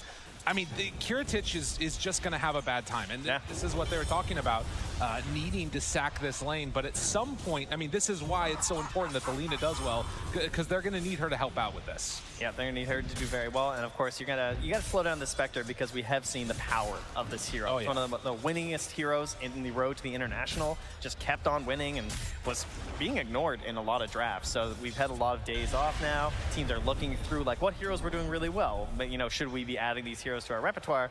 And well, VIRTUS.PRO, they were on the Spectre pretty early. But they do love it in combination with that Tree and Protector, which they weren't able to get here. Of course, that was banned out right at the start. You can see the pressure being put on Denies in GPK's face back behind the tower. Kiritich Nowhere is hurt. safe, and yeah, do they have quite enough damage? They do. Save. Gonna draw first blood here in this series. And Pure keeping that pressure. I mean, he has cast double edge so many times in this lane. Yeah, he's got a Lotus there too. He's got 3 rings, so lots of bling here. What a monster. I mean, yeah, this is really going to continue to be tough. A lane that we haven't really looked at all so far has been the Notice Kunkka down bottom with Sage on this Grimstroke. And at least at the early going, he's been able to stay pretty consistent with Nightfall, which is pretty impressive. Kunkka not loving to go up against the Monkey King matchup. Yeah, certainly a counterpick matchup here that they were just going to follow you wherever you went. But with the help of the Grimstroke, I mean, you can already see, right? Potential for turnaround. And a chance maybe even for a kill. The Stroke of Fate, they try and get out, but with 2 stacks of Jingu, it's too scary. That's how much respect they're giving to Nightfall. Yeah, you really don't want to throw away this even lane you have. You know how quickly you can go south here. FNG down low, he's slow right click, but he does eventually get him. So Save finds himself another kill. The support's getting stuff happening, and top lane continues to be a kerfuffle, we'll say. I mean, they started the draft with this, right? Like the idea of pressure. Sure, there is some flex there for both of these heroes, really. They can move around somewhere else, like that 5 Centaur that they were mentioning, but you knew that there would be pressure. They knew that they wanted Spectre. They prepped for this the whole time, and, you know, VP said bet, so we'll see if they regret that. I know. I mean, so far it's definitely hurting. And the slowdown with the Icarus stock. Nether Blast, a third. Save will go down. So FNG getting a nice injection of gold and experience. They need something like that because, you know, it's going to be a tough one otherwise. Yeah, maybe not on the Phoenix, but wait a minute. You know, that's what you got. Noticed. Will get the Jingu, but the X will keep him at distance. Yeah, you can see it's a tenuous situation down bottom. And so, because they are missing that Tree and Protector, like in this mid game, what we often saw was this setup where the Tree would roam around the map with his upgraded Shard abilities, where he's invisible and he's just like punching people, and that would help set up for the Haunt. That's going to be noticed this game on this Kunkka, right? He's going to be the one who's going to be very responsible for trying to get these good plays warmed up here for Kiritich to get back into the game. Well, of course, the benefit here is Pure is going to TP out right in his face. At least when Spectre's dying with that Urn Charge, does manage to get it refilled. And, well, while only level 3 on the Spectre as Save tries to hunt down Squadix, eventually you're going to maybe be able to make some type of a counterplay. But level 5 Centaur in his lane is just very scary. Well, Runes, as discussed here, both supports ready to go here from BETBOOM. Regen. Sayush not going to be able to get the deny from up above. Well done, well done. But yeah, I will say that having the center have to TP out when the Pugna came mid and then not getting anything out of that, Save has been spending a lot of time here, and that's giving some space for Spectre to get some uncontested CS. It does pull the Grimstroke mid as well, so that maybe could potentially hurt Noticed here, but I mean, he's only a little bit behind Nightfall. SMG. They're starting to set up on him here, though. I mean, they're bringing a lot of people to kill noticed. So this one should be an easy bring down, most likely. Torrent not going to connect. They continue to dive. They're thinking about it. Jump, Primal Spring, Boundless Strike. Now the problem for BETBOOM is that they might lose a Wisdom Rune for all this action that's going in. Squad X moves forward, GPK is there, but nobody in position. Pugna is gonna make the move over, body blocks, but no, they get it. VIRTUS.PRO steal away both Wisdom Runes. That is huge. When you feel like the lanes aren't going that well, to snag that up, super important right now to try and balance out that XP a little bit. Does mean that FNG is kind of massive on the XP now. He is essentially even with Kiritich despite rotating quite a bit. Yeah, and 3 points up in the Fire Spirits. I mean, that could really come back to haunt this BETBOOM team a little bit later on as Notice separates and gets away. If he can actually make some solid moves at the Phoenix, we've seen before at these big events, the team fight from Phoenix can be insane if he's over-leveled. A bit of a hard hero to make the ganks happen, but if you get that perfect egg and that rotation down to that bottom lane, obviously you do have a Kunkka to set it up, so it could happen here. And he's trying to make it work, right? He's trying to use this advantage he's gotten, but... Oh, and that instead is just going to be a huge injection of experience to GPK. Oh, that hurts. All right, bit tough, bit tough. Well, a stun now from Squad X with Sage right on top, and another kill going the direction of VP. Yeah, GPK won the coin flip, got an Arcane Rune at the top one. With a center violence down bottom, or rather top there. So they try and create some separation, and yeah, Kiritich almost now at level 6, gonna get it off that creep. We'll see where they decide to go that first Shadow Step. See where they can set something up here. I mean, 3 points in the Inkswell with the Kunkka. So can certainly try something here, but very difficult to punish the Monkey King. It's probably gonna have to be Toronto Tokyo if he steps out of place. Picking up another couple neutrals, but yeah, they're setting up bottom. They're trying to recognize this too. Toronto Tokyo just put down some vision as well. Now that sentry that they placed from VIRTUS.PRO does spot the pillar, but obviously no one to actually scout it here. Again, Shadow Step at the ready. They find one. Stun is there. 4 heroes in the area. Nightfall steps up. Are they gonna go for this? It's tough without boat. Notice is so close. If they can get 1 kill into boat, that could be huge. Oh, cut down. Again, finding, and they go immediately. Nightfall, if you get caught up on a tree, that could do it. LSA connection. That is VIRTUS.PRO. I mean, you just randomly find a tree cut down. FNG, only level 5, doesn't have egg yet, would love to get it, but not quite gonna be able to connect in time. They do have level 6 on Kunkka. Sets it up for the Torrent, off the mark. Kiritich still standing tall. Squad X is down. They're starting to tear him apart a bit. Do they have enough damage? Good decrep to back away. Toronto Tokyo in the area, tries to take it off. Nether Blast connects, but it's not enough damage. Finally thinking about throwing it out. It is going to connect onto GPK, but they don't have the damage. It's just saving Kiritich, though. It might get him out of here. Oh, the chase down. Nightfall's trying to find him. They can't quite get there. Toronto Tokyo's going to go down, but you can feel there's some tension going on in the room. The spell's being missed, and both squads may be feeling the pressure a bit in this one. Getting the cut down on the tree and the Monkey King is pretty much the most huge impact you could have right there in that moment. Because in order to try and bring him down, they were probably gonna have to do a chain into the boat or something, but he just catches him with a Quelling Blade right there. Oh yeah. Always a danger for these Monkey King players, and it's like getting roared by a Beastmaster, you know? It's that equivalent. It's such a huge play to make for your team when you have such little opportunities right now because of your disadvantage on experience. Right, and those types of plays are the type of thing that you're going to want to get for this VIRTUS.PRO to be able to weather the storm and make sure that Spectre can come online. So these freebies being given away by BETBOOM, I mean, both teams, you can definitely sense that there's a lot of tension in the air from them. As you see the replay finish off, it was just all kinds of craziness coming out from them. But this catapult and save both doing work on this tower in the mid lane right now. 3 points in the Nether Blast. He is just letting it rip. We're gonna try and bully them back a bit here. The Squad X and Sage. Still 3 heroes here, though. That's right. Not gonna be able to do anything. They're kind of just wandering back and forth in circles here, figuring out what can we do here? You know, you got a Spirit Vessel up on GPK now, so Kunkka kind of a decent target, and instead, it's VIRTUS.PRO who are gonna try and get some aggression going, knowing that they want to come for this tower. Yeah, this is interesting. And with, again, Shadow Step ready, this should be an easy pickoff on a save. Does get the Nether Ward down first, but that type of a move, and no real counterplay coming from BETBOOM as of yet. They're just trying to farm up and get to the items. Hey, Catapult's still up here. Why not? Keep the pressure on. They sit now. Oh, Toronto Tokyo. Serenity. He's so close to 6. If they get 1 kill, maybe into swap after. It's still so hard to kill this Kunkka. You know with an he's egg. gonna have a rum buff too. So they chase down to half HP. He doesn't get anything off. Notice he stood there and ended up dying. Couldn't get any abilities. Then the swap back. He got level 6 off of that kill.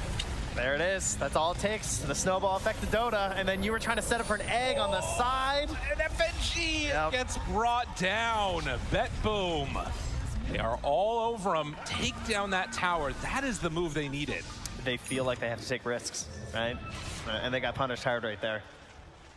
Excellent defensive plays there from BETBOOM. Kind of waiting patiently there. Good follow-ups. Amazing swap there too, getting the level up. Good presence of mind there from Toronto Tokyo to get the punish on that. And despite having your own sort of saves, right? We talked about this double save of the Venge and the Pugna, but the save of the Phoenix, just trying to wait for that perfect moment with the egg, it can be so tough on this hero. It's not these like smaller saves you can just throw and feel okay about. Right. You're sort of waiting for this perfect moment, and unfortunately, it's what ends up getting FNG killed. Well, a tough time, and suddenly a 4K gold lead. I mean, this was relatively close just a few minutes ago.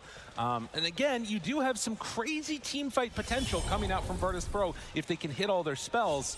The question is, are they going to find that right moment? Are they going to be able to find pickoff into pickoff with these X marks the spot plays? I mean, Kunkka right now, only level 8. He's just now getting that second point into X marks, which is normal, but it's offlane Kunkka that hurts for it.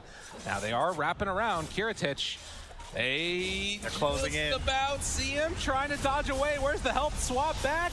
Gets a little bit of separation actually, but the tornado lift up, and with the sun strike, that's going to be enough. Easy peasy there too, and of course the Stampede is even back up now for Pure as well. So if these ganks get a little bit scary, they can just bail out. But ideal situation, right? You're ganking onto the Spectre, so a lot harder to turn around. Any sort of a play there with the help coming through from the Spectre, obviously, if you just go straight for her. And now GBK immediately comes bottom here with the Ghost Walk. Trying to hunt. This is Blade Mail going to be completed for Noticed. And again, sort of measured aggression taken on is what it feels like the plan is for VIRTUS.PRO when they get opportunities. But haven't really found anything good going for themselves for a bit now. They're just all over these runes too. Yeah. Every single time there's a support here who's just waiting for it. Save gonna try and use this to maybe skip something out here and set something up for their own team. Again, still have the Stampede, so can get a little bit funky. And they find any targets. And are VIRTUS.PRO even gonna, I mean, it feels like the name of the game for them is just dodge away as much as possible and buy time for their Spectre to come online. Almost has a second Blade Mill done. Squadix, save is right there by him. Rest of their friends are coming in. Now there is an exit catch on the back lines. They managed to find Toronto Tokyo, but also Squadix caught for a moment. They get him, but the silence is there on the boat. With the leash up, that's what they needed. Will it be enough to get the kill onto Lina? Yes, it is. But afterwards, the egg, can they bring it down? They do. Oh, BETBOOM. It was almost amazing for VIRTUS.PRO, but they come out on top, and now the chase down onto Noticed. He too is in trouble. Inkswell won't matter. Damn. Oh, nice play there with the Invis rune. Gets right up to catch Squadix, trying to catch them on that rotation into the back line to punish Toronto Tokyo first. And every time it feels like they're this close on VIRTUS.PRO, but BETBOOM keeps shutting it down, not allowing them to get back into this game. That one hurts. And I mean, now you've got Midas done on GPK, so he's going to start skilling. Already, all of the cores from BETBOOM are on top of the VIRTUS.PRO roster. And you can see this replay, how good it could have been, but they didn't even need Toronto Tokyo to get the finish. And in the real game here, yeah. Another one. We're losing a lot of cores here. There, VIRTUS.PRO. There might be a ward. They've decided. Jeez. Yeah, that's pretty devastating. So another pickoff happening in the game. Centaur able to escape with his life. And at this early stage, 16 minutes, a 7,000 gold lead. Yeah, BETBOOM are just playing immaculate right now, truly. Like, just so much forward pressure. They're constantly across the river with both of their supports. Yeah. And I mean, this is the kind of thing you're kind of hoping with a Spectre lineup, right? You're thinking like, oh, I want my guys playing on the other side there, and we're just catching people. I mean, that's pretty real. They find him. Now they are going to get this D ward here, but a lot of the rest of BETBOOM team are nearby. And they're just going to farm up this area and deny out more. I think that was Aoi that was saying that the Centaur can definitely snowball the game. It also feels like in a lot of ways, in spite of the counter pick, GPK has really risen over the last few minutes and been able to set up a ton of these kills. They're firing on all cylinders. Yep. Well, it's all looking good. I mean, Save is just farming their jungle, right? Like, they're in desperation mode on VIRTUS.PRO. They're trying to get as much farm as possible wherever they can on the map. And to have the position 4 of the enemy team just taking what little camps you have doesn't feel very good. They've had a great vision advantage throughout a lot of this. Many sentries now placed down, though, as you can see here on our graph. And that's what we're trying to counteract. Trying to get rid of that vision so they can find some better places, safer places to farm here for VIRTUS.PRO. But they're really failing to create any sort of shadow step plays, unfortunately, because it's just hard, right? Yeah. Like, they have not been willy-nilly with the Stampede, so it's just always there. That defensive maneuver being available just puts a thorn in their side whenever that opportunity comes around. Now, we do have some more time before the next item is going to come out. It's Shard is queued up for Lina at the moment. They do have Shard on Kunkka, and of course trying to get towards that Water Park Aghanim Scepter. It already does set up for some potential, at least, to pull people out of position, but that obviously is going to take a lot longer. Yeah. Manages to escape there, though, with that X, keeping himself safe. We've talked a lot about Notice's hero pool as well in terms of like what looks like a good game for VIRTUS.PRO, and a lot of that time it has come down to this idea of a scaling hero. And the Kunkka, much more of a setup and trying to enable his allies. Well, let's see if they can find this setup finally here as they do manage to come in, but there it is, Stampede run together, but the torrent, and then into the Inkswell. That was well played, and exactly what VP needed, but then everybody dies on the other side. Oh man, that Wukong's command was devastating. He's still up. Trying to take it down, they kill the egg, they kill everybody. All for Save. Yeah, that one hurt. That one hurt a lot. It's the same thing every time. It just looks good for a moment, and then the immediate shutdown from BETBOOM. Just like, no. Like, we know how we're going to play this map. We know the limited options you have, and we're going to be there defensively to support our cores. Oh, Notice. A decent setup. But again, just can't get anything off of this. Despite, like, they have everything going. They have the Inkswell. They have the follow-up there. And then all it takes is just Nightfall here with the ba-boom. Squadix didn't even cast a spell. He couldn't do anything. I mean, this Lina has just been completely ineffectual since the laning stage. 2-5-2, and so much pressure. And it's that, like, 1 point of contact. That's so much of their damage at this point in the game that if you kill her, it's all done. Can find the X, can find the torrent, but if you can't find the kill, it's all for naught. 10,000 net worth lead right now. And they are not slowing down. Still hunting here. Oh, not again. Let her go. Oh, nice dodge. The jukes, they're just so mobile. The Squadix can't do anything. Doesn't get a chance to cast spells. Well, he can cast LSA. Well, that's true. But they do find a return kill. Save has been the one to die over and over. 6 of the team's 10 kills for VIRTUS.PRO. So you got to get something where you can. But it very much feels like it's a stop the bleeding type of game at this point for VIRTUS.PRO. And so far, they haven't been able to. Oh, and Save knows they have a ward there. So, nice snipe by him. See if they clean that up. That goes Saber. Now done for the Monkey King on top of BKB Maelstrom. So these next few minutes, this is where things start to become a serious issue. As if it's not already. Although, look at that Philly stone. Oh, it's on the box. We need those on the. Oh no. Yeah, that's. All right, Grimstroke has one Philly. We'll see what FNG gets. They need everything they can to try and stall this game out. Whatever is there. Oh no. Well, we've seen this one go awry a couple times. No, it's not this time though. Fine. They're gonna be fine. 4 heroes. Nobody's dying to the Tormentor today. Exactly. I mean, FNG does do some damage to himself as he's casting those spells, but has a salve going. Almost done with the Radiance. Nobody dying to the Tormentor, right? No, surely. FNG, you're fine, right? Getting close. Oh, Sage. Oh my goodness. So, here's the thing. That's a great upgrade, though. They got Phoenix. That's huge, right? 4 points in the Sunray. We'll actually be able to keep helping out during those eggs. Can be a little bit more liberal with the eggs. Just hop right out there. I mean, the big thing to me is that this Supernova keeps on just getting brought down right at the edge. It feels like if they can buy a little bit more time, you get level 12 on Phoenix. I mean, it just can't happen, though. How many free jumps and initiations have they found on this Lina? She's getting demolished. Let me just check here. 2-7-2, about 7. Yeah. If I had to guess. Yep.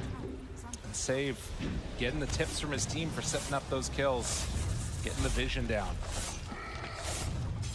My goodness. It is appropriate that we have a stomp with the Centaur game. That's true, yeah. Very thematic here. I mean, what's so nice about this is that they are giving up some parts of the map, but they're still getting enough gold that they're keeping their lead. Like, it has shrunk, right? It's down to 9K, so it's not as if it's constantly growing. But when they are missing out on some of that lead and this ability to just like farm and spread across the entire map, they're taking these objectives one by one, right? So knocking those down, in the end, that's going to give you a bigger economic advantage. Even if you do offer up a little bit more space, it's more important to just not give up these free kills because they have the Shadow Step, right? They have Kunkka. That is a lot of setup damage if you are alone. Yeah. It is still possible that you could die, as if the Kunkka's setting up, the Stampede might not be able to save you, obviously, as you can't run from the X forever. Right, well, and it feels to me that the real time when this team for BETBOOM is going to completely take over is going to be when Invoker gets his BKB2, and then they can play freely wherever they want. Oh, they just got double wisdom? Nice. NG, they're not opting to go, so a little afraid of what could be happening. Thought he got a freebie, but not seeing anybody else. FNG gets away with one. All right, GPK playing it safe. I mean, you can tell there's still a ton of respect for what could happen if things go wrong, and we'll see if they can close out the game, because building up a lead is not winning. They need to be able to finish the job. They do eventually have to go high ground. It is true. Yeah. And as we know, you should never go high ground. No, nothing good ever happens going up there. But also, if you don't tighten the grip enough, and they're able to keep farming a 10K gold lead right now. All right, there we go. That's hope. That is hope. That radiance. Yeah. That is what it signifies here for VIRTUS.PRO. Kiritich finishing that one off along with the Blade Mail. And I going a little jaunt here with Roche. Oh, what? Roche? Nope, nope. We're just not going to hang out with Roche anymore. Okay. Nope. They don't want to go for it. Nope. I mean, this little bit of indecision, anything right now that buys time for VIRTUS.PRO, like I was saying, if a 9K gold lead at this point is good, if it's still 9K at 30 minutes, I'm feeling a lot better about VIRTUS.PRO. Yeah, no doubt. Keep it stable. But again, same idea. Giving space on the map in order to get big objectives. So get the Aegis for themselves here on the side of BETBOOM. A little bit of help there from Save. Oh, and there's a closeout item for you right there, the gem. Oh yeah. Make sure that they can clean up all the wards across the map here. They don't want to offer those opportunities. Vision is crucial for the Spectre lineups. That's why that Treant Protector works so well with it. Kunkka, not quite as sneaky unless you get set up there with the Shadow Blade. So in this case, you're just going to have to try and rely on some Observer wards that you sneak in behind them. Well, and I will say that as much as this looks very rough for VIRTUS.PRO to hold, basically the decision to take the Spectre was the call that we can hold against this high ground push that's going to come. We'll see if that's a bet that will pay off, or if it's going to be BETBOOM that are running away with this one. Yeah, or if they just made the right call and let it through, like knowing that they were going to take it. Yeah. It's definitely a possibility. I mean, we sort of saw a similar thing too in our first series, right? With this idea of giving up the Brewmaster and then countering with that Weaver that we've heard everyone talking about. That's worked out very well for GG versus Nouns. And now again here, these signature heroes that you can expect. We've had a lot of days to look at those drafts and think about, you know, if we give them the opportunity, what hero do we know they're going to take? Oh, they find her. She still has a haster in though. Trying to get away. Can't escape even with the haste. I mean, they're just as fast. Oh, no. Everybody hasted. Oh, man. And Kiritich now also going to get chased, maybe. They go for the Shadow Step, excuse me, onto GPK to get out of trouble. Yeah, that's definitely an escape Shadow Step. Nicely Please, played. let me go. Pure, though, not so sure. He wants in. Right there on top of one. Still scary. They have Aghanim Scepter on notice. No buyback on the Lina, but can they chase down Kiritich? Still scary to make that move, but they jump in, able to find it. So much damage, but they heal. The heal coming in from FNG, actually keeping the carry alive. That was so much heal as the Supernova will end. They managed to keep him alive. They're getting a little custom fancy there with the swap, and the meatball's already coming down when he sent down the swap there too. Trying to alley-oop a kill onto Kiritich, but not enough damage there thanks to that shard. So good thing they went for the Tormentor when they did. Absolutely. Well, that is one BKB down too. GPK used it. Squadix though, oh mid, gotta be careful, buddy. They're right ready to jump. You did that for yourself. Don't take it. So the first engagement with BKBs, you lose one. It's again the Lina. But when she eventually gets towards her items, maybe that will help out a bit more. She's almost at Aghanim Scepter. Definitely hurting though. Yeah, maybe she can play a bit further back because of that, using the Flame Cloak. Try not to be the first one caught out every single time. It will be tough, though, because they should be at a vision disadvantage for a lot of this game now at this point, right? Oh, yeah. They do have the gem on Pure, so he's just running around, dewarding everything. It's going to be a very hard hero to bring down, of course, between this Kaya Sange and Pipe. Unlikely they're going to be able to sneak that one away here. Some vision for themselves, though, in that mid lane. Scouts the rotations here from Nightfall. They're going to go. Okay, Stomp comes out. No egg. LSA starting that fight in trouble. FNG tries to get out the Torrent Storm, but they had enough to kill off the Phoenix. Nightfall, not sure exactly what they were trying to do there. Maybe bait out the BKB or something, I guess. But he stood stall. Yeah, almost feels like just like wasting time at this point, eh? Yeah. See if they can just draw them all mid, but GPK, he's going for the game ender here. He's getting a Blink Dagger. Okay. I love it when you see these players get Blink Daggers in this day and age, because there's so much scaling. There's all these big items. Blink, I feel like, has been pushed to the side a little bit for a lot of heroes. Right. But now you got a Shadow Blade up on the Monkey King and a Blink Dagger up on the Invoker. So this whole map just got very dangerous for Virtus.Pro. And of course, the Blink Dagger, one of the best things is just actually going high ground, right? You want that perfect moment. You don't want to miss it. That's what Blink Dagger always gives you. Nightfall spots Kiritich, goes right under him. What if he cut that tree, though? Oh, gotta get out, gotta escape tornado lift up, but everybody there, and that is a painful loss. Taking out that Spectre. Man, they are hitting hard. I mean, she did a lot of damage, but it's still not looking great. LSA gonna connect on the Nightfall. But the heal is going to be there from Save as they start to siege high ground. And without Spectre, you got to imagine it's going to be tough to make any type of a move. Tries to step forward with Noticed. It's just trying to kill the Nether. They actually burned through the Aegis. Okay. X pulls him back in. Not terrible. And as far as a hold goes, I mean, that's something.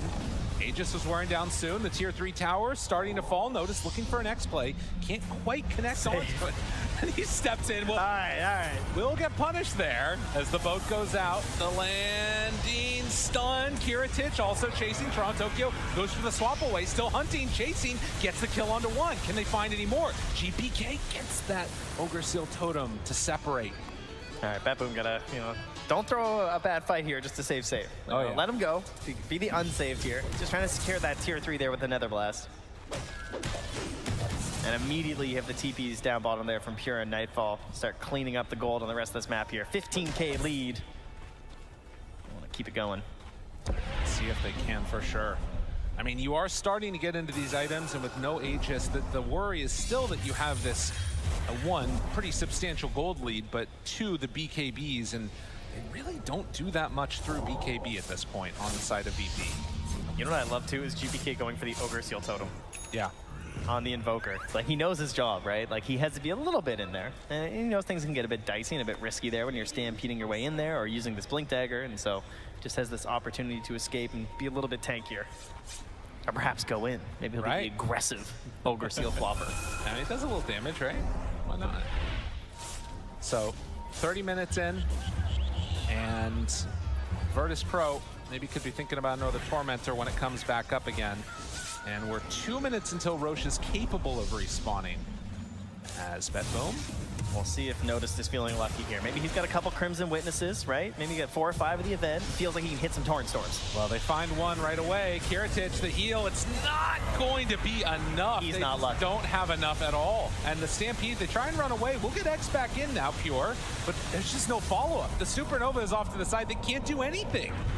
So FNG will Icarus dive away, and that is going to be a tier 2 tower that they give up off the death of another Spectre. Almost certainly, yeah. It's hard to imagine they'd want to stay around and try and defend this. They don't even have Supernova. You can't really do that. There's a creep wave coming in, but they're still hanging out here, Virtus.Pro. I mean, the gas station's hard at work here, Pugna. Save is just filling up Pure, giving them lots of mana. It's tough on those Centaurs, right? GPK. Connects. FNG. I'm not sure what the goal is, but the LSA connects onto 2. They're going to be able to slip out of there and barely surviving on the Phoenix. But Virtus.Pro, they just feel a little lost. And it's showing that they're willing to just jump on anything right now. Oh, yeah. On the side of BETBOOM if you offer it up. And now they're taking a look at that Tormentor, thinking they want to grab it. Oh, this would be they scan. It doesn't hit Notice right now. Oh, they take that really quickly. Nightfall with alacrity on him. This Monkey King is a monster. Yeah, okay. And then everyone just TP's out. Nobody gonna get caught here. Dun, dun, dun, dun, dun. Pick up the Wisdom Rune, go get another one. Everybody gets a Tormentor. That's what you love to see. The supports are just, guys? Guys, come on. We gotta go get that, right? Hello? Hello? No. It's tough out there for Toronto. I mean, that's a great shot, too. Like, he wants it. He's pinging. Guys, get back. Come on. Please, help me out. Please. Oh, no. Somebody's gonna die here. Toronto, Tokyo. Does he live? Getting lower HP. He's going to be fine. Off to the races with another one. This gives us the bouncing magic missile here. Very frustrating to play against. Oh, yeah. Double rounds of those is pretty nice. The only people without it right now on BETBOOM team are going to be the Invoker and the Monkey King, actually. Yo, Squadix, though, just bought a Blink Dagger on this Lena. Dude, what's he doing? Squadix is gaming. That's what he's doing. All right. If you hit this move, you don't get caught out. This is just high skill. Very high risk, very high reward, right? I mean, if he goes BKB, he's not going to help. He's going to get swapped. The target he's trying to hit, if he's like going to right-click mode or something, is just going to get decrept or something. He's going to be inside a Wukong's command and just die. The way that he has to play the game does feel just dramatically different from what's been going on so far. There's no doubt about that. And you don't think he wants to get stunned 100 to 0 every fight? No, I don't think so. Okay, we're going to find a different tactic here. But, I mean, they're running in. 5v5 fights feel really bad. Notice, smoke breaks, save is there. Again, front person in these fights. You got a Centaur, and it's the Pugna that's running. They're trying to outskill so hard. Tries to jump, gets onto one, stun is there. They don't have enough to barrel FNG, though. It doesn't quite look like it. Kiritich jumps away, gets some separation. The egg is down, but they've already lost the Kunkka. And I think with that, everybody is just going to reset. No, never mind. BETBOOM, they want to battle. Hunt, who do they find? Stun onto one. They connect now onto Sage. He's going to die. They managed to get out with the rest.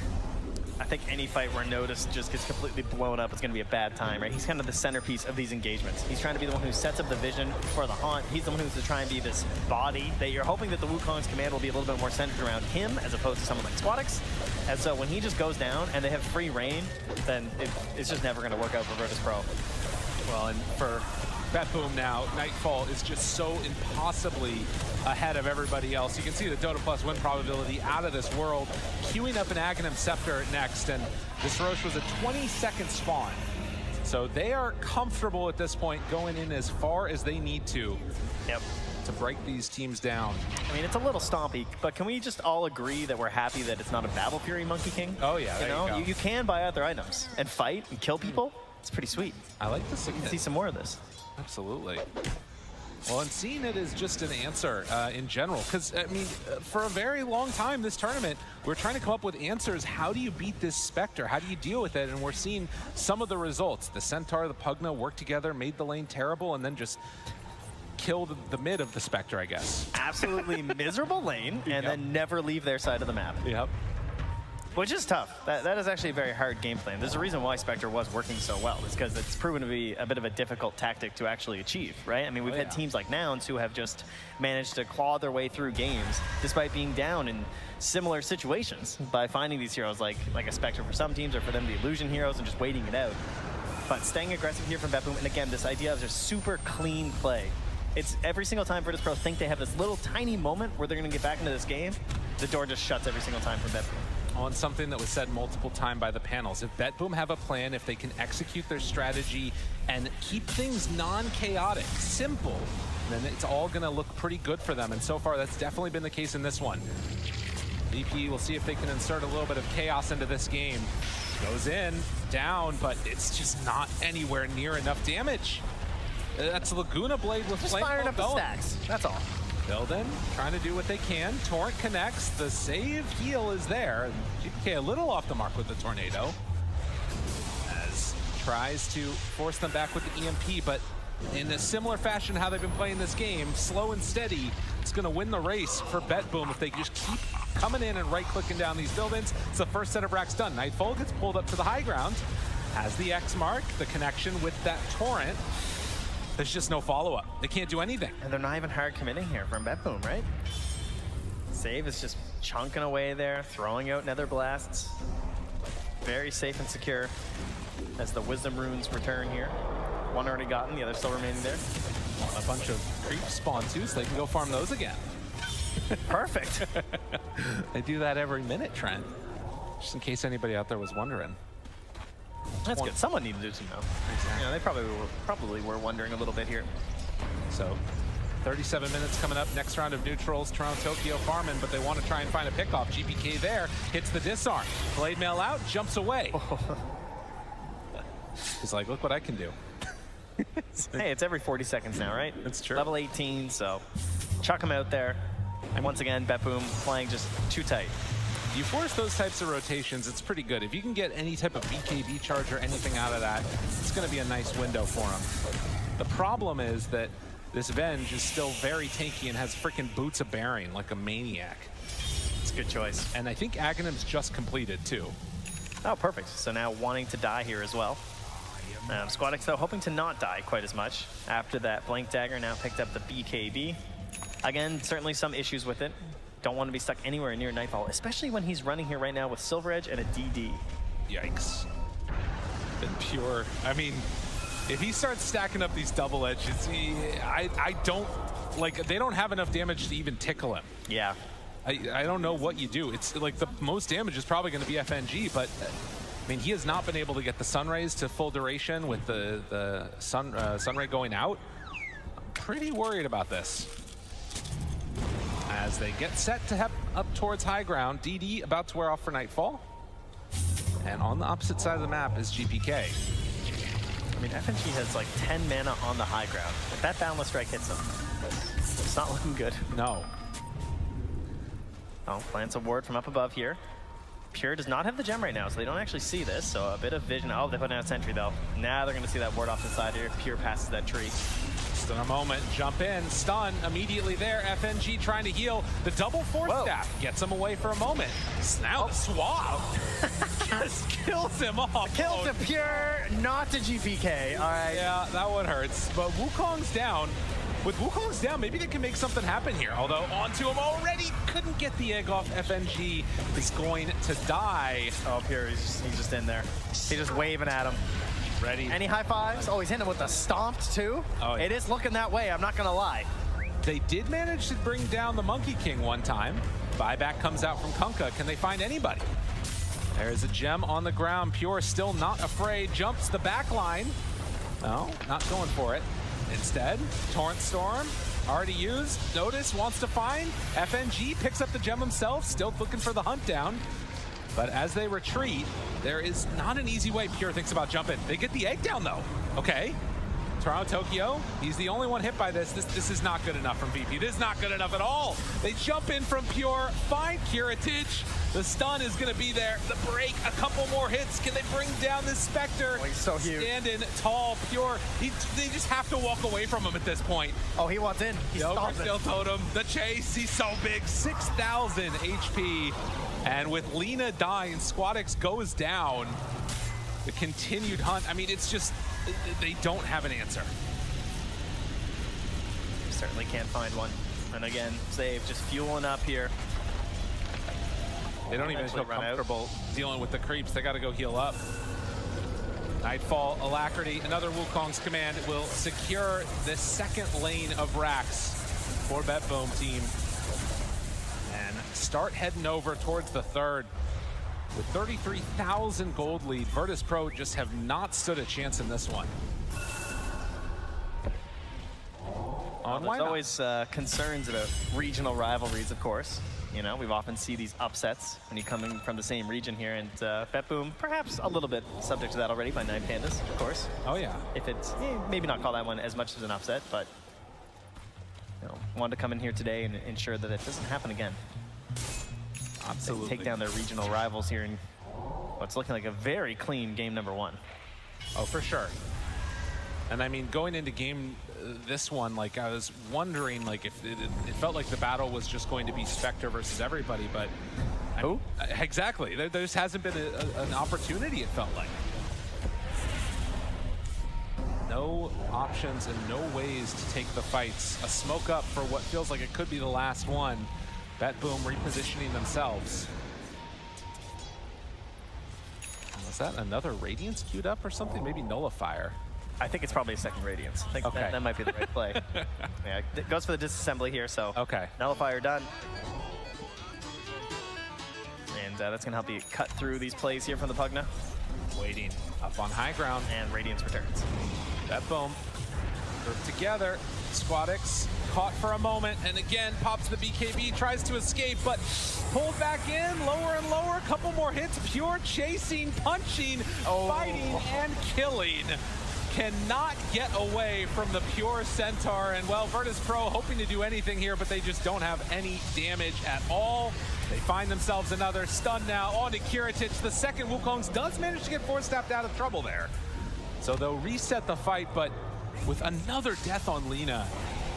I mean, they didn't even want to kill Toronto Tokyo because it would just refresh his abilities, you know? And then you just get chain stunned and someone else dies. Oh, it hurts. And I mean, it's just destruction. All right, okay. Running into the fountain. I mean, you got to be a little careful about the Kunkka there, but it's not looking like it's an issue. The Torrent, the tidal wave, the Sunstrike's there. I'm expecting another voice line here soon from Pure. Oh, yeah. There's probably a couple. It's pretty much everybody. We have both sides there, spamming the voice lines here.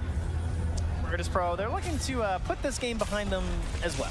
Absolutely. BETBOOM, they run in, they find another stun. Stampede, notice, tries to get away, not going to happen. The damage is just not there at all from VIRTUS.PRO, and well, they did manage to get Pure into the fountain. Hold on a second. He ends up going a bit too far. We got the crowd likes that. Pure is going to die in the fountain. Maybe a little bit of cathartic energy from, you know, our own experiences getting fountain farmed. Those two catapults, though, they are doing work on that Ancient. Oh, it is indeed. Until they get hit by Fire Spirits. A couple of tips out. Ooh, FNG, careful, buddy. So they're going to back out again. Third Roche is up. That one has the Aghanim Scepter on it. But with mega creeps and no tier 4 towers remaining, it is it's going to be a bit of a tough hold for VP, we'll say. Listen, they got them right where they want them. Oh, yeah. Okay? Because the Ancient is really close to the fountain. Okay. And that's where you go when you buy back. I like that. And they've been dying a lot. That's true. So. Well, and in that entire fight, you know, they did no damage on all of BETBOOM. Yeah. They just dove into the fountain for no reason. It happens. Happens to the best of us. Well, they are going to head in now. Still in position. They have Kiritich back at home trying to deal with the creeps, while BETBOOM are setting up to take Roche for themselves. Now, Sunstrike comes out. Get the D ward for FNG. Toronto Tokyo drops one of his own. Stun is there. Laguna Blade, half HP. You don't want to kill this Venge, though. FNG runs forward, drops the Sunray. But like we have seen many times, just doesn't turn into anything. And that's even without the Stampede. Like, it's already hard enough to force these fights, as you can see, but imagine if the Stampede is up and available. Probably what made them feel like they could actually go for this. What a jump in. Oh, and Nightfall, level 25. That one hurts. They pull him back in, try and bring him down. Notice. Oh, he's chasing. Gets a little bit of separation, but 2 already dead, 3 dead, and now time to run it down lanes. Also, creeps are hitting the Ancient, as they will call it. GG, BETBOOM. You know, sometimes the stomp takes 45 minutes, but they get there nonetheless. Yeah, time maybe not the biggest indicator in this one here, and with a 12 kill streak through this game, GPK making it clear why the Invoker was being mentioned as one of his signature heroes here. I think GPK, I think Storm Spirit, I think Invoker, but you're not gonna let him get that nice combo there with the Storm Spirit, so the Invoker comes out at the end of this draft and just absolutely cleans up this game. Fantastic performance from GPK for sure.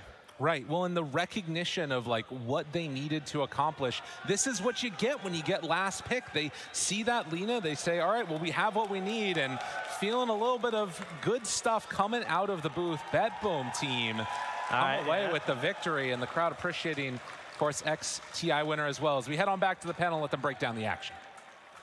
It's game number 1, VIRTUS.PRO BETBOOM. They take it. This Pugna, we wondered if they'd have questions for him in the later part of the game, but the Invoker last pick as well, Effie. You predicted it, and it did damage in this game. It did numbers.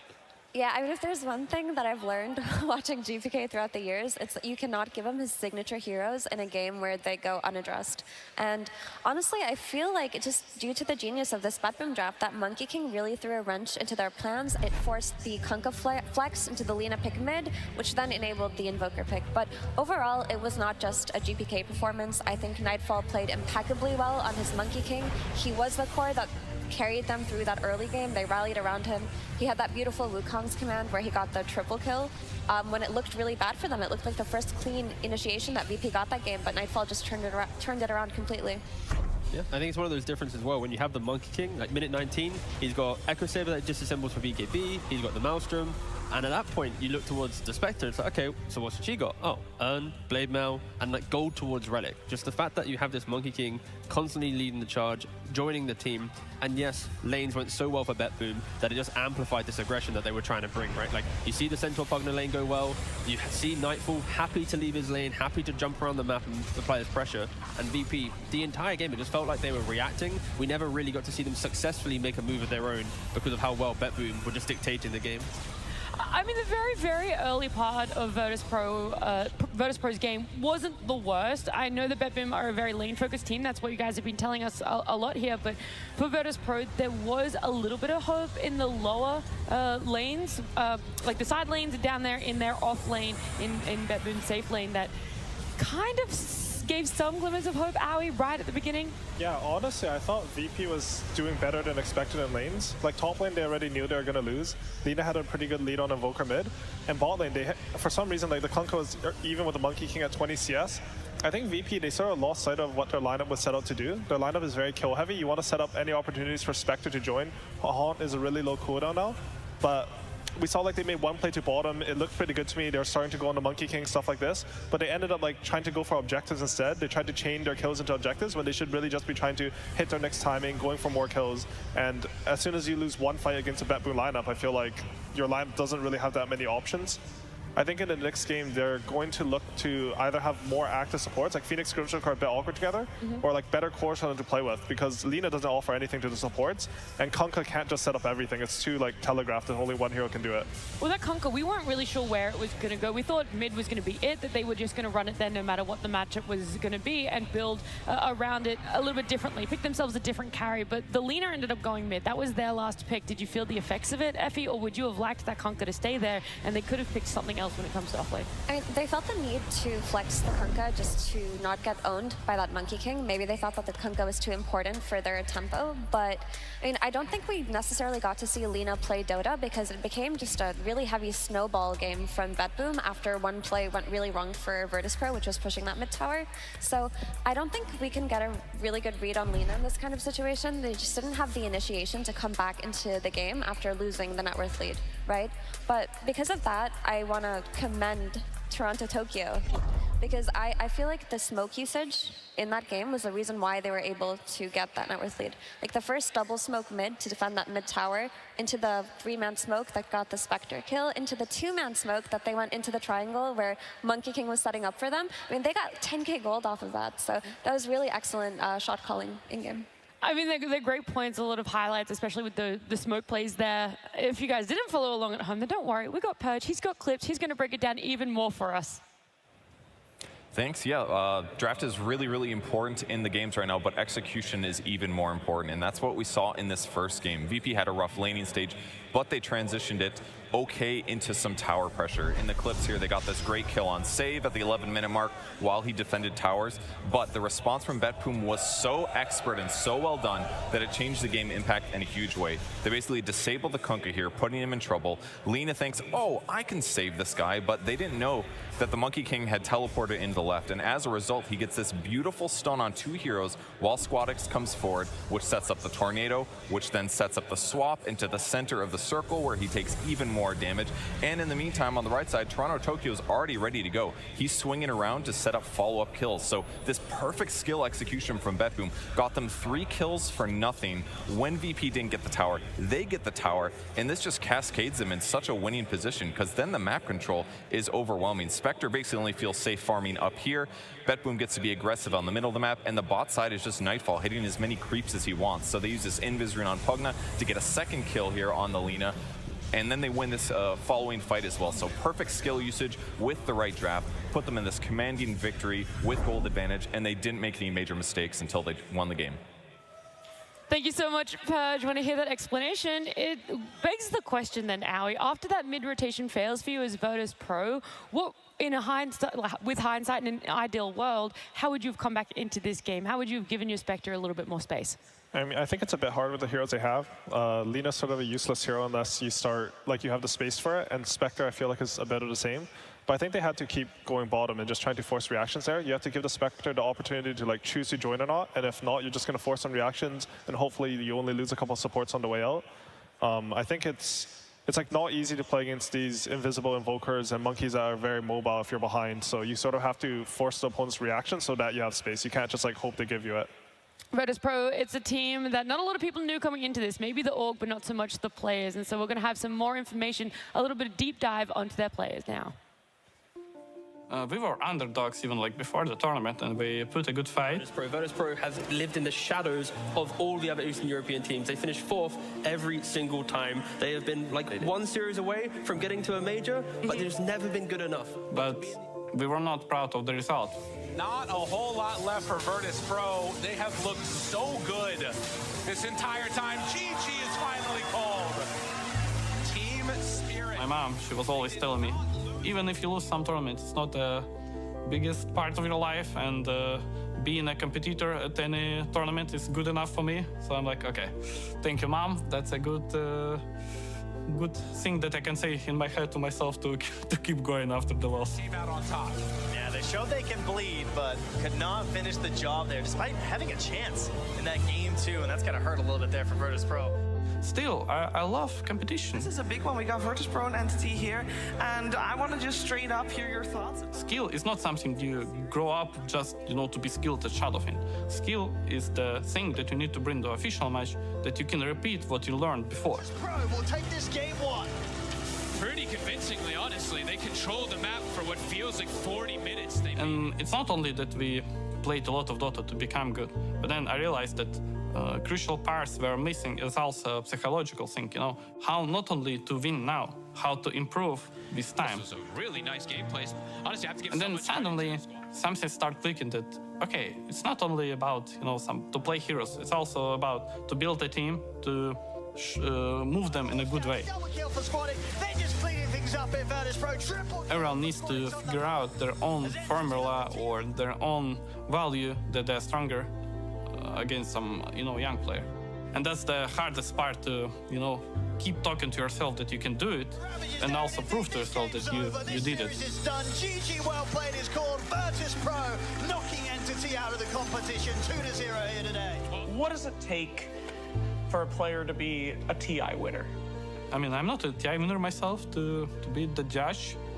I'm still trying to figure out the formula, but I know that unless you work hard, you will never be a TI winner.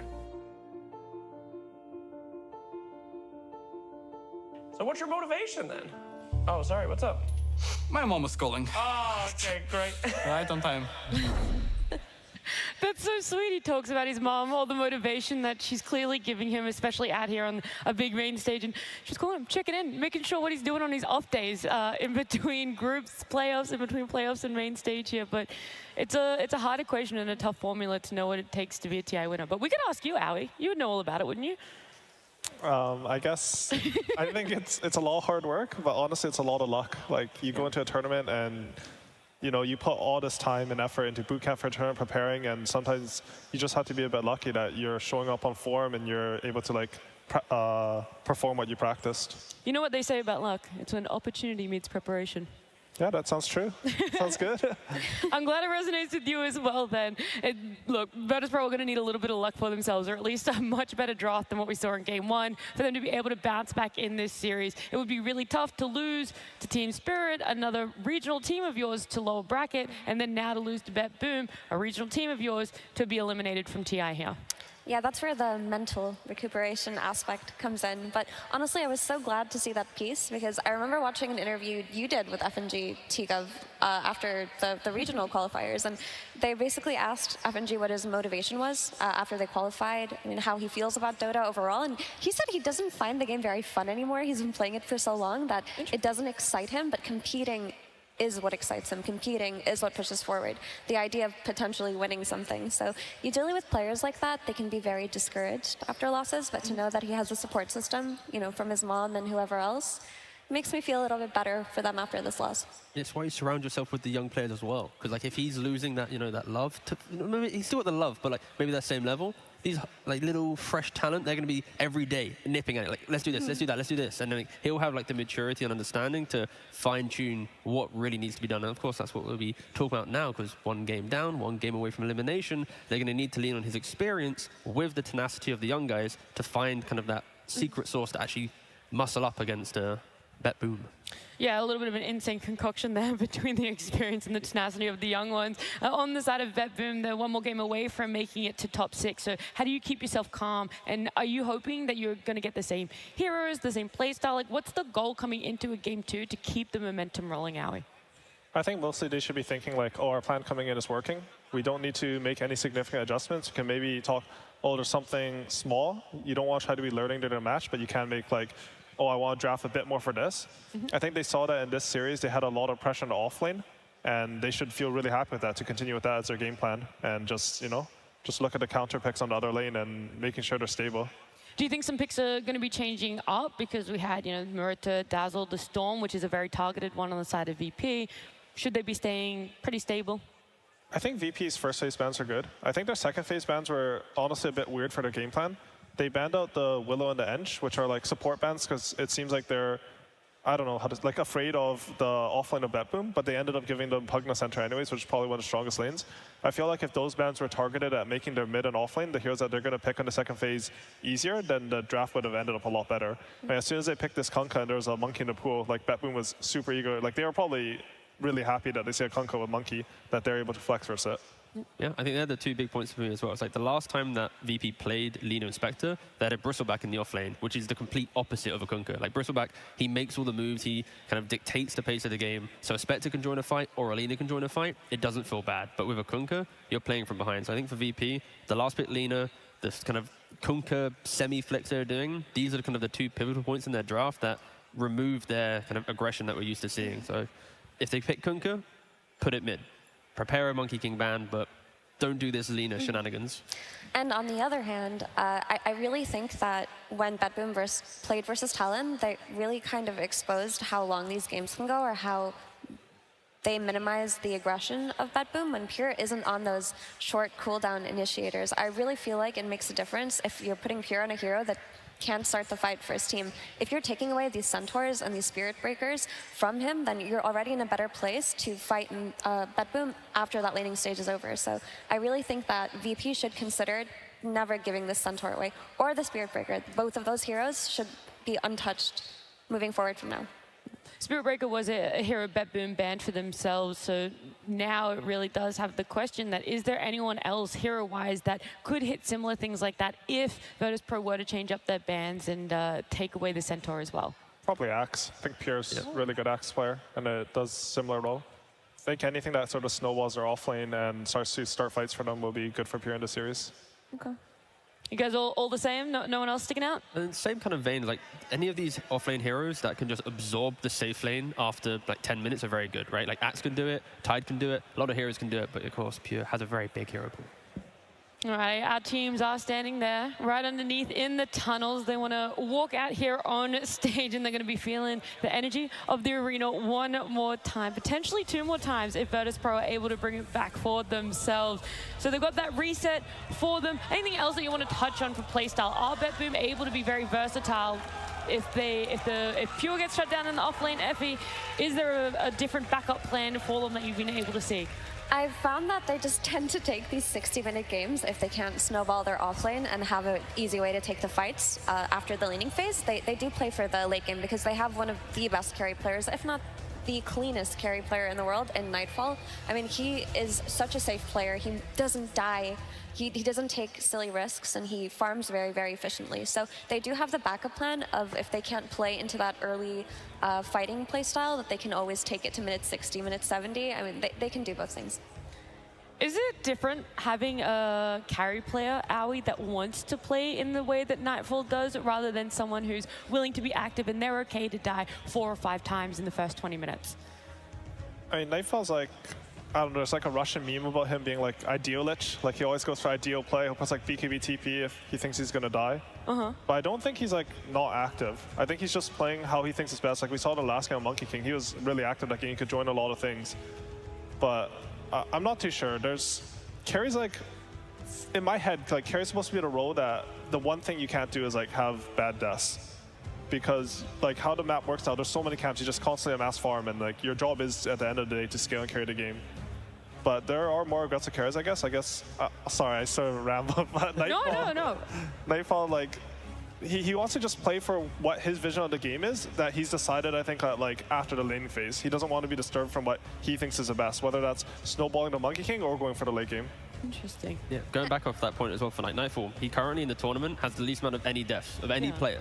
1.94 on his all games, and it's like 6th place is like 3.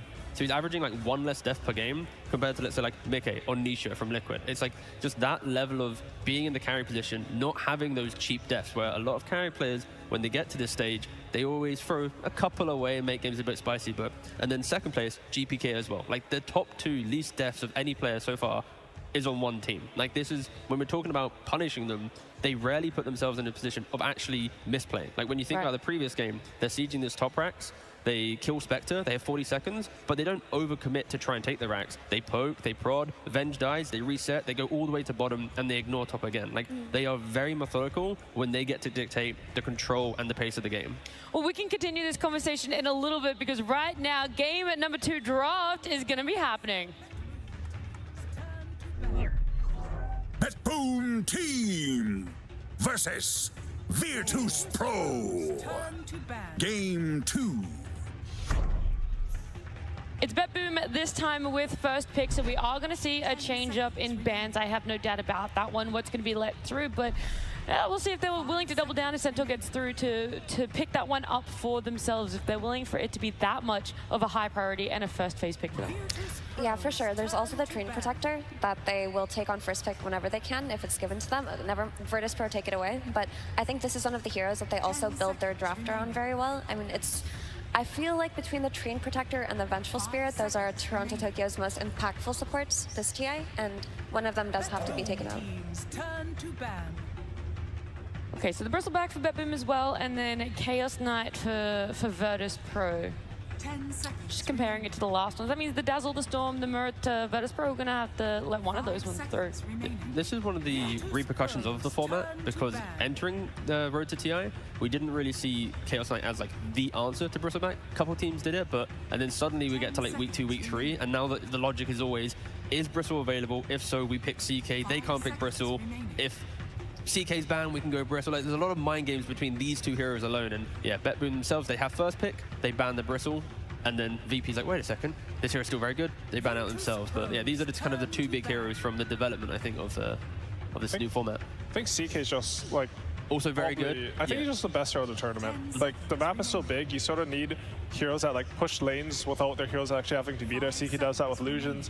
You want Carry as a strong lane, and he can be flexed off lane. Like, we saw some like Entity, Gabby, like he really likes CK, and there's a lot of people playing it in pubs. This hero, I don't know, it's too much damage, too strong a lane, too much on the map. I think we probably won't see that hero unless people have like a very specific plan against him. Is Muerta gonna make it through? Would you rather her through or Dazzle through? Depending on how you're gonna draft, I feel like, I just feel like when you give away this Muerta, it sets up for so many really strong off lanes for BETBOOM, and the flex there is just too good that you might honestly be better off giving the Dazzle away, but we'll see. If you were in this position, Aoi, which one would you be feeling more confident that you'd have a plan for? I mean, versus BETBOOM, the thing is for both Muerta and Dazzle, they flex it. Like, I think Pure plays the Dazzle as well. I'm actually Does Save play to Murta? I'm actually not sure. He does. He does? Okay. I would probably be okay playing with both of them, honestly. Like, you want to go for a trade. Okay, Spearbreaker's sort of a good hero, I think.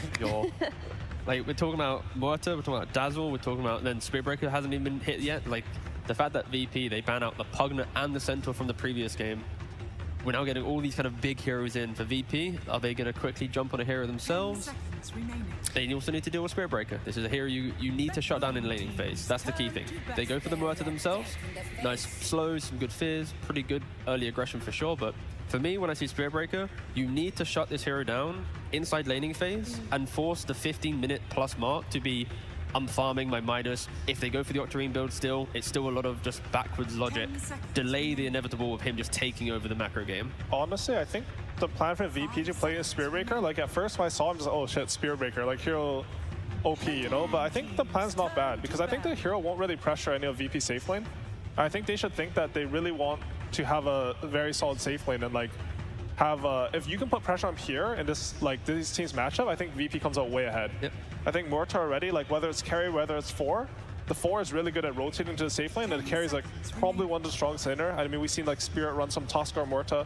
I don't know, you have minus 50% attack speed level 2. So I think this is not a bad trade for VP at all right now. I think in terms of gameplay, when I mentioned earlier that pure on Centaur, pure on Spearbreaker really simplifies the game for BETBOOM, it just enables them to fight on their own terms instead of kind of be consigned to the enemy's timings.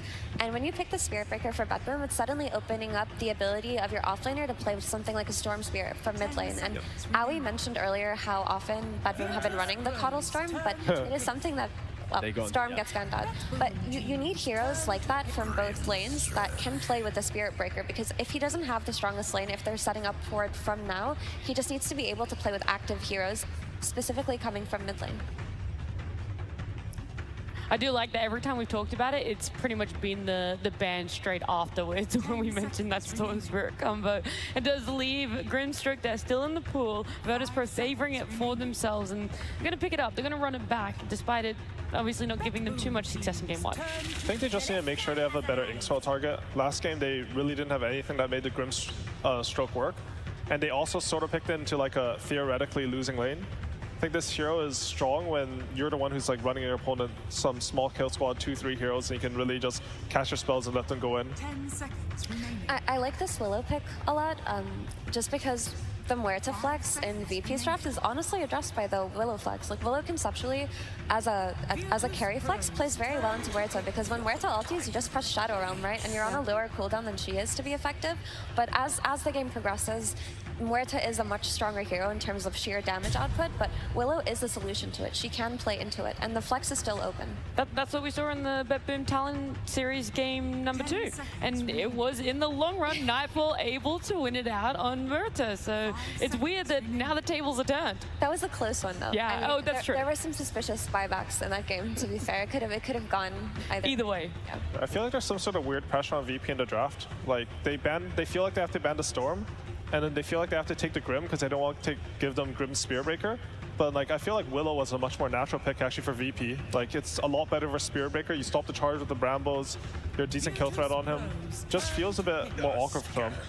And now they also set themselves up where BETBOOM, their support duo, if it is going to be Willow support, which I would prefer, is super potent into any aggression from VP. You're playing into high ground tombstones. You've got, like Aoi already mentioned, the defensive capabilities of Willow. And then the lane as well. Spearbreaker plus Dark Willow, quite an aggressive lane. If you step up and misplay, you're too far down the lane, there's actually kill potential. There's not a lot of combos that really give Spearbreaker that much kill potential in lane, but Willow is one of those 4s that can bring it out. And it sets up for this just formidable safe lane once again, where it's going to be Undying plus I see 4 heroes pick my carry for Nightfall. That is going to be quite a scary situation for VP to deal with. If this is a Muerta tough safe lane though, don't you think the Dark Willow Spearbreaker lane's sort of hard? Like, I don't think you have any chance to really fight back into that. No, yeah, it's not going to be the most optimal, but it's a playable. It's not really that playable. I think Spearbreaker is such a weird hero. He doesn't win lane. Like, yeah, BETBOOM's laning is really good, so they might be able to get away with something. But I think in theory, like, this Muerta Tusk should stomp Willow Spearbreaker pretty hard. Like, I don't really see what you do on the Willow Spearbreaker side. They just have so much damage, and Spearbreaker already has low BAT. You put minus attack speed on that, he's not going to hit at all. The trade-off is as well is like VP, they're seeing some Undying plus something, so it's like they pick a Doom for their offlane, and then Spirit Breaker, yes, it doesn't start the same way, but you can scale to the point where you have the same level of economy as a Doom once you have your Midas, your Octarine, etc. So it does feel like both teams are kind of copying each other, where Tusk plus Murta in one safe lane, Undying plus one in another safe lane. The offlaners aren't meant to have fun in this game. Yeah, the great thing about this Doom pick is that it addresses the potential of the Willow carry flex, because when you're playing against the Willow carry, you need these really strong ground damage cores. We saw BETBOOM play into a Willow with a Pudge. I mean, conceptually, a Doom with an Aghanim Scepter later on should be able to address the Willow carry flex if they do choose to do that, so now I feel like they should be discouraged from it. Also, it synergizes so nicely with their Grimstroke. They were probably looking at it in the last game, but it got banned out by BETBOOM, but you get the double Doom into Soulbind, you have an Inkswell carrier, and you also have a means to pressure whichever carry comes out from BETBOOM, because the second Doom Grim get levels, they can just run down the carry. There are very few carries that can survive the Inkswell level 3 Scorched Earth tower dive. Honestly, I think these side lanes are looking sort of good for VP right now. I think they have the right idea in this draft. Like, they felt like in the last game they got pressured so much in the safe lane, and they don't want to have that repeat. Said this lane, the only thing that I think they have to be careful of is that BETBOOM, like this Willow Undying could be a strong lane, or if they pick a different carry with a counter pick, and the Undying can rotate pretty easily on a Murta carry. She's not very mobile. You don't really do anything when they drop this Tombstone behind you. So this could be like what BETBOOM should start looking for. They even have the Invoker. I think, like in theory, like you can take like 1 or 2 points in the Invoker Exort, like level 5 or 6, and just go like some 2-2-2 build. And then with the Sunstrike and the Tombstone rotation, they can like sort of overwhelm this Murta Tuskar lane that's supposed to be really stable. I just like the fact that both teams have the same kind of concept with their supports, where if the lanes do go well for them, then they'll use the twin gates, try and break the map, and for VP, that's what we were kind of lacking that previous game. They had very kind of backwards thinking supports, a lot of the please run at us and let us use our spells, so this is a development from game 1 for sure. And 2 big carry bans for VP, Luna, Terrorblade. When you have Doom offlane, with the Undying, again, you're expecting free farm for this hero, so taking out some of these bigger statement carries for Nightfall. Good old Wraith King, okay. This is the traditional historic Doom counter, right? You get doomed, you reincarnate. You can also just, with the Axe build that a lot of people are doing, it allows you to play for longer fights, it allows you to play for tempo. But I don't necessarily think it shuts down Doom in lane, if I'm being completely honest. I feel like it gives them a timing to play on. It gives them a way to play into the Exort that Aoi talked about, the potential Sunstrike on side lanes. It gives them another stun to do it, but I don't necessarily think it's the shutdown hero that they needed. This is a very different game for BETBOOM, I feel. Like, when you have Spearbreaker and Wraith King in your side lanes, it's a lot of farm that you need, and then you're expecting Invoker maybe to fill in the gap there with Undying Willow. And on the flip side for VP, they, I mean, kind of also relatively greedy as well, but I think there's a little bit more points of aggression. Just because Tusk and Grim, they can do a lot of things in this map and actually seek a lot of engagements. But yeah, I think VP have improved drastically from game 1 to game 2. This is a much better draft from them. Yeah, I completely agree with that. I think this Kunkka pick in particular, like, it's going to be a completely different Kunkka game than last time. He has a lot of things to play with, and he's going to have a good lane, and it's going to make all the difference on this hero. I also think the Wraith King pick is pretty good. I think just because there's a Grimstroke in the Doom's lane, I think you can sort of swing that lane that way. The Skeletons are really strong now. Like, they keep buffing them, and I think with Undying, like, they have insane kill potential when they hit level 2. Like, I think we're going to see it snowball either really hard for the Wraith King, or the Doom will, like, sort of get to Vanguard and start, like, cutting ways and be very independent. What do you see as the win condition for each team here? I think the win condition for BETBOOM is if they break VP safe lane. If they're able to get a gate rotation onto the Murta, I think the lineup will sort of, like, you're too vulnerable on too many sides, and the Doom doesn't really want to rotate. Kunkka's really not that fast a hero. And for VP, they just need to make sure their lanes are really solid. Alrighty, there we go. We know what they have to do. Let's see if they're going to be able to do it. But first, it's BETBOOM's coach. Thank you so much, everybody. I am here with Malmstrom, our wonderful translator, and Volk, you taught me to say that. Thank you so much. Great draft that we saw in game 1. Excellent draft in game 2. But Spearbreaker first pick, I mean, very reminiscent of the road to the International. Have you guys learned anything since that road? Has your opinion changed on any hero? Отличная первая игра, классный драфт во второй. Вы опять используете Бристлбека и Дарквиллоу. Это те же герои, что вы использовали в групповой стадии. Вы что-то новое для себя вот за эти дни вынесли после групповой стадии? И если да, то что? Конечно, мы с каждой игрой выносим для себя что-то полезное. Но если отвечать конкретно, то все увидите в будущем. Yeah, of course, we found some, but if I want to answer, you will see in the future. Oh, okay, you're okay. That confident, huh? Easy 2-0? 2-0. Посмотрим. We'll see. Oh, come on. All right. Well, fantastic. I guess we will see. Are you ready to throw it to the game? We can tell you, just point at that camera and say, casters. What do you think? Ну, скажи, кого ты думаешь, кто победит? Я думаю, победит дружба. Friends will win. Friendship. Fantastic. Thank you so much to our casters. Hey, we got him. That was amazing. I love seeing it too because, like, at some point I thought I heard him say Twitch chat. I'm not sure if that was correct. I don't think he was asking Slacks' questions. No, that's for the better. That's the way it should go. I heard Bristleback Will. I don't remember Slacks saying those. But it is one of those moments too, is going into game number 2 where you gotta be feeling good. It's the coach of BETBOOM. My goodness, they came in, rocked the house. They had a perfectly prepared draft to deal with this Spectre that has been a terror for every team that's faced off against VIRTUS.PRO. And now going into this one, they come up with an answer to the Doom early on. They've got this Wraith King that's going to be played by Nightfall. Let's see if they have what it takes. And this time around, at the very least, they're saying, okay, we're going to give Squadix instead the Kunkka. Yes. So a much better matchup, obviously. And to be fair, the lane action went fairly well in the previous game for Notice, considering the situation, it being such a hard counterpick. But now, you know, you have the counterpick, right? You got the Kunkka and the Invoker. This is the matchup that a lot of the Kunkka players want to get. So hoping to get some great rotations in this game. Coming into it, though, I gotta say, sometimes you can get stomped and you throw it away to draft or something, and maybe they could do that. Be like, okay, yeah, we tried our Spectre, they were obviously ready, and it didn't work out. But the level of just clinical play that BETBOOM had, that was terrifying. Oh, yeah. They barely made mistakes that entire game. So VIRTUS.PRO, I hope they had a really good talking to there from G, try and set their emotions straight here into this next one. Yeah, figure out what they need to do differently and seeing if they've come up with answers. That one hurts right there, even just losing out. I mean, this is a lane that I feel like should be going a little bit better through the first wave for Squadix. We'll see if that does come back to haunt it. But, dude, when you get the Torrent and still getting denied, GPK is in his head. This is a very strong performance. You can see him just spamming Invoke right in front of him. GPK is feeling himself. That was actually so nasty. All right, okay, yeah, we better look somewhere else. We gotta find some hope here. We got Notice on the scaling hero down bottom, though. We got Pure on the most terrifying of heroes here. It was getting a little bit low, but we'll be okay. Right, and this is something that they were talking about during the panel. Aoi was talking about how strong this Muerta Tusk lane can be, and as you see, Sage just barely getting away from all those zombies and skeletons. I mean, Dude, Halloween is around, you know? They're awful. Yeah. Skeletons and zombies. Oh, wait, hold up, though. Finding Pure, chase down, one more hit. Kiritich, able to draw that first blood. It's really hard to get carries that maximize so nicely with the Tusk, as you were just about to point out, right? This idea of actually utilizing the tag team, it's much more often seen in terms of a position 4+ offlaner situation, where you just hard commit on top of them every time. But with the Muerta, you don't have to hard commit. It's just, if FNG gets the good position, then you can do it with a, oh, they immediately want to try and punish. Great shot there, though, from Kiritich. Will fear Pure off of him.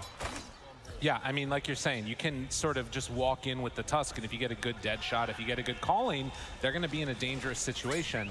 And we'll watch how these lanes do work out. They've equalized again a little bit in the mid lane, and down bottom, trying to play for this 3-minute Lotus. Who's quicker? FNG. He's going to get it. Charge now connects. Snowball the dodge. And the turn on to Pure, looking for a dead shot maybe. Got to be careful, pulled back in. Has to walk away from the brambles though. FNG taking too much damage, still has obviously a lot of regen. Has a blood grenade stashed away too, so might find an opportunity a little bit later to actually get aggressive here. But I mean, last game our first blood was 3 minutes 19. Same-ish here, just before the 3-minute mark, but already a lot more aggression. More trades back and forth, it feels like, in this game than our last one. GPK keeps on finding these denies. This is not something that's supposed to happen. I mean, you look, granted, different now because he's a universal hero. GPK's damage has been building into it by getting this bracer, crown, circlet. He's trying to go for like a maxed out right-click build, which is pretty nifty, and getting into the Solar Crest as quick as possible. All the last that's looking kind of all right, though, across the board. Pure the only one a little bit behind here due to some charging aggression that he's been opting for here, and of course the kill in the bottom lane. But other than that, pretty chillaxed here. And one of the best things that I would say for VIRTUS.PRO this game is noticed here, is I'm going to curse him. Oh, yeah. As they rotate around on him. Oh, man. They're getting eaten through all of the summons. Like I say, that's the skeletons, it's the zombies. Like I said, game looking much better for Noticed here because he's on this big scaling hero, right? This has been a lot of success for VIRTUS.PRO. Not so great there. Yeah, I played against this like yesterday or 2 days ago, this Undying and Wraith King, and I just looked at my hero and I was dead. The summons are brutal. They're devastating. Pure, he's getting punched a couple of times, walk in and actually able to dodge away from those brambles. But Kiritich definitely off to a better start than he had in the last game. Across the board, actually. All of the lanes seeming to do decently for VP. See if they can actually find a second kill here this time, and see if they can also make use of these twin gates, of course, as we heard T mention in there on the panel. Definitely is feeling good, though. I like this build that he is going for. His charge down bottom, FNG. Could think about going again when he has the next round of his abilities up. Deadshot pushes Pure in closer. Yeah, Mertz is having a free time. She's doing a great job here. Like, Kiritich, excellent job here. He's just constantly keeping the pressure up as much as he can, right? Every little right click that you can get, of course, getting maximized there with the help of the gunslinger. Really trying to keep this pressure on so they don't feel comfortable diving you. Oh, maybe a little bit of a miscommunication up top. Thought that they wanted to go in for an Inkswell play, but was not actually in position to do just that. So at least at this early going with Earn done, we'll see if Invoker wants to maybe get active if he gets lucky with one of these runes or has other people rotate into his lane. Already, VP, they're bringing 3 mid. So trying to set up to stack the camps, it looks like, with the Grimstroke, while Toronto Tokyo is going to rotate across through the Twin Gate. Thought about it. They're going to make a move now onto Kiritich. Potentially, Tombstone down, and yes, they are. Drops down the blood grenade, wants to hunt. The fear pushes one away. Can Kiritich survive through this? Trying to take down that zombie house. One more hit, it's there. Toronto Tokyo will come through with save for the finish. But in the end, FNG able to get a return kill. I get one trade, but it's certainly favoring BETBOOM, of course, to slow down this Muerta, a hero who's trying to get as much fire as possible in the early game. Up top as well, the stun on the Notice here with the chase down of the Skellies. Just loses half of his HP. That's a tough one here. Still has the highest net worth, though, as you can see on the predictions there for everyone watching in game on our Muerta. 7-minute mark coming around now, and VIRTUS.PRO last game were able to steal away the double Wisdom Rune. This time around, it does look like BETBOOM team are in a better position to go and claim those ones, so should be a trade-off of one apiece. I remember at that point it was already looking pretty rough for VIRTUS.PRO. Oh yeah. We were kind of happy they managed to actually get the Wisdom Rune, so this time, of course, things a lot more stable here. But Pure on the Spirit Breaker, you know he just wants to break open this mid-game, right? Oh, yeah. You've all been watching Spirit Breaker. You've probably been playing against Spirit Breaker. Hopefully not playing Spirit Breaker, I'd hope. None of you out here. You know, these Midas Octarine gamers all over the place. It does become really disgusting. And again, if you're tuning in for the first time in a while and you're like, Spirit Breaker Core, what the heck's going on? You're going to see this guy run all over the map, just farm up absolutely everything. He might end up with the most last hits by the end of this game. Just it has happened. That's how it works. Yeah, you just charge right through that creep wave, you get all that gold, life's good. Oh boy. Let's see if they can slow down this Spirit Breaker at all here. Or he might die like 10 times. That could happen. Yeah, you know, that's also possible. Give and you take. EMP always hurts. Kunkka losing all that mana. Toronto Tokyo shows up. They're actually charging now. Bringing in numbers. Are they trying to bait this in? Snowball going at the same time. Squad X, he gets the boat off though. And now the catch. Is it going to be enough for the kill? They got him. Not 2 games in a row. That's right. Not going to drop that time. And with the actually Tombstone down, they'll farm that up too. VP looking great. I mean, that's got to feel great after that last match, right? I mean, he spends the entire time just terrorizing you, and you finally bring him down. See if they can continue that type of a play as this game gets later and later. Uh-oh. A lucky bash. Keeps Pure perfectly fine and dandy. And in the meantime, we talked about this as a counter. The one plus side for Doom is that you should be able to farm pretty safely in this one. As the Vanguard, right? Been waiting for that. They bring everybody and he gets Caster Curse. That's a possibility too. We gotta stop talking about Notice. Honestly. Every time we bring it up, he's near death here. Manages to get out before too much extra aggression comes in as the 9-minute mark comes around. Somewhat failed rotation from GPK, but circles right back for a bounty rune. Toronto Tokyo happy to spend a little bit of time here in the mid lane here. He's level 5 in this Undying, trying to get to level 6. Spear's gonna run an F&G here. Oh, stun. All right, gotta watch the... Oh. It's gonna get the kill. Jeez, I thought they might need like a dead shot play or something there, but between the silence and the Grimstroke, not a chance at all. They do have a lot of frustrating lockdown early on for the Spear Breaker, actually. Yeah, it's frustrating to play against. I mean, you know, there aren't many things that he hates to play into, but if you can catch him before he gets that Charger Bulldoze off, it definitely hurts. Now the move in towards mid. SquadX does have enough to get the boat off, and actually finding Toronto Tokyo. Gonna pull him back in even closer. Snowball onto the Invoker as Toronto Tokyo drops lower and lower. The dead shot goes out, but the slow is there. VIRTUS.PRO ready to fight back in game 2. Gonna make this one a little interesting. F&G's crushing it. 1-0-4 in this Tusk. He's a part of so many of these kills right now. 5 out of the 6. GPK, oh, immediately cancels that regen. What a frustrating fellow. See if they can catch him out and actually throw a couple of tips around. They got some respect back and forth here for the mid players. I mean, you gotta imagine SquadX after that last game has been like, you bullied me all freaking game. I'm gonna try and pull this one back. Do you think he's just like, he definitely doesn't have Exort, right guys? You know, he's farming on top of a Watcher there. No chance. He does just get his first point now at level 8 though. Nasty Sunstrike's about to come out. Down bottom. Tusk is kind of in a deep position, is gonna run into a lot along with Nightfall. So they pass by each other. This is everybody from BETBOOM. They brought the house. Yeah, Charge not up for another 10 seconds here, but there's Skelly's hitting this tower with a catapult. I think Kiritich is gonna start farming his way back towards the base. Yeah, they gotta get out. Closing in on that Maelstrom to really increase that farm speed and try and stay on top of the net worth board here. Well, and you got to imagine, too, in a game like this, this is really important that you start to get some good momentum for VIRTUS.PRO.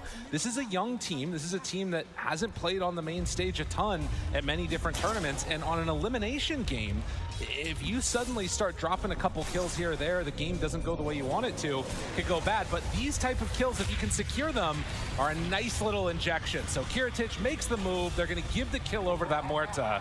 So important to slow him down before that Midas. And also catching him before the Willow is level 6, because you're almost playing a bit defensively there on save, right? And well, he's trying to make some saves, but doesn't have the Terrorize yet. Try and back up the Spirit Breaker. See if they can keep these feet under him and keep this momentum going for VIRTUS.PRO. And for BETBOOM, I mean, again, you have a lineup that can play somewhat high tempo, but of course, again, it's Invoker trying to get into the Midas, become that scaling hero that we've come to see. 7-2 right now is the score. Only 1,000 gold separating the two squads. Stacks on stacks gonna be claimed here. Much faster pacing here for the Kunkka in this one. Nice. SquadX thinking about joining up with this push, but waves are coming in mid, so. Instead, gonna go on to GPK. They find him there. Snowball Inkswell got him caught and can't dispel it with that tornado. They do have the ghost ship already out, but not going to be enough for the kill with multiple people coming in. Oh, can they get the kill here? This would be huge. If SquadX goes down, he's in trouble. Soulbind, is it going to be enough? No, Kiritich shows up and turns the fight. That is what they needed. Oh my goodness, the XP on save is killing them right now. He was so close to 6. They could have turned everything, right? Yeah. One Terrorize, one Bedlam, even just putting that right on top of Pure while he charges in. And suddenly you're the ones who are getting aggressive and getting these kills. At least GPK does survive. Could have made the difference there. And they won't be able to pressure the mid tower too much. It's still down below half HP. But this is a window too where, like, you look at GPK, he wants that first Spirit Vessel charge. Any kill right now is so high value. He's been trying for a while.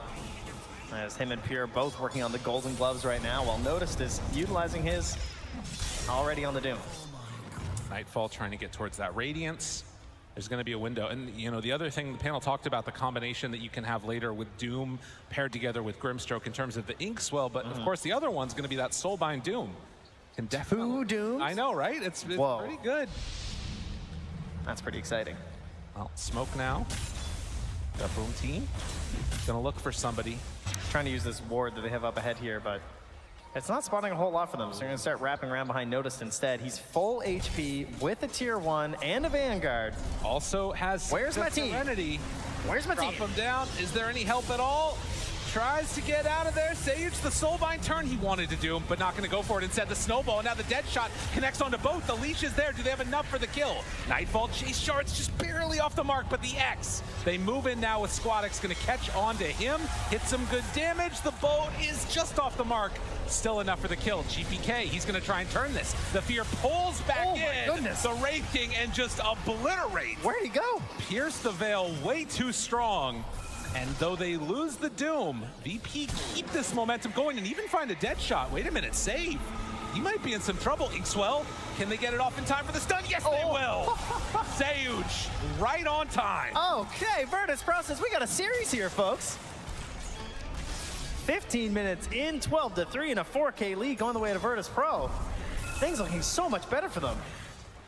It is definitely turned around. And you know, you start to build some momentum and suddenly BETBOOM team, how are they going to respond to this? Obviously, still they've got a lot of their draft left to unpack and time to come for them to start feeling better, but they got to start thinking about maybe shoving out all these waves and just buying time with the Midases or something. And how much time are you going to get? Right. How similar will VIRTUS.PRO play this game compared to how BETBOOM did last time? Getting across that river, getting into your jungle, taking away this space to farm. And, well, similarly, BETBOOM probably going to be waiting on that Radiance. Much like Heritage was on the Spectre, that's going to be the problem for Nightfall here on this Wraith King. So time will be on the side, most likely of BETBOOM if they can get there, but that could be a big ask for them.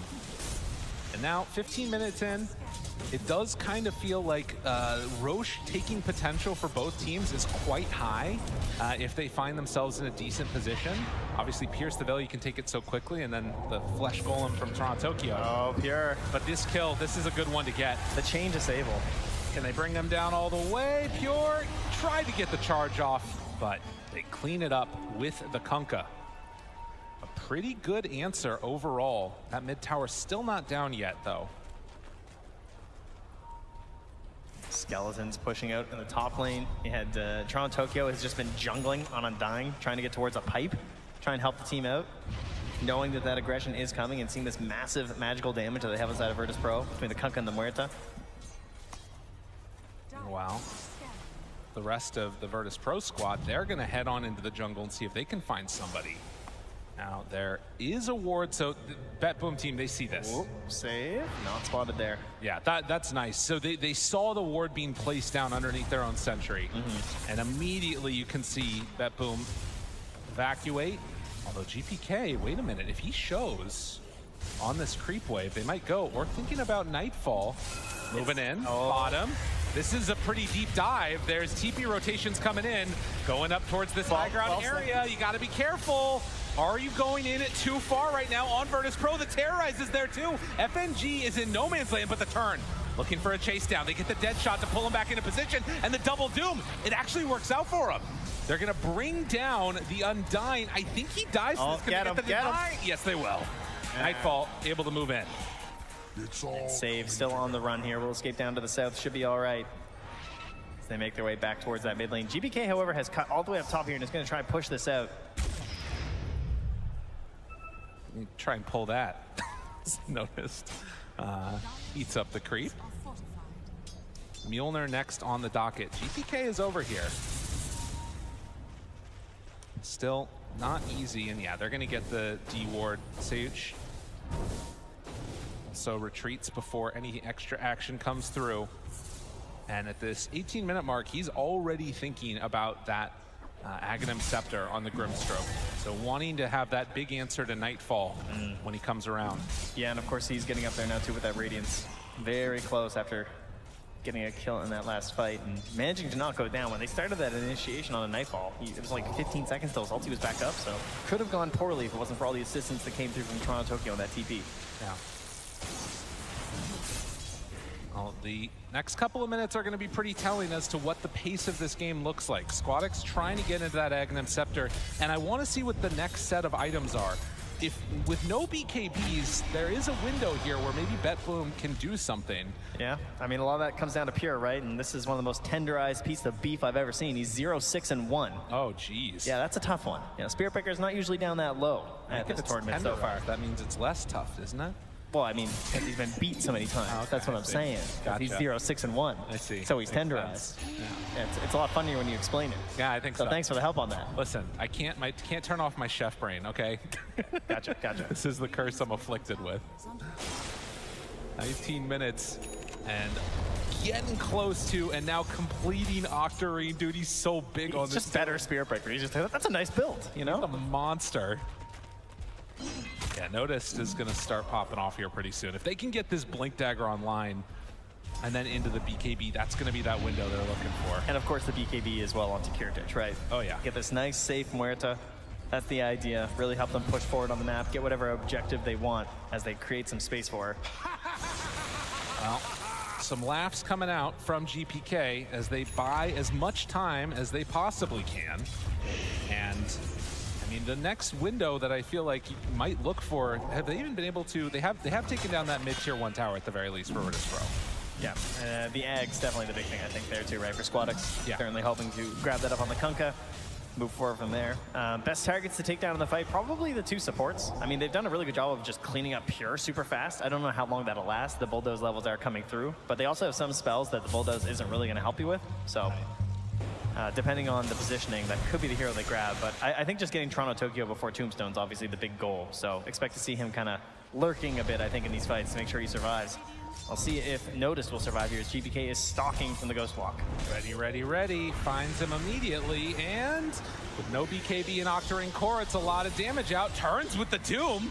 Okay, now moving in, there's more heroes in the area. Sayud shows up, FNG there too. The stun, they have a snowball save. Can they get there in time? Notice they pull him through, chase down, and connect onto GPK for the finish. Yes! Notice kills him off, now tries to walk out. Notice is actually living. The charge is gonna be enough though to bring him down in the end.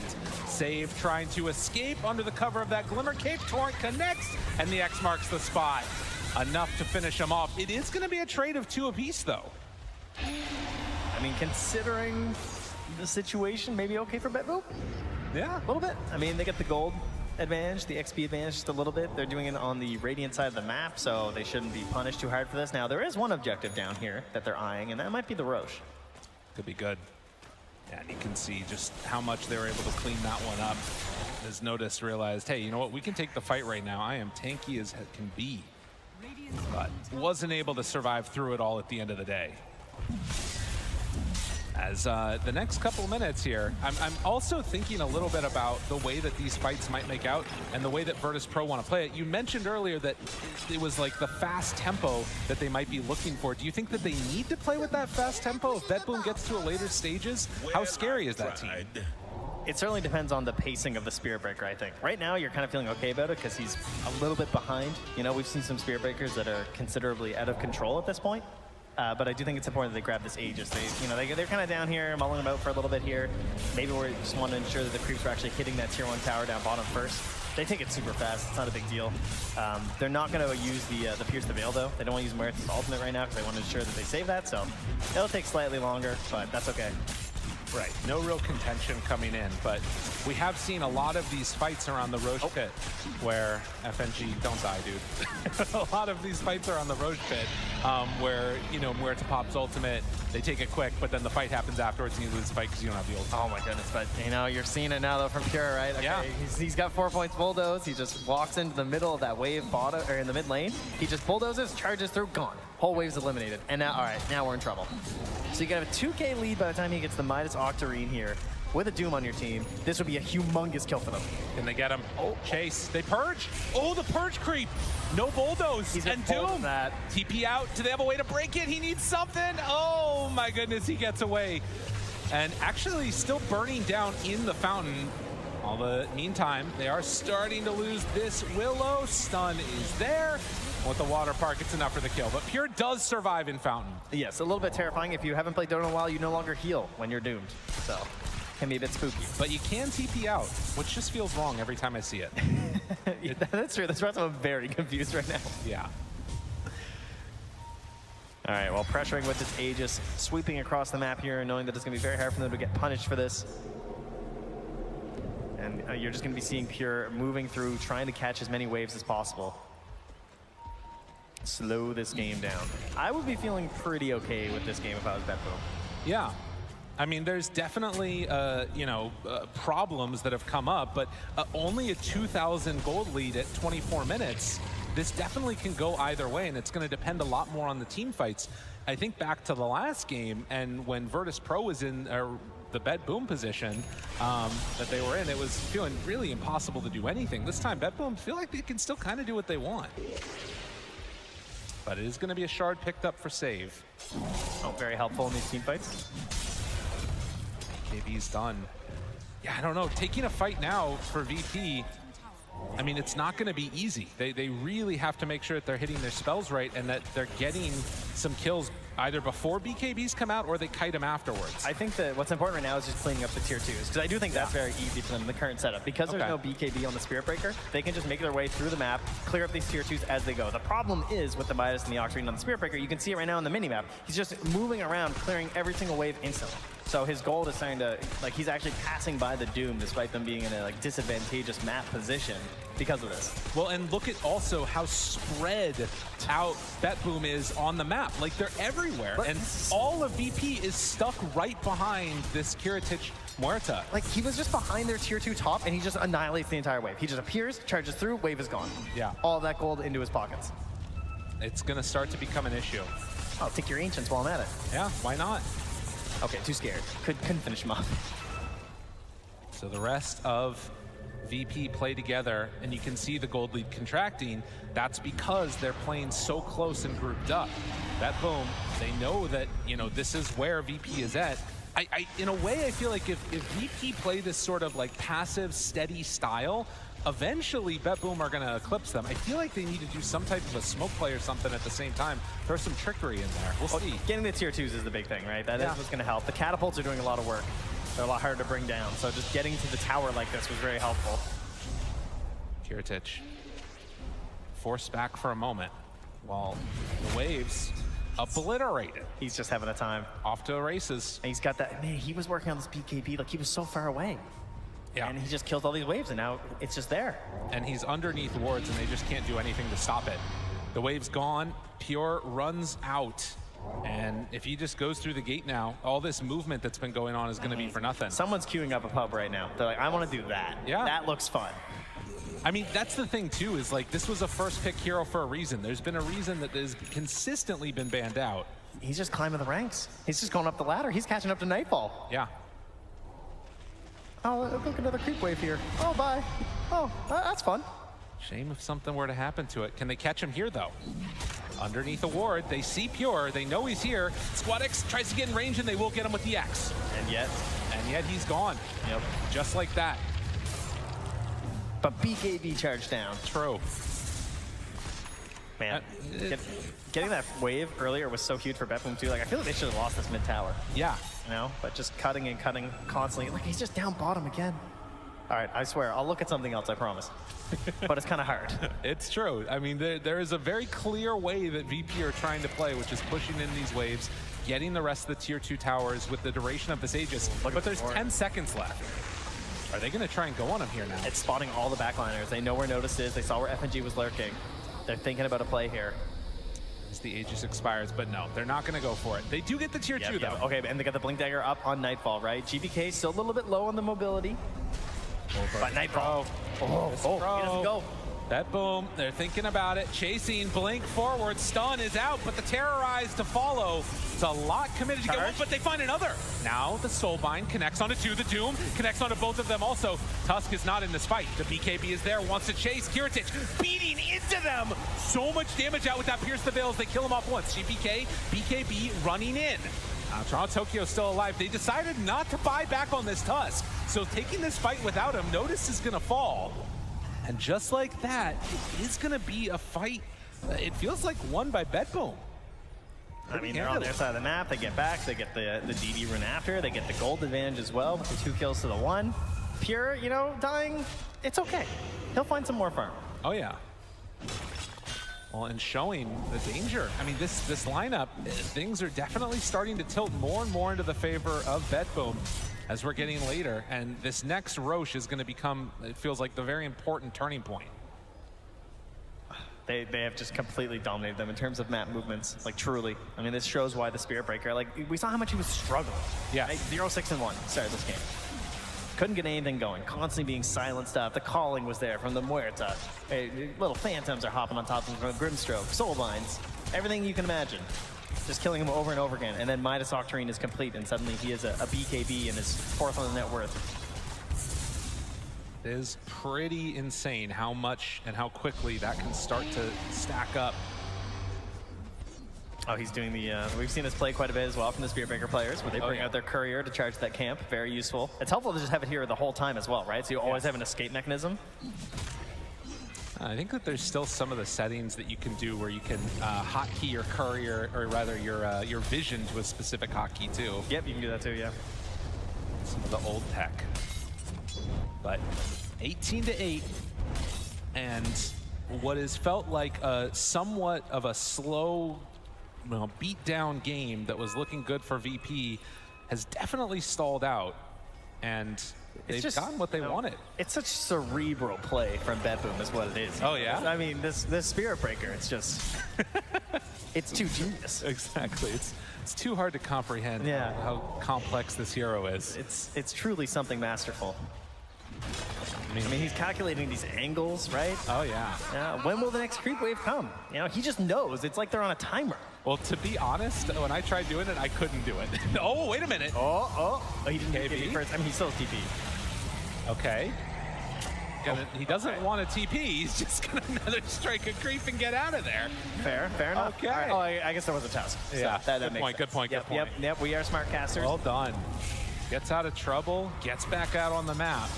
Gonna be fine and dandy. Man. Yeah, I guess that's the thing too, is that like having the Tusk, you need something. Eventually, you think about it, maybe level 25 for Doom. Perfect. You could have another way to break it. You can get the mute out finally again. And this might be one of those games that starts to go the distance. Well, it's definitely looking that way. I mean, they're waiting for the next Roche before they want to move again. Yeah. Did not get everything they would hope to achieve, I'm sure, on that last one. Still have the tier 2 bottom, just missing the tier 2 mid. I mean, that was a massive win for BETBOOM that they held so much of the space on the map through that first Aegis. And now moving into lurking for the second one here. It will be a Radiant side Roche, and they're going to know that as well. Right. A minute gives them pretty good window where VP should be able to claim it. Now, this feels like it's much more likely to be one of those where you maybe think about piercing the veil and just getting it as quickly as you can. Based upon how they're set up, they might try and defend this area. That's an AC done for the Wraith King, but it's the same time that Grimstroke completed the Ags. Yeah, so we've talked about that for a while. Been working on it for a long time.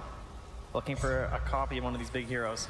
Gotta watch for this now. Aghanim's also done on Squad X. This fight might be insane. So they have vision behind themselves on BETBOOM, but none up ahead. There is vision in the lane currently. Ob Sentry combo for VIRTUS.PRO as Notice does pop. Breaks it. Knows they're nearby. Hides behind Save just goes for the big ward. He gets it down. That's good vision. They do Sentry for it though, so VIRTUS.PRO immediately want to move away from that area. Don't want to fight under a ward here from BETBOOM. The vision becomes paramount. They have one down in the lane, which is pretty good. They're just gonna... For VP. Oh my God, this is a crazy play. Wait a minute, they pop Pierce the Veil and they're just going to take the Roche. If they can get it in time, and look at this. Yeah, they know they want to wrap. BETBOOM, they're taking too long, but the Sunstrike is there. They're gonna come in. Now they're coming in. Are they gonna be too late? FNG, he's really low. Gets the Sovol. Trying to back out. He walks in and he gets it though. Kiratip snatches the Aegis, forced Staff to get out of trouble. Now connection. Doom, does he have enough damage? The connection of both. That's a Doom onto Spirit Breaker. Pretty solid. And look at the deeps. Oh, they got a Spirit Breaker of their own. Can they get it? Any way to break it? No. GBK will get out. But the play, that is a big ball play going for VP. Holy moly.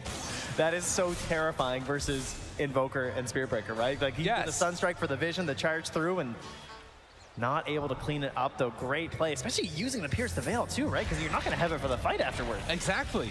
Oh man, that was close. That was on a knife's edge. All right, well, we'll see if they can be a bit more successful out here on the map compared to that last game. They struggled a little bit here as GPK's Courier is in a precarious position here, looking for a Lincoln Sphere. Man. Sneaking around. Well, Blink Dagger now done for the Tusk too. 20-8. And I mean, so with this Aegis, how much do you feel like you need to get done for VP now? Because, you know, you've sort of reclaimed some more of that, the power. You can try and push high ground maybe if you want, but that doesn't feel great either. Yeah, it is tough. I mean, obviously getting a big kill out of the map is what really determines it, right? You know, if there's a haste rune up there, maybe that could help. Give yourself something in terms of the actual catch around this map, but getting good vision down and trying to get a pick outside of the base to enable you to go for a tier 3, and then you have this threat of like win condition if you get a buyback on someone. That's what you're hoping for right now as VIRTUS.PRO.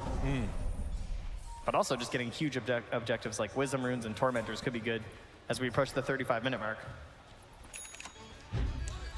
Well, nice, steal this one away here. And they already have a lot of shards, so that one's going to go all the way up to Noticed. That's a nice one. Gets what he needs there.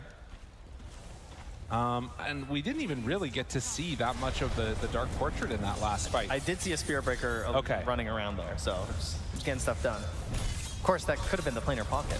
Right, that's a good point. Who knows? The planar pocket. Coming into clutch. I mean, it's scary.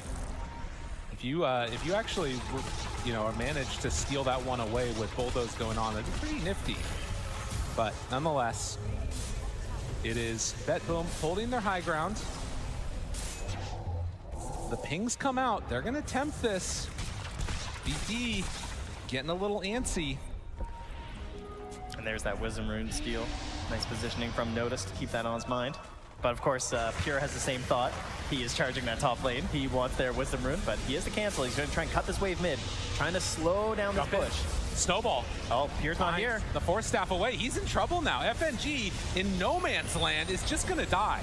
They do manage to claim the tier 3 tower, but Tusk just in deep wanted to find that punch and then maybe a dead shot back or something. And Pure is just going for the waves in the mid. They're going to try and stop him at all, or is he just going to get away with it? No, he can't keep getting away with this. But he is. And he's probably going to get the Wisdom Rune too. He's out across, maybe a little bit too afraid yet. Squonix is on it, yeah. I had a feeling he might show up. So VP, and you can see the 36-minute Midas. Okay, perfect. Got by Toronto Tokyo. This makes absolutely no sense, says Save. Just keeping an eye on his captain there. Yep, they're also getting a Midas on Save, so that's going to be how many now? Is that 4 Midases?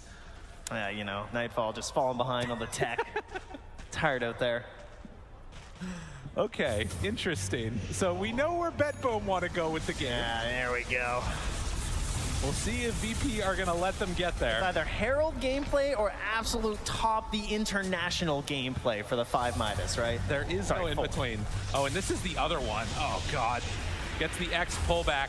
The X Siege, as they weren't quite able to break that TP of Pure.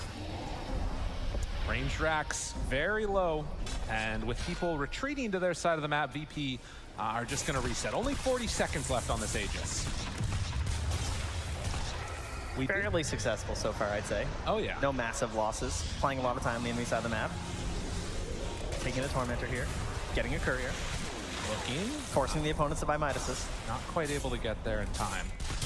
I mean, I think back again to that BETBOOM game that we saw earlier where Toronto Tokyo was playing the Undying, got up to 10k HP with the Aghanim Scepter, and he's already got it queued up again. He's got BKB Aghanims after, so knows what he wants to do in this game. And he's got the other great neutral item there in the Ogre Seal Totem.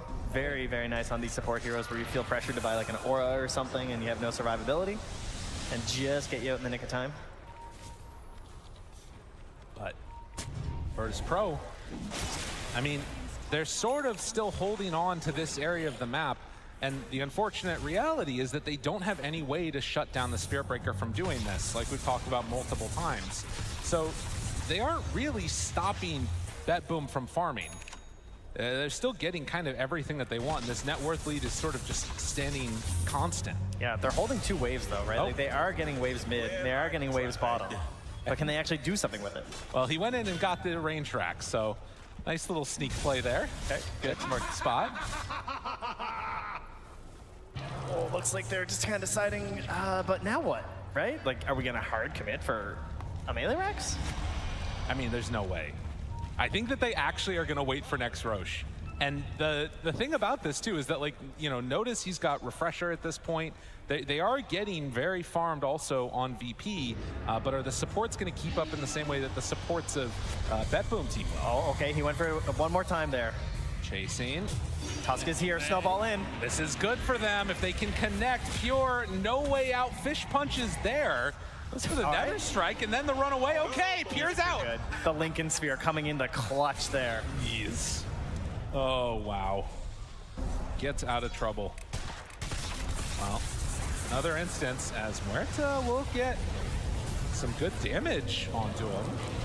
Needs to back out of there. Sunstrike actually connects. That was sick. Down to about a quarter HP. Oh. Refresher is Oh, done come now on. Spirit Breaker. Have mercy. Dude, they're getting there. BETBOOM, they're actually going to hold. I don't think that VP has been able to play fast enough tempo. And now, highest hero level in the game, starting to get towards the highest everything. Is net worth's going to be up there? Okay, but here's what it is though. Muerta players, this is where they want you, right? Those Muertas, they're like, they want you to think that you've got an advantage, and they want you to forget that they're playing Muerta. Okay. You've seen these late game fights from a Muerta. It's true. It's unbelievable. One good positioning during Pierce the Veil, other team's just gone. Yeah, I mean, you're not wrong. It can completely boggle the mind how much damage she's able to dole out. FNG, though, is always charged, and man, the Bedlam from very far range, and then they just move in for the swipe. Nightfall gets the kill. I mean, how quickly things can turn. It can happen in just an instant if they're not careful. This marks the spot, still held, not used yet. Nightfall. Oh, Kiritich. On to Kiritich, and now the Terrorize and the connection.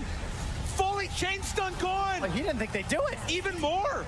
Oh, he didn't get a chance, didn't get the BKB on Another one. Blue finds him. Notice in trouble. It was going so well, and BETBOOM just shut the door. I think they just thought they wouldn't jump. I was like, I'm fine up here. I don't need a BKB. Just absolutely blown up there. And now with this Refresher, I mean, you could just see Pure, if he wants to commit it, you're just done. Goes for a second charge through there. Didn't even have to use the Nether Strike. Just spent his time waving at him while he killed him. Well, BETBOOM making good calls in this one and retake the map with all the lanes constantly shoved out. There just was no answer. And now a tier 2 tower gonna go down. Look how much damage was done. They couldn't do anything on VP. All right, Dota is a team game. Oh yeah. But seriously, Pure just won this game. Like Pure's map gameplay, and sure, his team's setting up for it, but this idea of the Spirit Breaker and opening all this up, he has done so much individually to keep this game going and now giving them straight up the lead. I mean, they have the advantage in this game at this point. Right. Well, and like you said, it was the stun, the 4 staff away, didn't BKB, and I mean, it's just a painful one. It hurts when that happens like that. The charge through the control onto Noticed. It's not over by any stretch of the imagination. They got a lucky break. They did. Because that Roche is not there. Well, and the other thing for VP is they got to right the ship. They got to calm themselves, get themselves in a good state of mind. And they have Kunkka. That's right. He can right the ship. Hey. Yeah. God damn it. But it is a very long Roche. So they've been waiting there. It's almost max time. So they're just kind of sitting there like, where is this thing? Why isn't it spawning? And that's huge news for VIRTUS.PRO because it's hard to imagine they want to give this up. Like, Muerta needs that burst fight. So more lives, like you're already dealing with the Wraith King. I don't think you want to have to handle another one. Same thing with the Doom. They got to get this fight. So this could be the one that decides it here, folks. Well, Doom does not have bots level 2, so getting there a little bit tough for him at the moment. Is going to TP in now to rejoin the crew. No vision up ahead here for VIRTUS.PRO. They don't know what's going on. And Nightfall is just sitting here alacritied up ready. The Penguin comes in.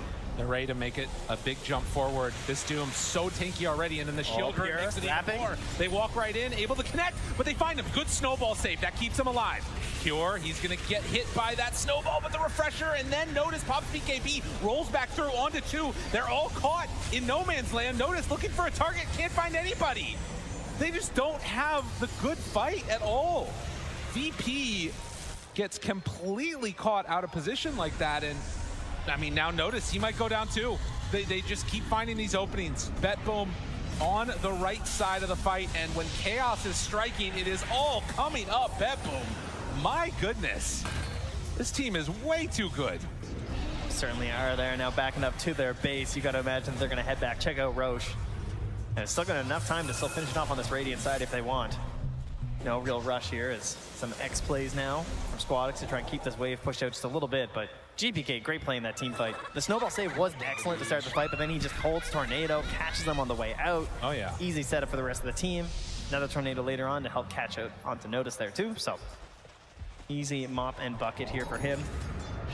And just solid positioning too, obviously, like way back behind Nightfall, and a cheeky little wraparound. Pure. Oh, okay. Pops the Lincolns, then X's. Okay. BKB back up in 1 though. I mean, bulldoze, right? Like even X, it just doesn't last. He's trying to do anything at all, but he's not taunting. It does wear out now. Okay, now BKB and then charges away. It just doesn't matter.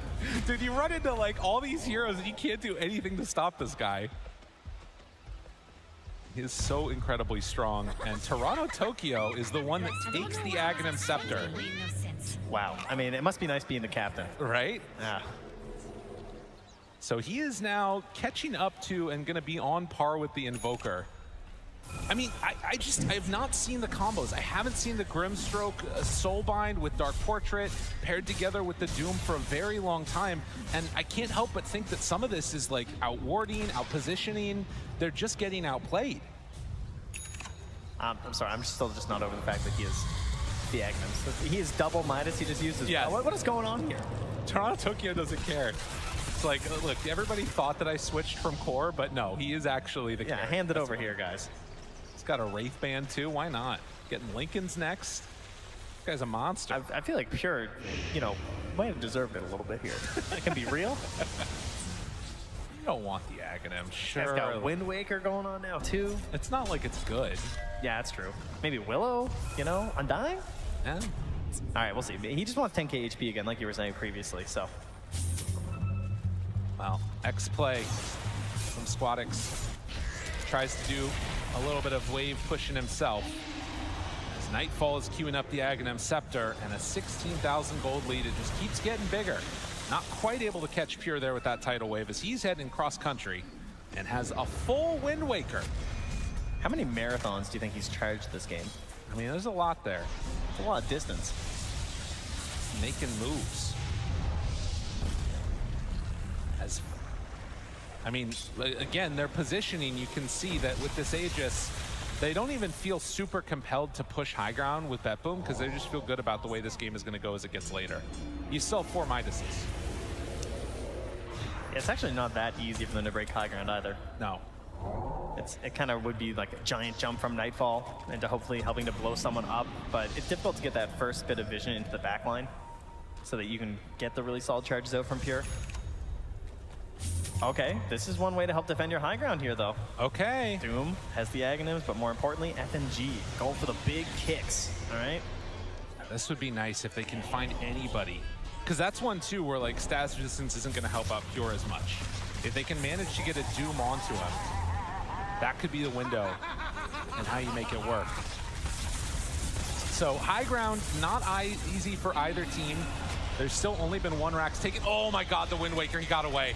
FNG still hunting, wants to get it, can go for the kick play, but no, the Lincolns! Oh. The Lincolns, it was right there, and now tries to get out, but the Wind Waker away again.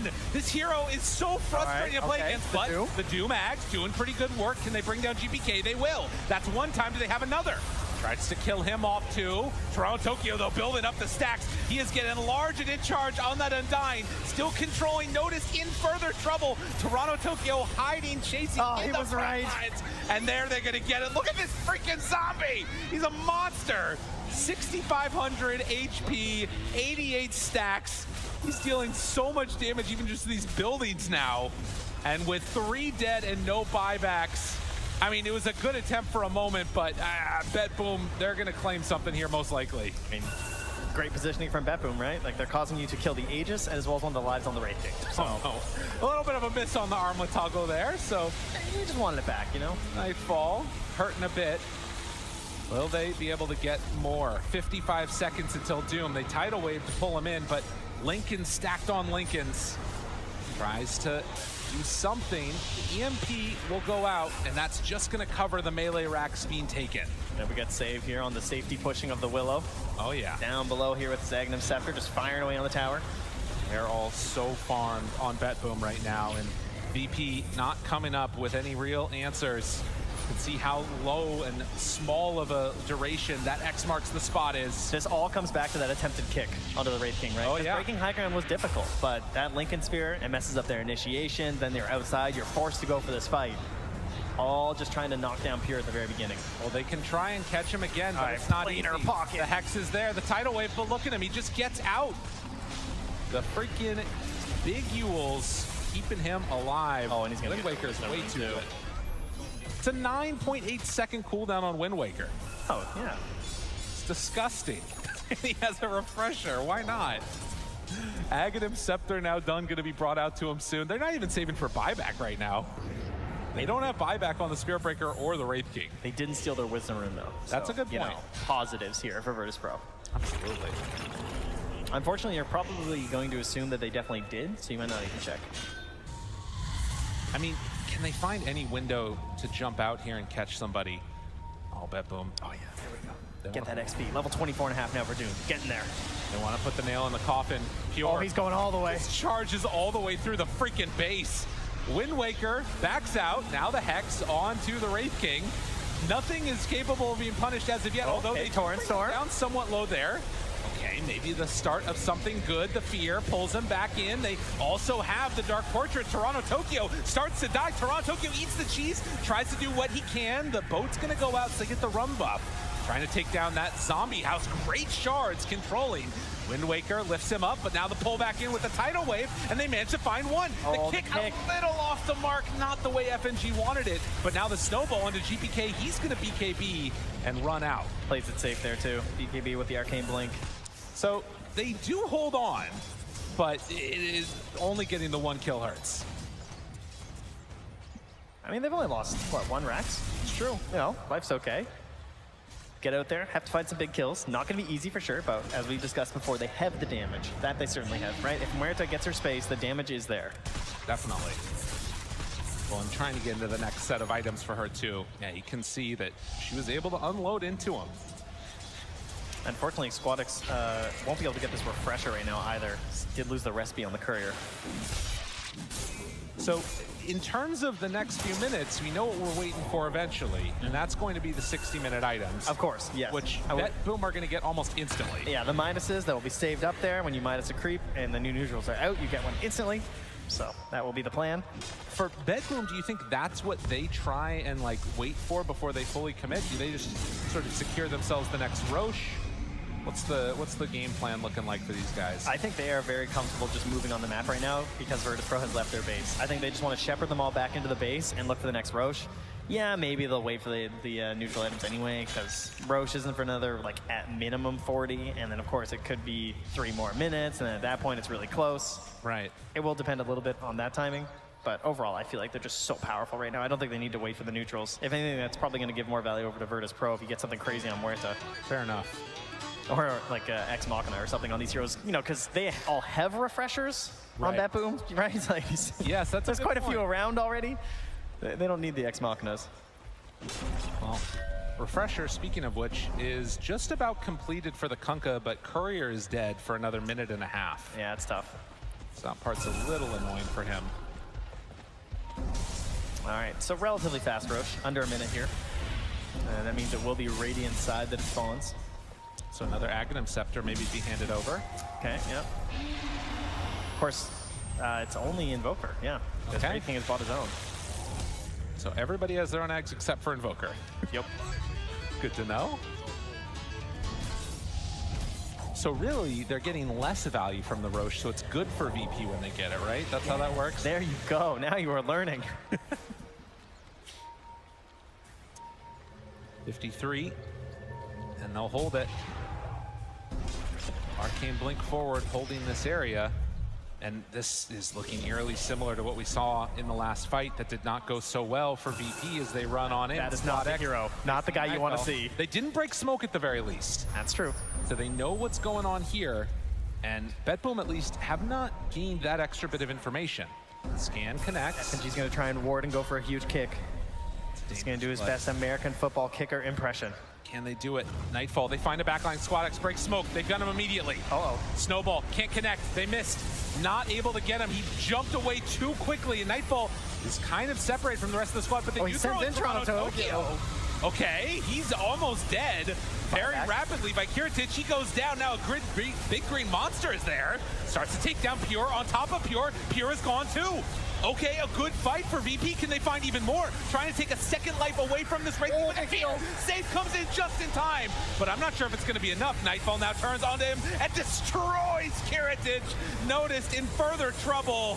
Do they have anything extra? They need a Dark Portrait. They need something, but they can't connect. They're going to lose the Grimstroke. The Noticed Doom is also going to fall. As BETBOOM reassert dominance, they did force out at least one buyback, Pure as well as Toronto Tokyo. That is a big one to have on Pure for sure. That's good news for them. They didn't immediately buy back on the Muerta and try and get back into the fight. That is because Muerta, you know, she's in some ways a bit of a transformation hero. Like, you really want to use that Pierce the Veil, so buying back without it can feel very, very painful, even though they're fighting down here by the Radiant Outpost, where it feels like, hey, this is your chance, right? You can actually fight this for a second time. They'd rather take advantage of it on the high ground, and probably largely due to that buyback from Pure, because now they can say, hey, if we fight on the high ground, we get the kill from Pure, you know, that'll be a dieback. I love that moment where he's holding the snowball and he sees Pure just jump away, and he knows, like, this isn't going to end well. I'm very dead. Yeah. Did manage to get the kick onto Toronto Tokyo, though, which I think helped out of that fight a lot. Yeah, helps bring him down here, but then Kiritich, of course, not able to get any spacing, thanks to that ghost that's up there from the Undying as well. Oh, and look at that. Back in the world that we're living in, they left the cheese in the pit, too. Okay, nice. Hex, Torrent, pulls him back in, lifts him up, Notice is there, and the Doom, Pure decided not to go in.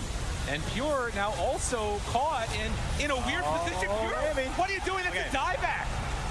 He doesn't be Aegis, but this is the big thing about Kunkka, right? The sass resistance doesn't matter. And got him caught. He's not going to be able to get away from this, most likely. The lowest, but no! He gets out. Are you kidding me? How? You know, dude, most wanted, dude. This hero is so dumb. I can see them putting posters up around the arena right now. Have you seen this cow? That is insane. All right, we got to look at the cheese down there in the bottom right-hand corner. I can't believe he lived a second life. Man. That, of course, now opens up a bit of a dieback condition here on VIRTUS.PRO, as Noticed was forced to buy back in that one. I do love it, though. This is why you first picked this guy, though. And a bold move from VP to let it through, as so far it has not worked out for them. BETBOOM still sitting pretty. Now, they did burn through the Aegis, so it's, you know, more of a missed opportunity than anything not being able to take him out, as the heart is now completed for the position 5 Undying. Yes, yes, of course. Because why not? Yeah. The same time that Kunkka gets his. Okay, that's painful. I think it was his at least, maybe not. All right, Kiritich is feeling it. The rest of the team, not so much, so they're going to X him in. All right. This is how you siege. Interesting. I mean, Muerta, a very rare thing for a carry to have like such good tower taking ability here, with the use of the gunslinger working on structures. Wait, so they're actually, because he's still dead on Invoker, this is a bold move from VP to make that type of a play. Oh, got vision for a second. No. You hear the spear breaker. It's true. It's really scary, man. It's no joke. They're catching up to them. They have a ward here. FNG looking to pop smokes with the positioning. Kiritich kind of far up front. His positioning's great. They find one. Toronto Tokyo starting to fall right at the start. Can they bring him down? Oh, chasing, Invis, heading out. No, Pure's chasing too. Kiritich is right there, tries to bring him down. Cataclysm, not going to do all that much damage. Still holding and the Doom, they're there, right on top of him. And there it is, Pierce the Veil. The turnaround, he almost brought down GPK, but able to get some separation. And now stunned for a long time. Saving the day for BETBOOM. Sets up for the kill. That Dark Willow is doing so much. Oh, barely able to TP out of there as Nightfall blinks in, trying to stop him. Wow, just like that. They manage. It looked for a moment like it could have turned around. Now they do still have buyback, and you can see Toronto Tokyo, yeah, for a moment, 9,800 HP. First time that this heart has been bought on Undying. But will it be the last? That's the real question. I hope so. GPK, Hex to start. Pure coming from across the freaking map. Tidal Wave tries to get him out, down. Ooh, the Tidal Wave actually breaks the charge, but Nightfall finds himself noticed. BKB tries to run, SquadX in trouble and burns. GPK gets him dead. Does have buyback. Only hero without it right now that's dead is the Tusk. And they would love to be able to go for the kickback play. They've been holding this buyback on Muerta for so long. So many fights where she hasn't gone for it. Oh, and BETBOOM just trying to clean up. VP, it looks like they are giving up the mega creeps. Pure starts to hit the tier 4 towers. Now there is still the buyback play. And they end this one here. Are they just going to be content to... Oh. Yeah, they're rotating around towards it. Thinking about it. Yep. Last one up top. BETBOOM goes in for it, still 8 They're going to try and get Muerta's refresher here for this fight. So I think they're going to give it up. They're going to try and get a respawn naturally, buy the refresher, and get double Pierce the Veil in the hopes of winning it. Can they do it? I mean, they're facing mega creeps, but still maybe one last gas coming out. Dark Willow hitting the tier 4 towers. FNG, jump forward, Inkswell, kickback 1, snowball follow. The Doom is there, they get him caught. Is it enough for the kill? Kiritich chasing, wanting to get something done. Now SquadX hunting also, they connect and find that kill onto the Wraith King. Nightfall, BKB tries to TP out, but the Doom is there, level 25. Gets him caught. No way to get out of there. A second round now. Notice he will have another one. They kill him off again. In trouble. Cataclysm there for the turn. They have enough damage to bring down Kiritich. Kiritich turns, starts slinging those guns, beating into him. Toronto Tokyo still very tanky. He bought the refresher mid-fight. Oh my god, he's a carry now. Get the hell out of here. This guy's hard to deal with. But the disarm, the lift up, the torrent's there, the control, Pierre beats it back in, and Toronto Tokyo, the giant zombie, 12,000 HP, just starts hitting buildings. He is way too strong at this point on this Undying. Heart, everything else. GPK gets hex, SquadX is there. Muerta is back alive again after the buyback. There's the refresher, pulls him in, wants to bring him down, and turns for the Pierce the Veil, but save. Does he have enough damage? Oh, how do you like it, down and gets him caught and killed. Nightfall with the turn, starts being into him. Okay, maybe a chance. Nightfall, 6 seconds, almost gone. No, but he gets away. The lift up from GPK keeps him alive. Second round. Oh, he walks back in. Can they get him? Do they have enough? Yes, they will. That's GPK dead. No buyback on either Pure or the Dark Willow. If they can actually make this fight work, wait a minute, there might be a chance. Kiritich, hexed up. Can they get him out of there in time? The Inkswell is there for the turn. They find the finish to get out. SquadX there with the control, the break, the hits. Does he have enough? Toronto Tokyo getting lower, but is just going to back out. This is a dangerous territory. There are no buybacks right now on any of the Dire. They find him with the Walrus Punch and the kill. Dead for 2 minutes. They're being swarmed by creeps in their base, but they're going to hold the line at least one more time on VIRTUS.PRO. Amazing positioning in this fight here from Kiritich, managing to stay alive. The use of the refresher to get the second attempt there on the Pierce the Veil, unbelievable. And Nightfall, too, lurking in the back there, waiting to jump back in there with another ulti. With this overwhelming blink, so close to just ending the game and taking this Muerta down for 7 minutes. No buyback here. She has to still worry about that. They are just now ticking back into it, though. So this actually isn't as bad for BETBOOM as it looked like it could have been for a moment. They will have buyback back on the Spearbreaker.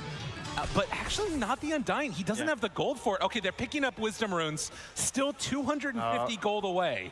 Muerta's Courier. It's got a mission here. It's thinking. Oh, she's doing some quick math here. I mean, you've got. I think you have to go for the all-in play. They're gonna go for it. I mean, Rapier is queued up. She's still pretty poor though. Yeah, I mean, it's really tough. Oh, here we go though. Doesn't have a refresher.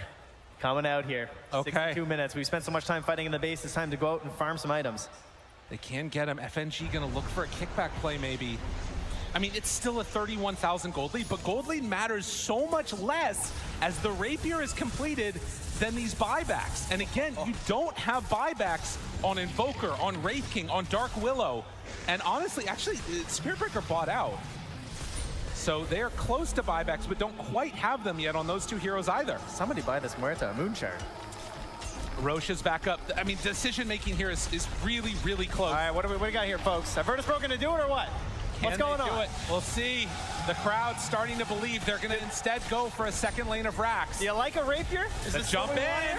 Nightfall, Rapier Gaming. They're starting to kill him. That's one life. Noticed on top with the Doom. They try and charge through, but they don't have anything. They got him caught. Starts to fall. Wind Waker wants to get out, but That Wraith King is gone, but look, in the base, they're still chasing in. Book of the Dead starts to take it down. They're onto the Ancient. At the moment, they're starting to bring them down low. They needed to TP back with one. Squad X TP's out. That is what they needed to do. Oh, GPK, he breaks up their YOLO push there. Oh, GPK, that is the play that they needed. It was getting testy. They did manage to bring that Wraith King back alive. Holy moly, that was close. Refresher, Wraith King. That is what saved him right there. And of course with the Aghanim Scepter there too, it just never ends. It's these constant green zombies. Oh my goodness. Yeah, he's taking a lot of damage in this one. And Roche is back up again now. 30-30. And what are the items that we're getting into? VP should be able to get a couple of them now, right? Did they even find any? I don't think so. Yeah, there's the cheese. A little leftover garbage from earlier. Yeah, I don't think they've actually managed to get their tier 5s at all yet for VIRTUS.PRO. So they gotta go and start hunting for them right now. Yeah, this is the window. They need some time, but of course it's scary. It's so scary. You do go in and now manage to claim the... I don't want the Aegis. I mean, anybody? All right. Okay, that's perfectly fine. Picking up the cheese. Dude, don't leave that in there. That's pretty important. I mean, they want to give it to Willow so she can dump hers, yeah. All right, fair enough. A little bit of inventory management. Do we have any yet still? Wait, did he just rebuy Refresher? Oh, because he had to sell Refresher to get Rapier. They still have no tier 5s on VIRTUS.PRO. I mean, this is the window to get him. There's a camp like right there. Let's go. Let's go, FNG. What do you got? What do you got? He's farming. All right, not lucky. Not lucky. Should have bought a minus. That's the key. Okay. Oh, there's one. That's one. All right. It's going to send that back for the other heroes. Oh, my God. Unlucky for Kiritich. Takes down the Ancient, doesn't get one. They should be able to get some soon. Jeez, this is tough. Yeah, they're not getting any. Help him out. Need that Midas. All right, Pirate Hat from Muerta. Oh, okay. All right, that's better than the Moon Shard. And Giant's Ring for the Kunkka. I mean, the fact that BETBOOM are actually letting them get these, it's helping VP a lot. FNG is so unlucky. Yes. He's not been able to get that many. So Pirate Hat gonna start digging. Still Rapier on deck. A Book of Shadows for the Doom. Is he just trying to smoke home? Oh, FNG, this is so scary. Oh my God. Oh, jeez. Not a care in the world. No fears. Well, absolutely huge that at least got it on Muerta. Clearly the most important hero here. Oh, yeah. But it can all go wrong so fast. Oh, it definitely can. And is this the beginnings of it? FNG caught the big old Toronto Tokyo. 9,700 HP with one round of decay. I mean, that's one of Pure's BKB. Look at this guy. He's got Giant's Ring too. How can you stop him? He's hitting so hard. Nightfall, they're going for the throw, but into the fountain. Maybe they're going to go. Trotogian says, I'll do it myself. Position 5, my ass, I'm taking your buildings. But the Hex is there. Wait a minute, have they gone too far? If you don't hit heroes, they're going to start hitting you. In the well. One, he's into the well indeed. GBK trying to do what he can. Still trying to take the Ancient as a ghost, but he dies. He's still in the fountain. He's trying to fight his way out. Nightfall in trouble, Pure. Oh, don't die for him. Hoping to get out of there, but they find him. Feared, caught, going to be killed. The buyback from the Undying now. Wait a minute, they managed to catch him here. Still onto the Ancient was all these creeps, but they don't have enough. That is going to be a dead Wraith King, and he doesn't have buyback either. Oh, they're holding. VIRTUS.PRO with this Muerta. She's in the midst of that fight. I can't believe she lived for so long. Well, and also the decision to just go for the throne. I mean, they don't have Glyph, but 23,000 damage. They almost did nothing with the exception of Wraith King, and that was just Radiant burn only. Look at Pure calculating here. Some angles. He wants it. Coming in. Oh, what a charge! He gets the wave. That is insane. I mean, there's another wave here, but maybe it doesn't matter. Calculating. Pure. Okay, he's got to make something happen. Gotta be careful, gotta be careful. You get a little bit that's his buyback. That's his buyback. Caught in the cookie jar. That is 4 dead. VIRTUS.PRO, they're not to be denied as they've got their eyes on these tier 4s. Okay, what do you have left? How much left in the tank? I mean, they will not have the Invoker they or can't the get the Wraith wave. King. They're trying to do it. They're trying to end this. They have the Glyph. What can they get? How much can they do? Pure jumps through, gets them all. Caught for the moment, but can he get out?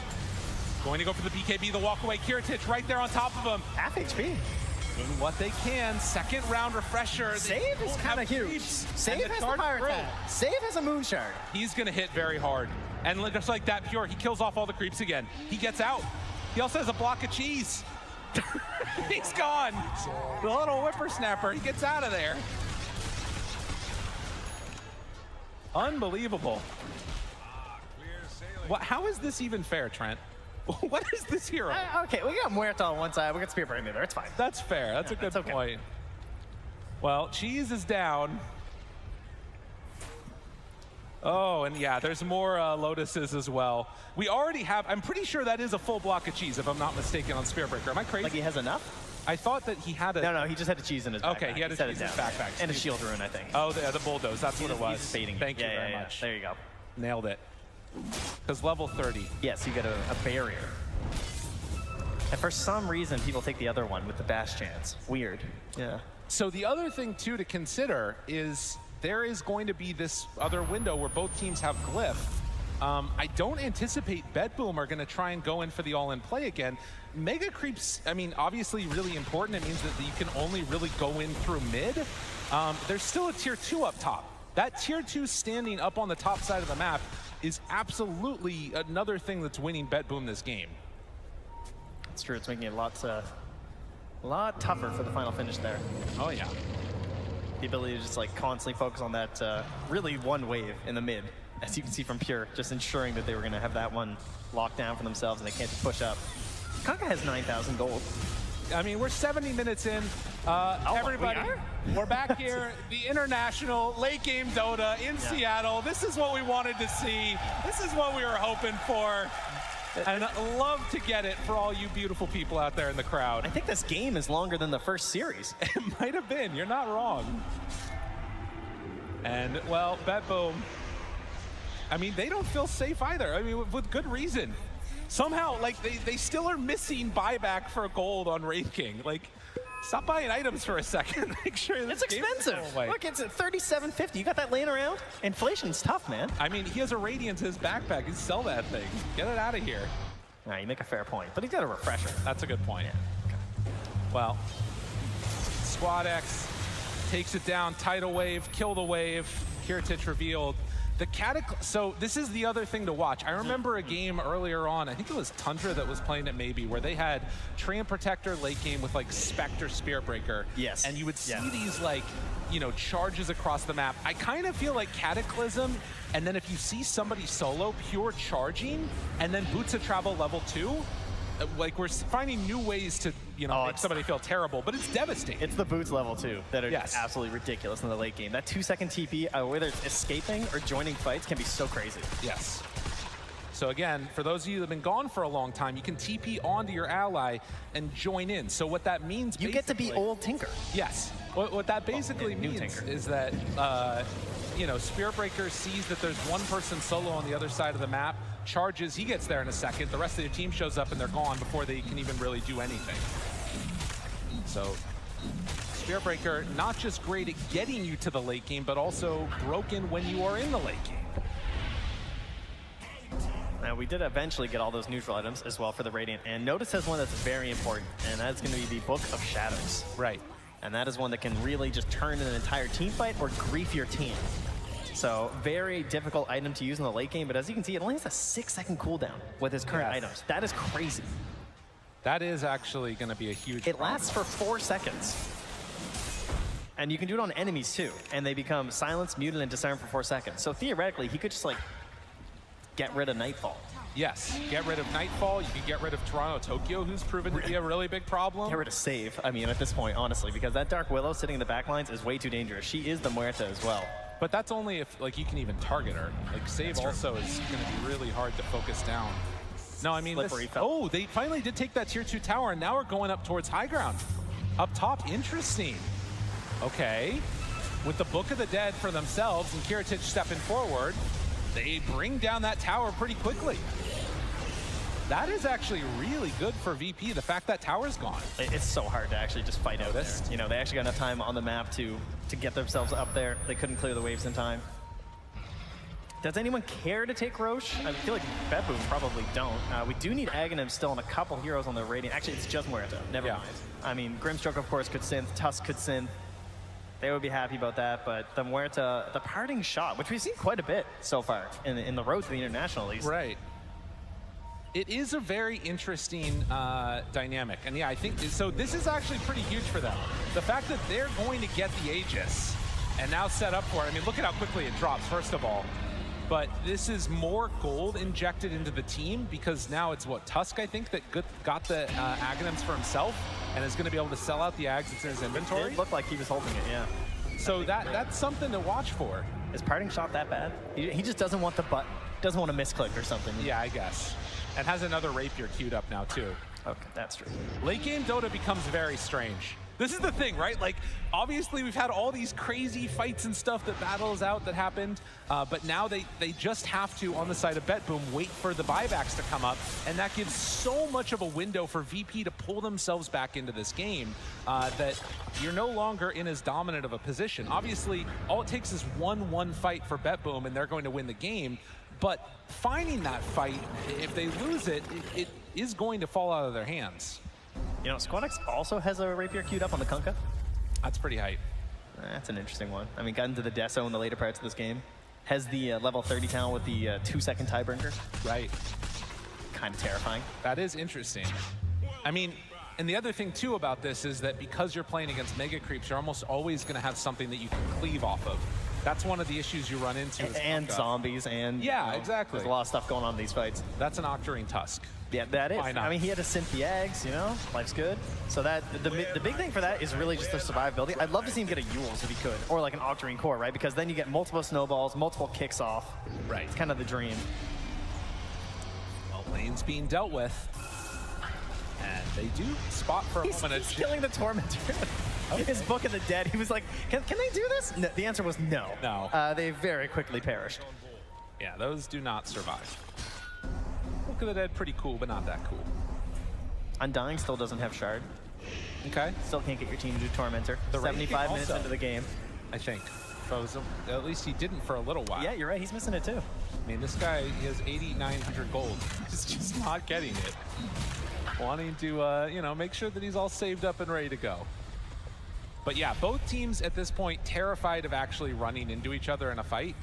I mean, this is the part that's weird too, is like, elimination game. It all comes down to this.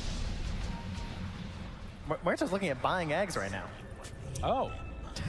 It's like, I have nothing else to spend it on.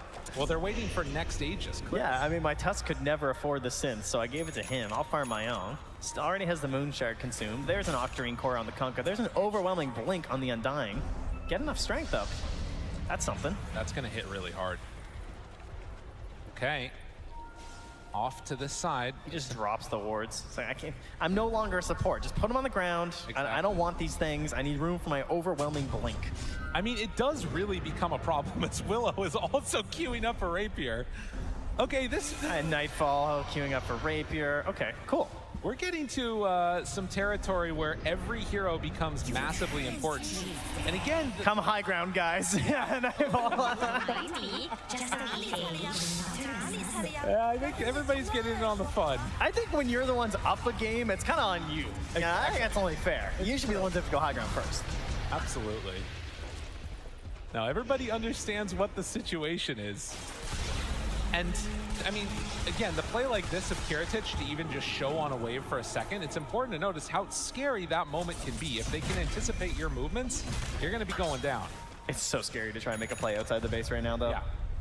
I don't want to be out there. I want the safety. Nice little high ground. Buybacks. It's a good place to be. And, of course, the other key thing here is going to be the glyphs. Making sure that, you know, you're not using those unnecessarily. Because while it didn't work fully last time, there was still that like opportunity, and you could see how strong it could have been for BETBOOM with just running in with the, you know, Wraith King zombies. And by zombies, I mean dead heroes that are coming back to life. There's a lot of things happening in this one. There's a lot of zombies. We got zombie shooter lady. We got the zombie house, as you keep calling the tombstone. I was gonna let it keep sliding, but now that we have some time, what's up with that? Yeah, I like the zombie house. The zombie house? I mean, it's evocative. you know? But they're not like in the tombstone. They come out of the ground. That is true. So it's not really their house. If anything, it's a hero house if you get the shard. What would it be then? It's like it's a tombstone. Okay, that's fair. It has a name. I'm gonna keep calling it zombie house. All right, that's fine. You know what we haven't seen was the grab ally. Where's that at? He doesn't even have the freaking shard. I mean, you know, this guy bought. Look at the Undying inventory. Okay, he bought Aghanim. have you accidentally used it on an ally because they get mad? Everything, and it just doesn't get it. No Aghanim shard on the Undying. How good would that be this game? That's crazy. You accidentally self-cast it. The fight's ruined. Just don't accidentally do it. All right, whatever. Just don't make mistakes. Oh, and the fantasy points. Now that's a good one. Oh, look out. Okay, I see. This is very important now. All right, so Kiritich, the big winner in this one, presumably. Whoever picked Kiritich. Another rapier now in the hands of Nightfall. Okay. They called for them to come high ground. Are BETBOOM the ones getting bored? Or they're the ones that are ready to make a move? Well, I've seen this move in pubs, right? Where you're like, oh, it's okay, we're not defending, come high ground. I think that's what he's hoping for. I see. Yeah. Oh, they pushed out one creep mid, and now we're sending the, yeah, look at that. It's actually doing some damage. Oh, baby, look at it fall. It's gonna go down. Bam! And the crowd goes wild. They managed to take listen, that is the first objective that's been taken in a very long time. They did it.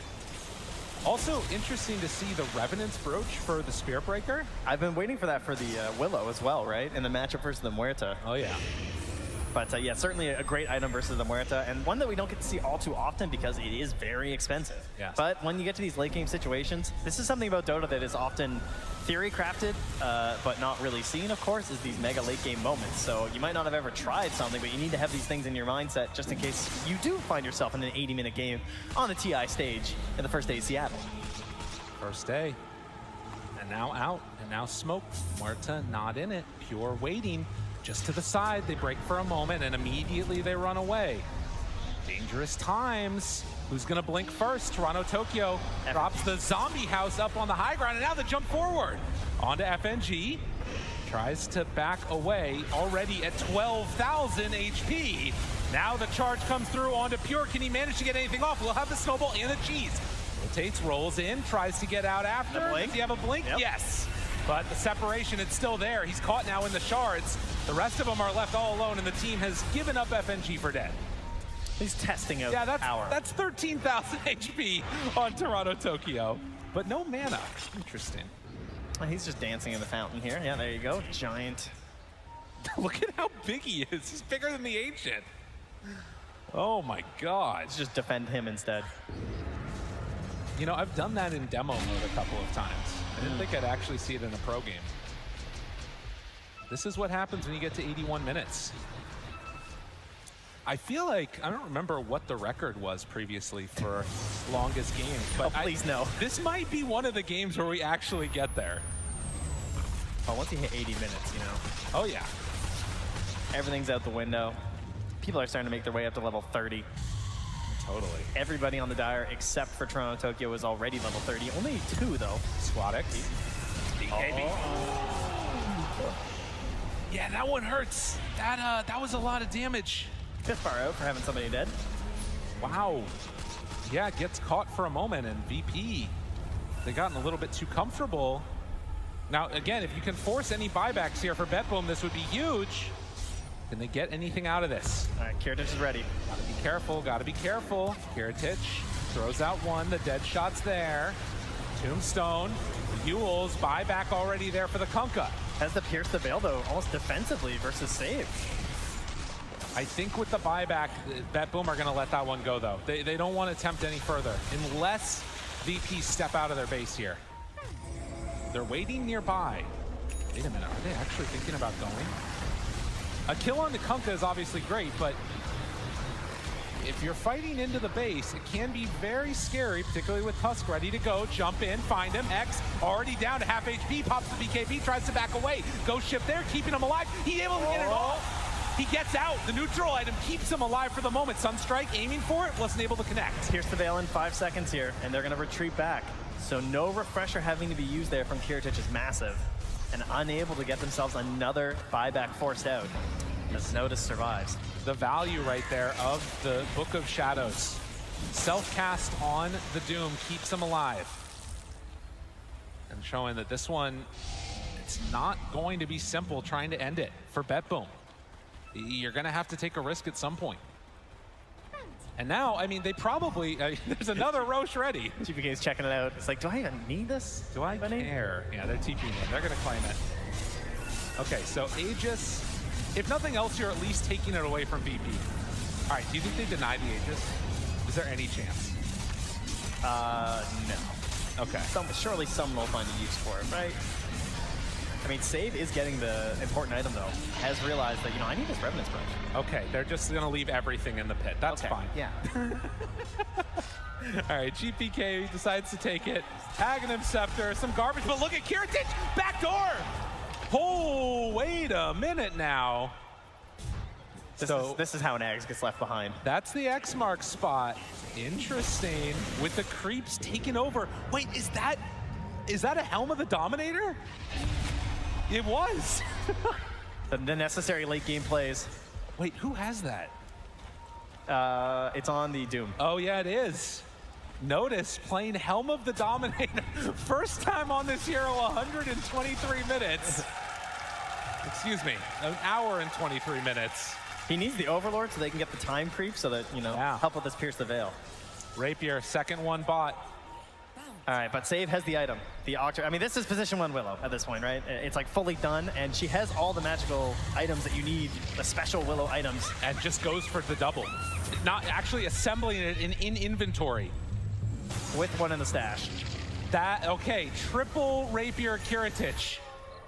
I mean, at this point, get rid of the Lincolns. I mean, what are we doing here? Dude, Helm of the Dominator, actually, I think if they can get it there with the X marks, she takes the whole thing.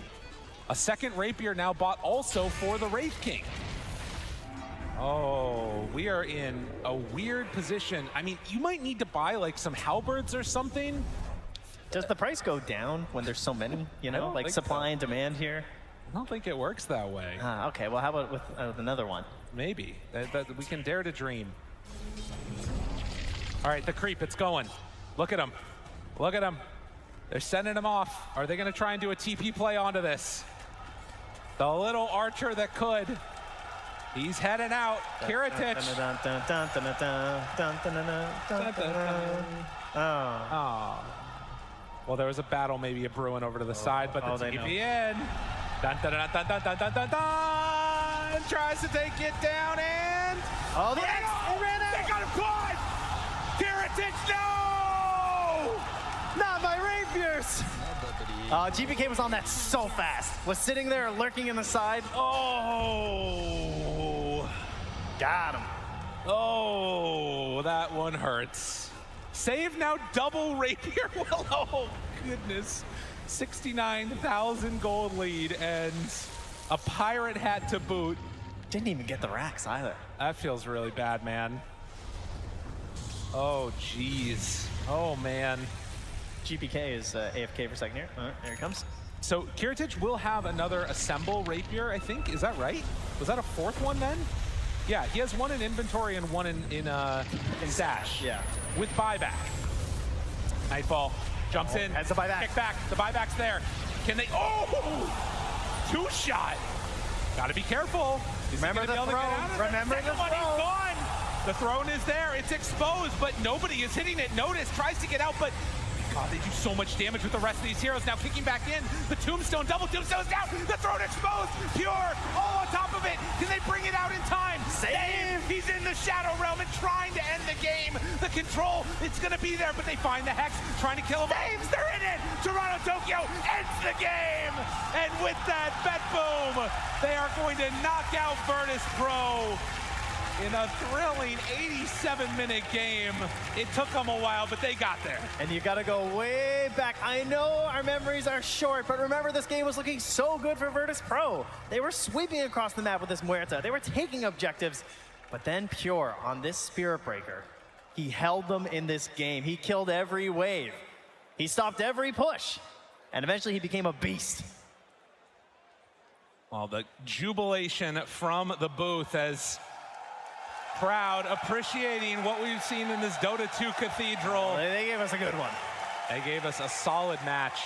We'll be knocking out VIRTUS.PRO from the tournament.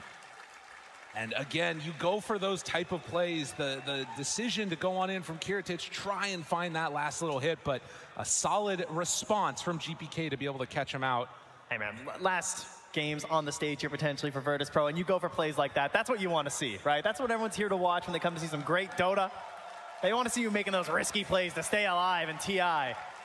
Not for VIRTUS.PRO this time, but BETBOOM will carry on here through the lower bracket. So we head on back to the panel. BETBOOM, they are now a top 6 team, but they did not get it easy. This is now the longest game here at TI 12. So we got to experience it on the main stage in the arena here. It was only beaten, the record here, made by about 9 seconds, give or take. So it was very, very close when it came to it, but BETBOOM, not only are they able to get the win for themselves, but now they have that record of the longest TI 12 game so far. And it was insane. I thought we were going to see a much earlier finish from them because I thought it was down to who was going to initiate Aoi, who was going to be able to get these fights, but they all just kind of dissipated and no one wanted to initiate anymore.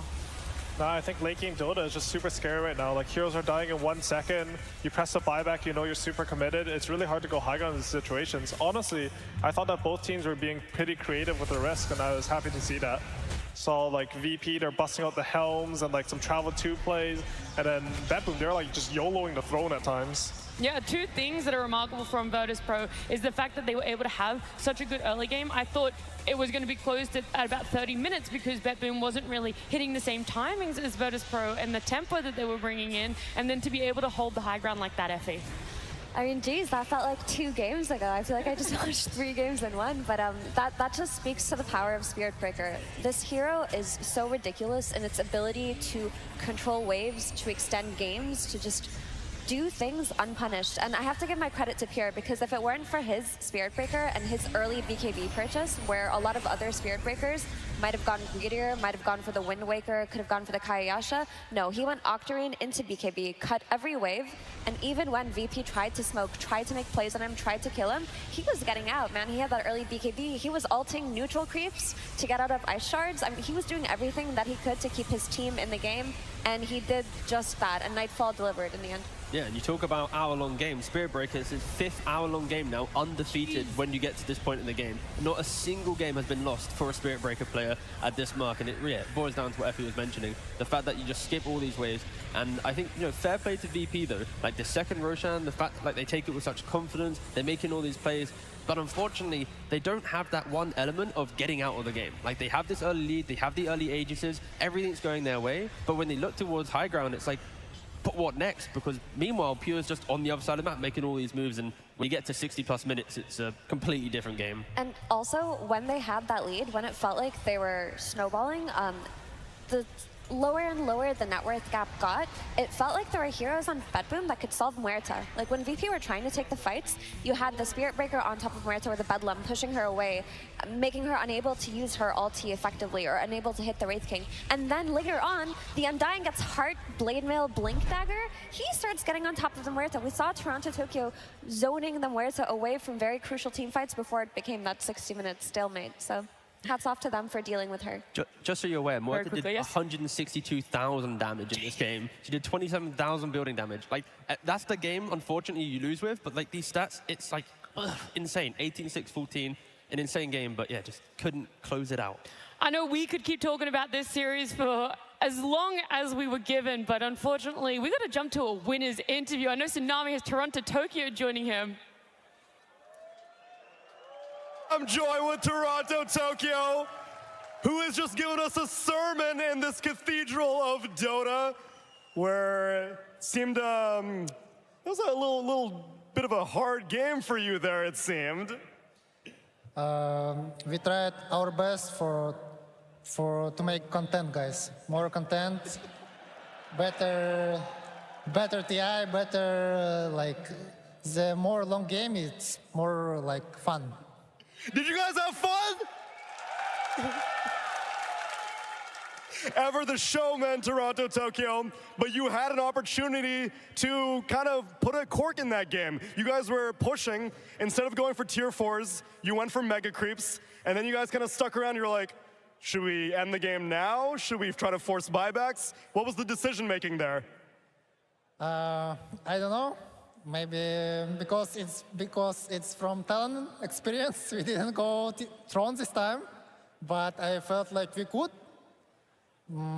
Anyway, 3 sides it's okay, but then we suicided for Tron. Maybe it was not best idea because the Tusker tossed our Resking to the fountain.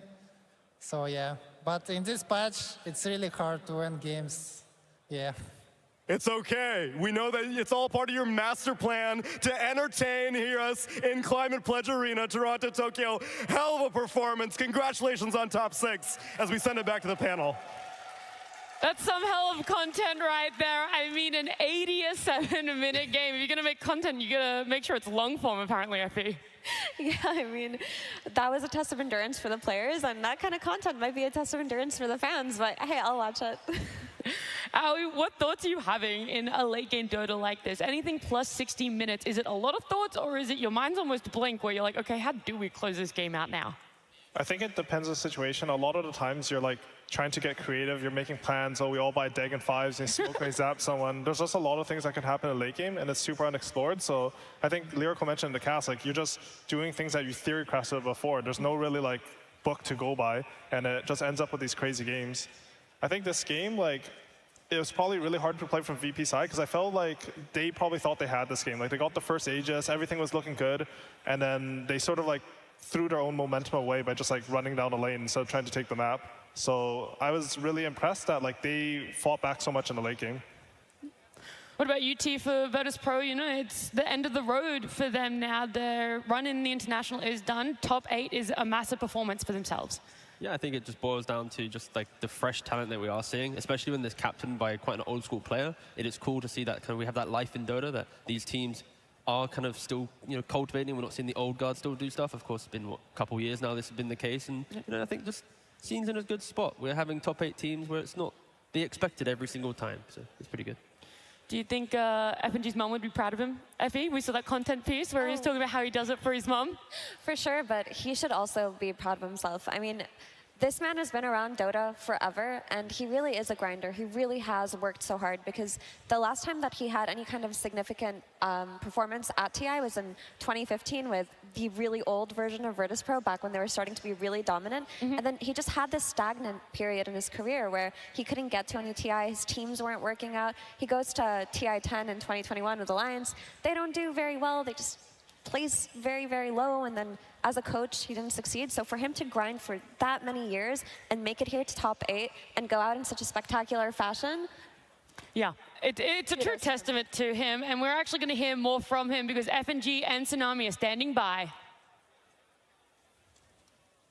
Thank you very much. Yes, I am joined by FNG, and my man, I've been always keeping my eye on your career because it seems that you're just like always one step away. I remember the minor major system, you were always like 2nd place from qualifying to the major. And this year, what did you think was going to happen on your journey from Tour 1 to the international?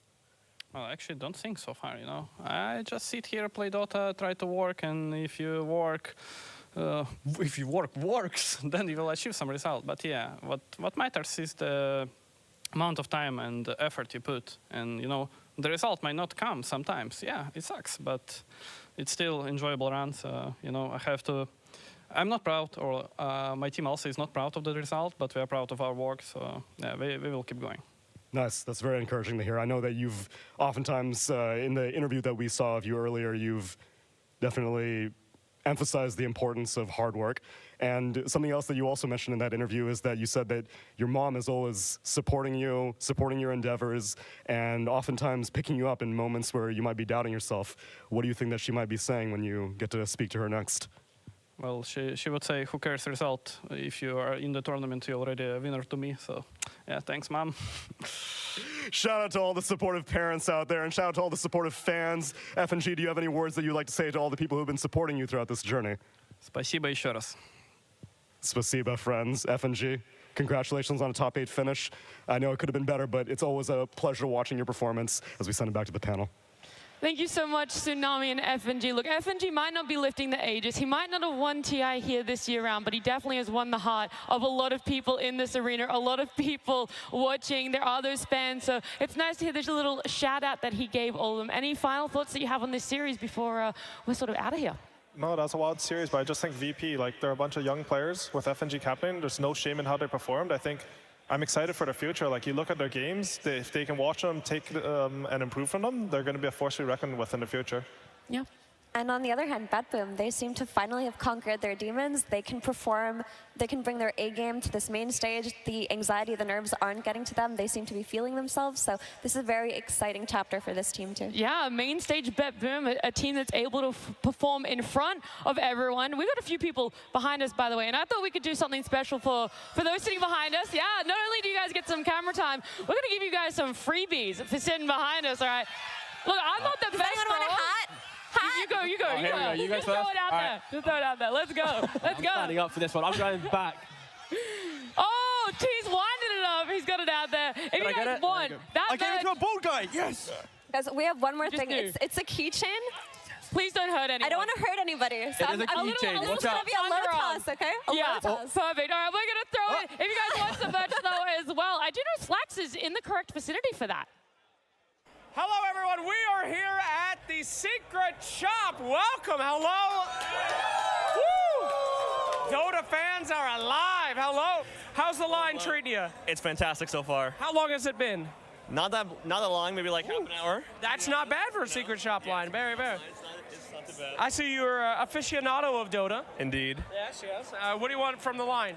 Ooh, keycap set, a Medusa shirt, you know, and 2 caps. You a Medusa player? I am a Medusa player. That is disgusting. Well done. Well, I love it, you know. All right, fantastic. You know, I could walk you over. Maybe we could beg them. Sure. Over here, look at these little dips and dobs. Look at that. The keycap sets? Oh, and the charms. Oh, the keycap set. Now, if I could get you one thing for free, what would it be, my friend? Probably the keycap set. The keycap set. Indeed. I'm a mechanical keyboard connoisseur. Listen, we're live on the camera right now. Hey. We didn't pre-record this. We didn't ask you. Would you give this man a keycap set? I would. I'll pay for it. All right, you can have the keycap set. Let's get this man one keycap set. Thank you so much. Yeah, thank you so much, thanks. Yeah, great. Thanks. That's wonderful. Thank you, All right, here's the moment. Your keycap set that I will pay for. There you Thank you so much. I really appreciate it, Slacks. Thank you. Shout out. Yeah, great. I will see you at the Secret Shop, everyone. Goodbye. They're selling out everything. Goodbye. Thank you very much, Slacks. And while he was off talking about Secret Shop things, we changed things up here with Secret Panelists. I mean, T's nice, she's nice. Hey, Matu, how you doing? I mean, I'm doing great. It feels back to be at the old Key Arena, now Climate Pledge Arena. Yeah. I'm technically the returning champion here, so I mean, it couldn't be a better moment. If Liquid grabs that Aegis, I'm gonna go be the first one to grab it with them. I believe it in a heartbeat. Is it extra nostalgia that you're here in the very same place where you lived at that Aegis in 2017? I mean, Seattle is a special place for me, most definitely. Dating back to 2017, I mean, I feel so home here. And we got ourselves our upcoming match, which is Team Liquid versus Team Spirit. We are shifting from lower bracket to upper bracket, so we will not have any eliminations for the rest of the day. You can rest easy, but we will have a guaranteed top 3 team. 2, actually. So there's a lot on the line here. Sheep, how are you looking forward to this match? I'm so excited to be doing it with Matu mostly, because I'm really hoping he's going to shit-talk Liquid the appropriate amount to bring their egos down. Obviously, Blitz on that team, you know, he's a little bit too big for his boots. Yeah, he's okay. He's okay. But no, it's going to be really hype. I think Spirit not looking as indomitable as they were earlier coming into the tournament, I would say, after the previous match series. But yeah, so I'm thinking it's going to be a real good one. I mean, this is going to be the match to watch. It's Liquid, Spirit, one of the favorites. Spirit being the TI-10 winners, Liquid having a really hot year, and coming here, I'm expecting like this is one of the matches of the tournament. I mean, they've been toe for toe throughout the entire year, right? Be it, you know, Bali Major, Liquid wins, and you get Riyadh and Spirit wins, and it's like they're the best of Western Europe, the best of Eastern Europe. Like, it's just the best series, putting it bluntly. The best series, we got the best people here. There's a couple of things missing. First of all, I mean, you know, the arena is kind of empty at the moment in terms of players. I guess there's a lot of Dota players in the audience as well. I mean on the actual stage. Because we got Team Spirit come, of course, out in a little bit. But before they do, we are going to say hello to Team Liquid.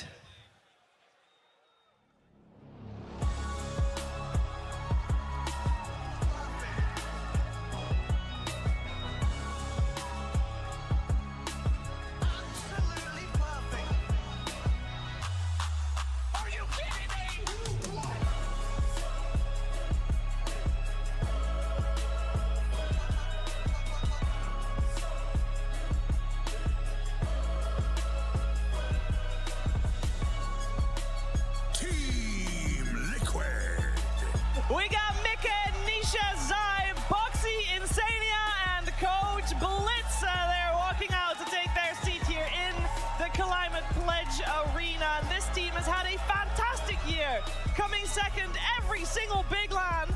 But if they want to have a shot at second, or maybe changing their place to first, they first have to make it to that grand finals, and they have a formidable opponent in the way in Team Spirit.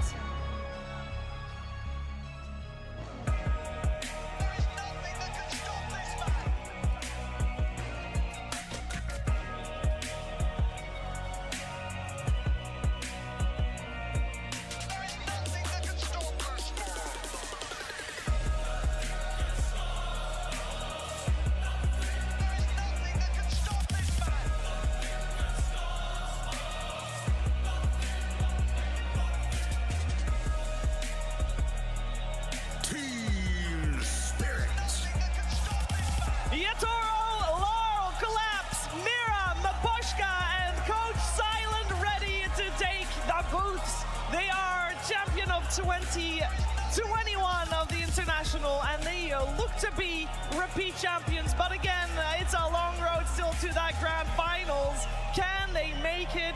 There's definitely a lot of smiles. It must be electric being in the arena. And I do want to ask Matu, walking up there for the first time in the arena like this, that must be magical.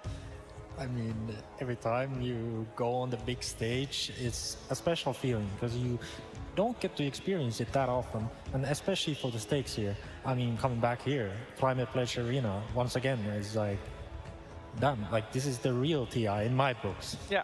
The real TI, the one that matters in Seattle, the one where you could potentially get the ages if you make it deep enough. These two teams are two of the favorites here. Being in the upper bracket proves that once again. I want to focus on Team Liquid here first, because we've had a little bit of a change of the guard. The last TI, Matu was still playing for them, but the team has changed a little bit. Yeah, it has changed, and you know, should I say for the better? No.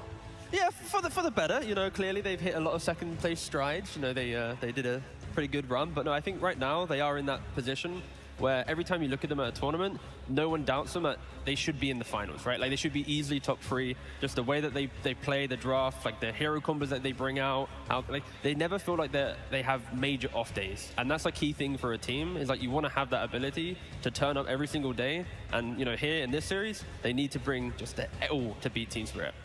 Why did all the good things come after me?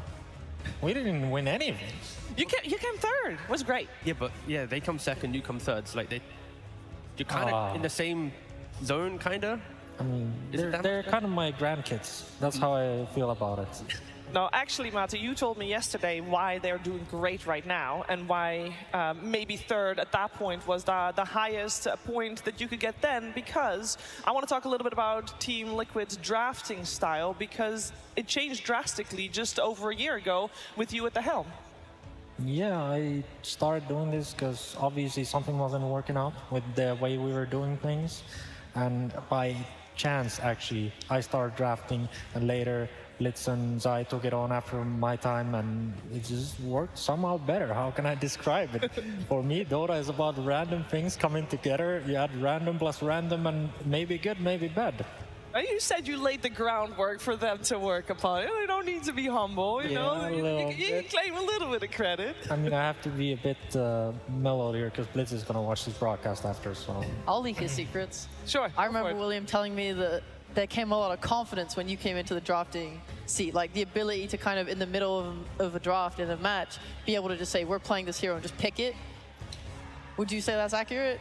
Yeah, I mean, sure, that's me. I pick a hero, guys, this is Imba. If you don't win, like, it's not my problem, it's your problem, you know, like, just let's us win.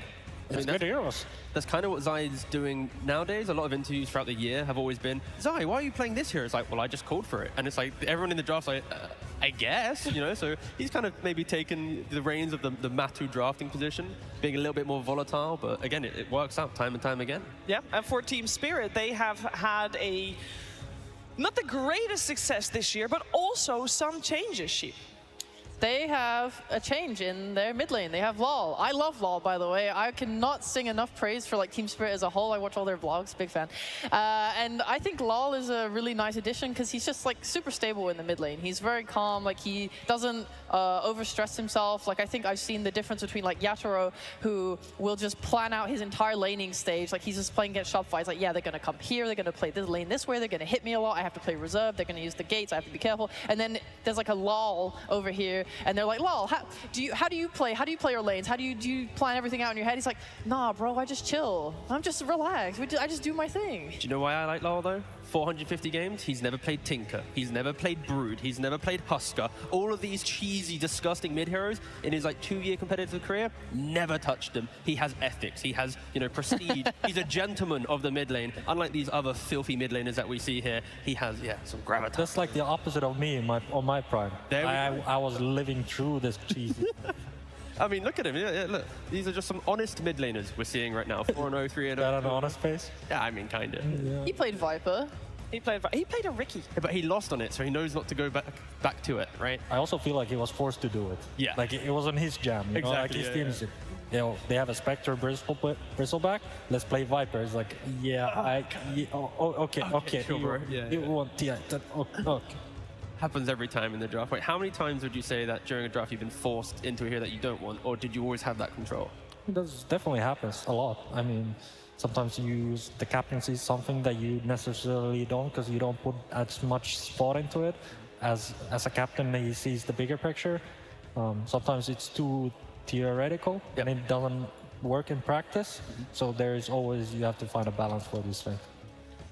Speaking of balance, there's been a great balance on the side of Team Liquid on a trio tee. There's been a trio, and at the moment, they're not winning just yet, but... Yeah, at the moment. But after the first game, you know, checking that Dota, thank you, very helpful. They will break the record for the trio that has played the most games together. They will be then taking over the reign from GH, Mind Control, and Kuroki with 1,120 games. And that is like, when you actually think about it, that is like a disgusting amount of games to play, like competitively, to be clear. Like this isn't, like when you think, how many times have you played 1,000 games with your friend? That's pretty hard. Competitively, when there's prestige and money on the line, like that is so cool to see. And like, yeah, this trio has done so much. Yeah, you're able to find duos that have high numbers, but for you to find a trio that has that high number playing together is incredible. It also is a sign, I think, of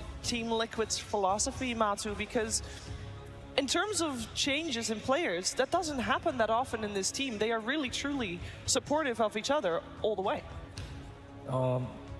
I mean, the team is built on Blitz Dota. He built the team, got them together. These three came from Han.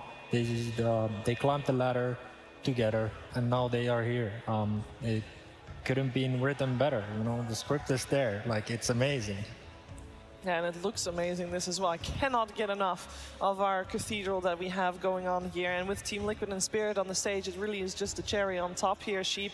I want to talk more about Team Spirit. I want to talk more a little bit about how their play style has changed over the year. And if people, you know, people might be tuning in as like, okay, upper bracket semifinals, that's the series I tune in for. I haven't watched all year. Team Spirit, what did they do? Team Spirit are very fun to watch. They have a very big focus on Yatoro as their win condition. If you look at their drafting style, he has very often had his hero picked at the end, either on 18 or 24, depending on if they're first or second pick. Lal tends to be, more sacrificial. It was actually an issue they had as a team. He used to be more of the focus on like having farm priority and win condition in his previous team, and now he's had to step back and learn how to readjust.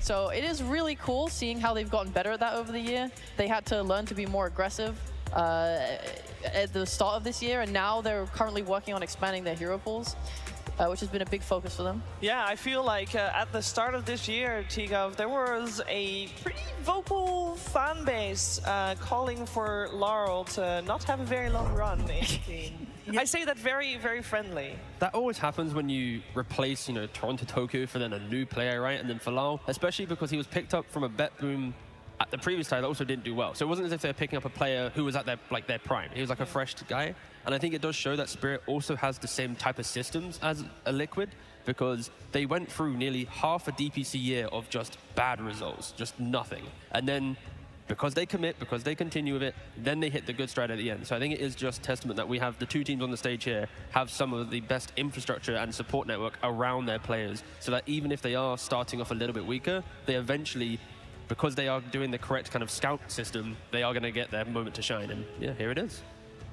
Here it is. This team is, both teams actually, very easy to root for. And if you still need a new favorite player and you haven't watched the Boxy documentary, you really should, as that has some very heartfelt moments where he shares his about his health issues and losing his mom a few years ago during a competitive season as well.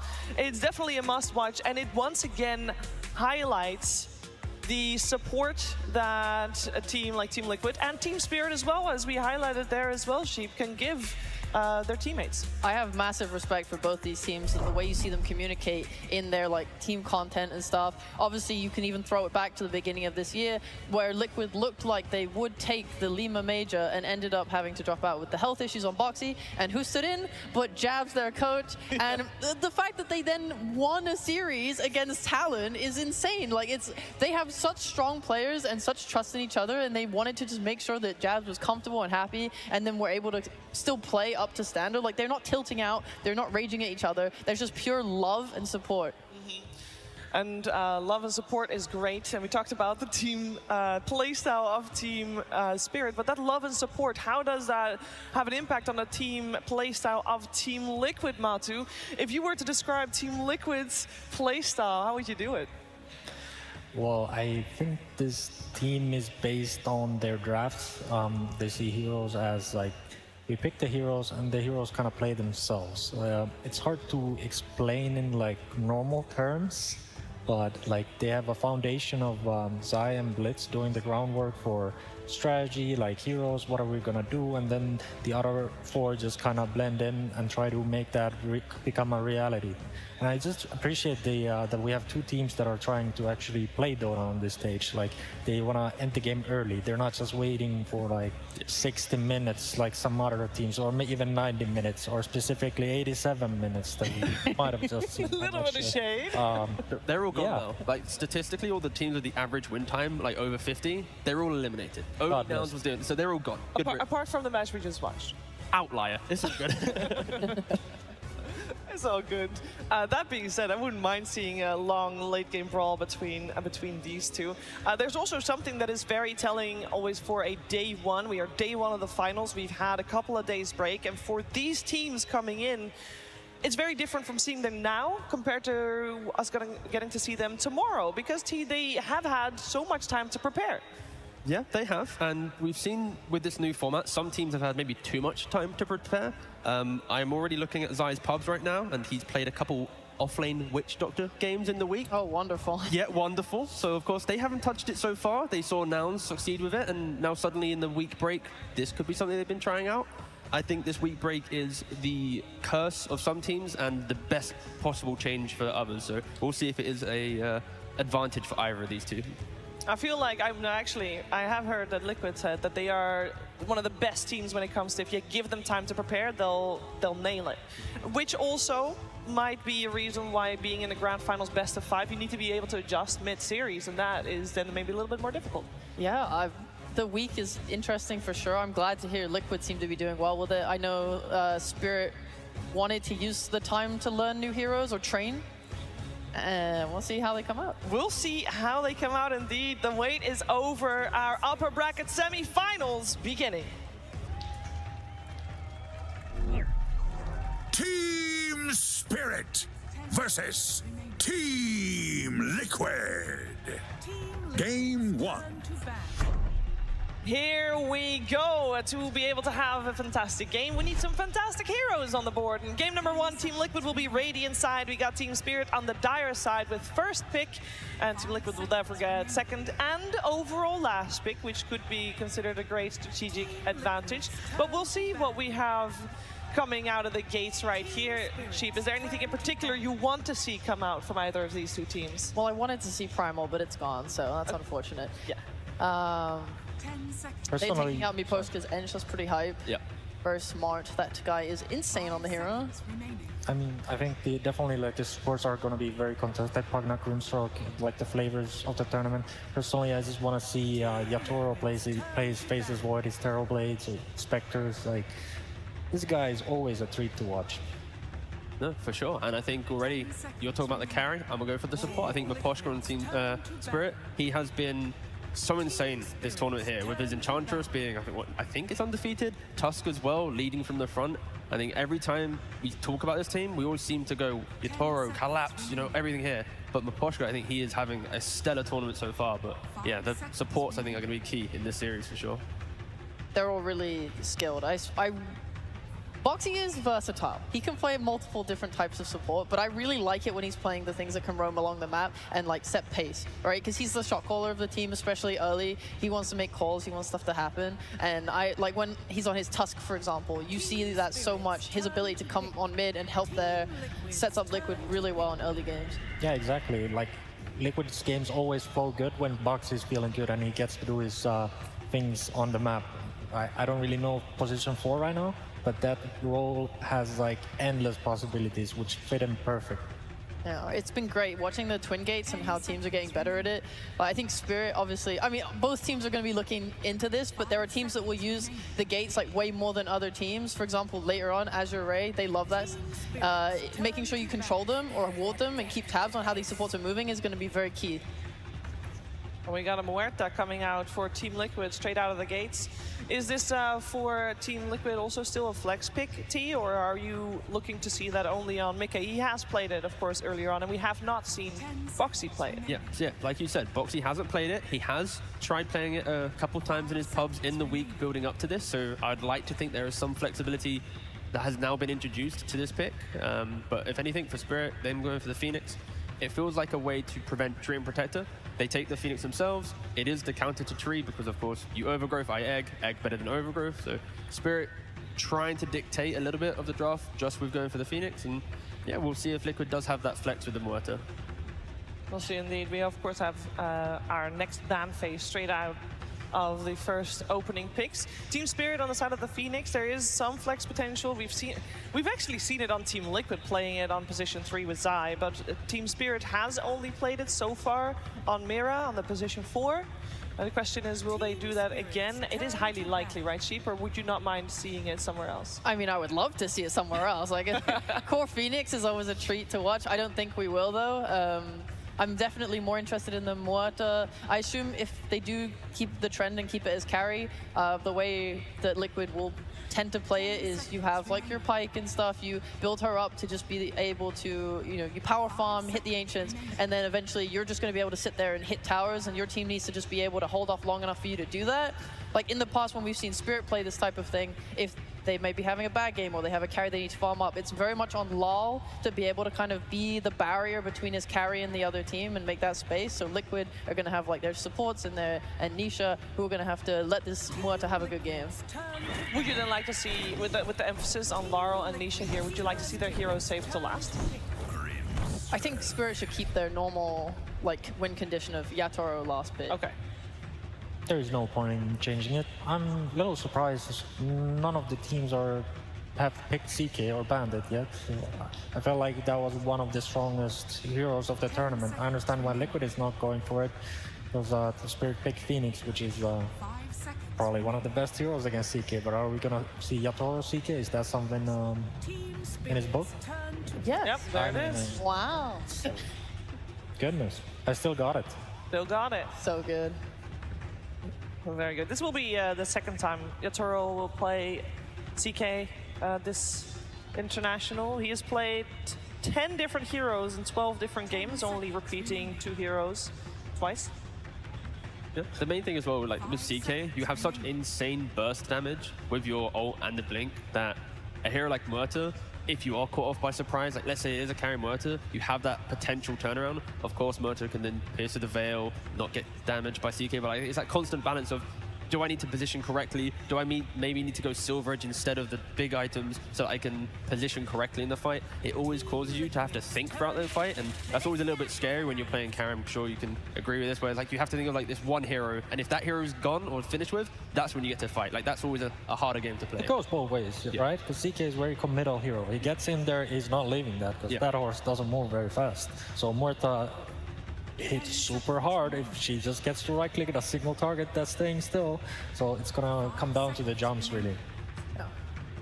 I have seen a lot of issues for Muerta players with positioning, especially when like Chaos Knight is also going to go for Silver Edge, and these teams, especially these like super high tier 1 teams, they will go for earlier gems. So if you're trying to play Muerta and you're trying to rely on like Silver Edge and not being found, and some CK comes around the corner, also invis, and they have a gem, like you're just dead.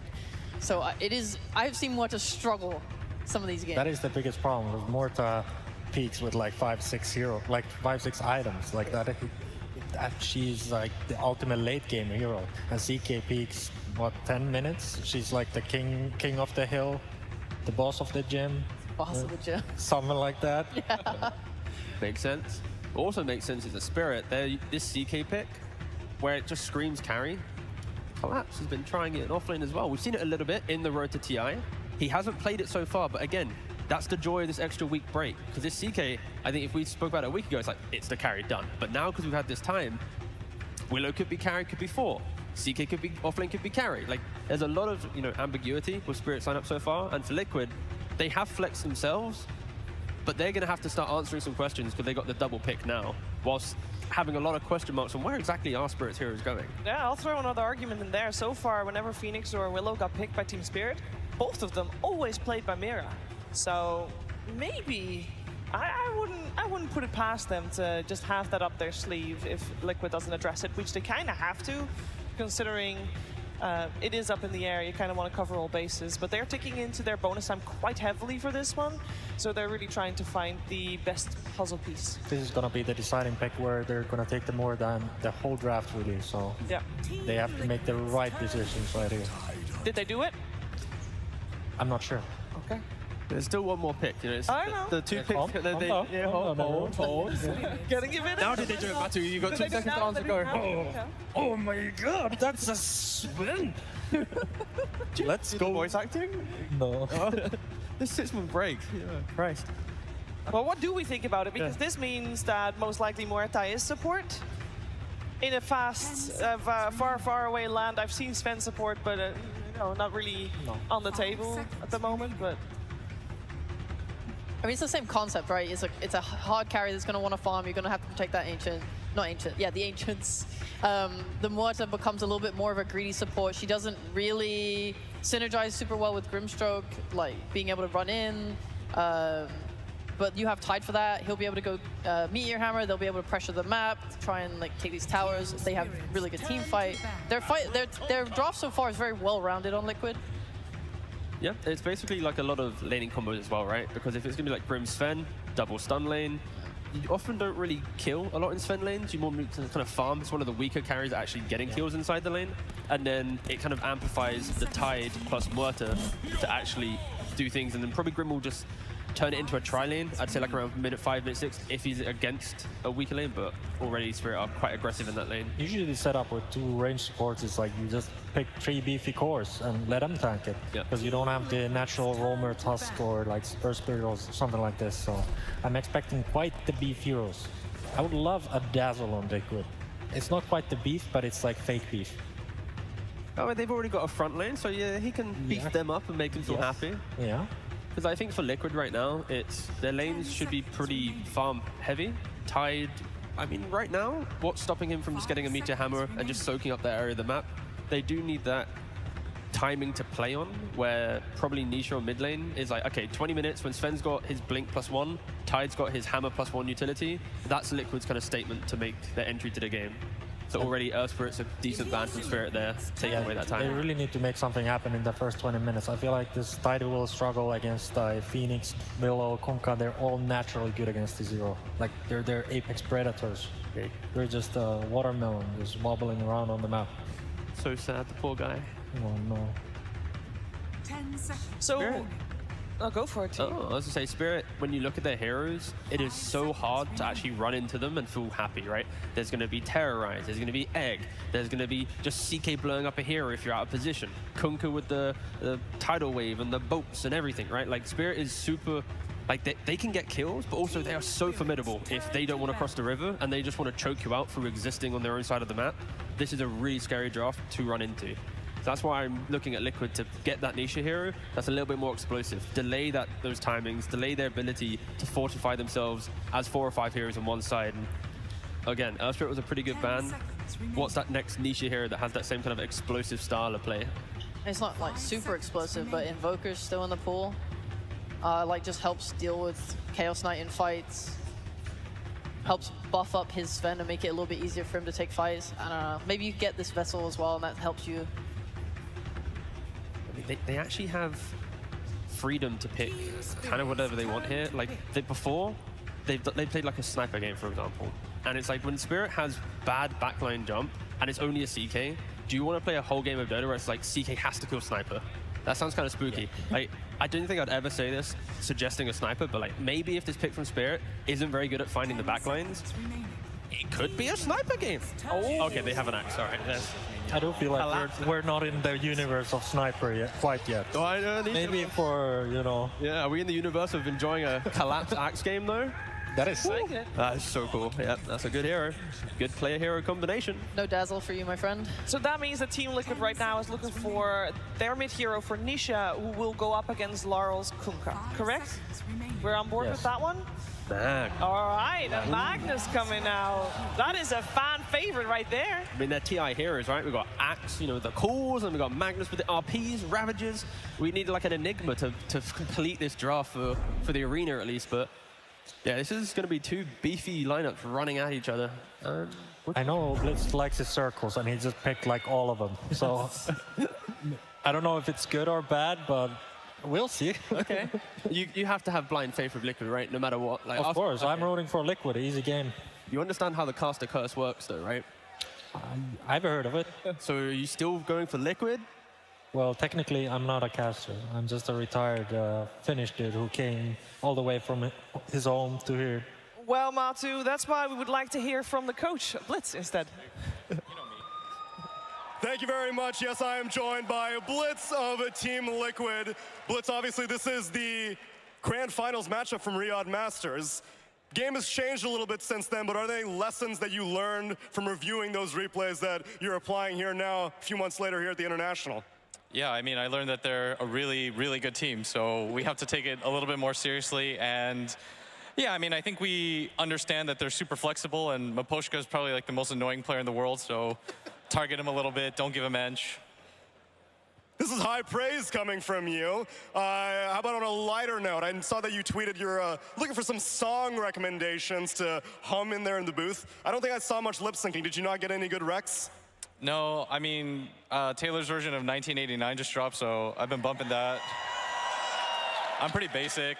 I mean, I listen to like a lot of like early 2000s because that was my jam, and yeah, me and Matu have some songs together and shit, so it's all good. Oh man, you're just pandering to the crowd. All right, then I want to pander also. Guys, I know a song. Can I get a stomp, stomp, clap from you guys as we get ready into this game number 1?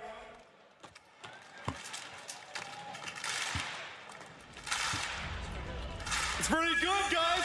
Let's get into this. Let's rock with game number 1. We will rock you. Cinderman. Sunsfan here with Cinderin. upper bracket match, the first of today, and it's a doozy. Team Liquid versus Team Spirit. You ready? Oh, I'm ready. It's good to be back here. It just feels right to be back in this venue, and I love what they did with the place this year. It looks absolutely amazing. It's so cool to see it packed. People are ready for some high quality Dota, and we're going to bring it here. If this game is any indication based on the draft, there's going to be some big-ass team fights coming out. You've got RP, you've got Ravage on one team. The other side has Supernova, Ghost Ship, and Axe Call. So, like the panel was talking about, look for the circles, you know, and look for first blood. Yeah, it's already happening. Mira looks to be dead. First blood goes the way of Liquid already. That was very fast, but at least we caught it on camera this time. Yes. As Miposhka is going to get skewered a bit. Nisha with some body blocks of his own.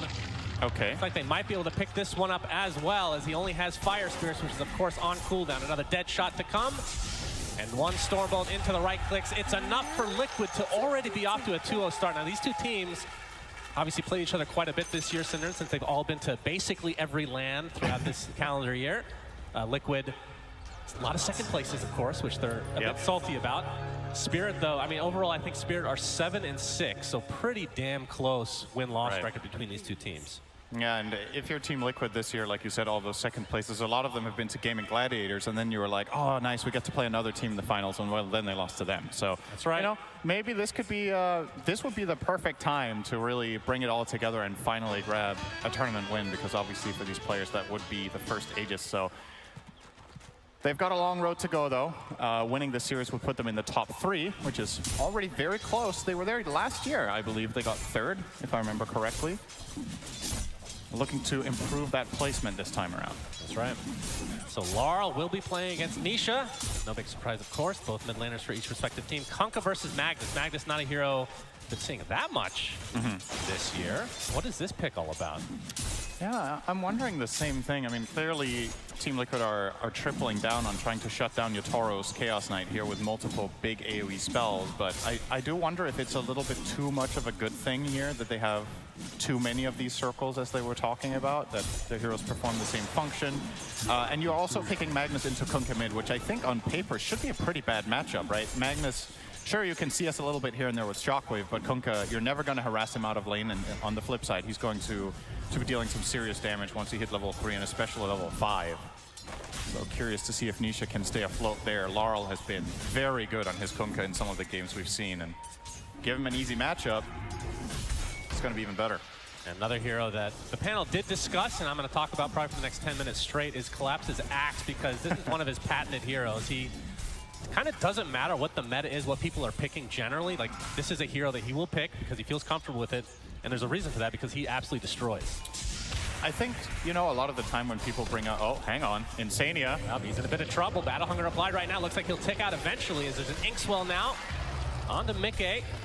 The Mira will likely die shortly after eats a tree. It's not going to be enough, as now just the position 1 and 3 are there to clean things up. Yeah, just barely missing the brambles there allowed Mickey to connect and get that finish. But yeah, what I was going to say was, a lot of the time when you nominate players for, okay, who's the best in the world at a specific hero or whatever, you know, a lot of the time there's discussion. I feel like very few people will be contesting Collapse on Axe based on what we've seen this year. Like, this player-hero combination, it's also easy to be the best player in the world on a hero when you're the only one playing it, but, you know, there's a reason he still plays it when nobody else does, right? That tells a very clear story. Zai here in some serious trouble. Will be cracking off some minus armor there. Be fine. All right, since it's the laning stage, we're gonna have to come up with a good name for this, okay? Because we haven't, I don't think you and I have cast a game where the anchor, whatever the hell that shard for Tidehunter is actually called. Dead in the water. They got rid of Tentacle Surprises. Boxy looks to likely be dead here to Yotaro's right click. Zai, nice big anchor smash on Miposhka, who has to be pretty careful here. Body blocks coming out as well. Pops the Fairy Fire. There's a Fire Spirit as well, which means Zai can't have got another right click, but the anchor smash not in range this time. Gonna pull him away there with the Reality Rift to ensure Miposhka gets the Lotus Flower here. So anyway, back to the important discussion. What are we calling that anchor, Cinderin? Dead in the water. No, then we're not calling it that. I'm not gonna scream dead in the waters. Miposhka, he still ends up dying. As Zai ends up being in range, anchor smash on a right click will suffice. I got nothing. Okay, good. Dead in the water is a good name, Shane. Just call it what it's called. Well, does connect as Mickey's coming in with that war cry. Mira There's the Stormbolt to connect, and he's going to pop the wand, actually getting a lot of HP back, using the trees to his advantage. Yeah, the brambles are really nicely very annoying. Nisha starting to drop low. This was always going to become challenging, but he's doing really well for himself on the CS. I was actually expecting Kunkka to be pulling ahead at this point, but now the real challenge begins with that level 5 coming in. Perhaps even with the CS advantage, you still have to, you see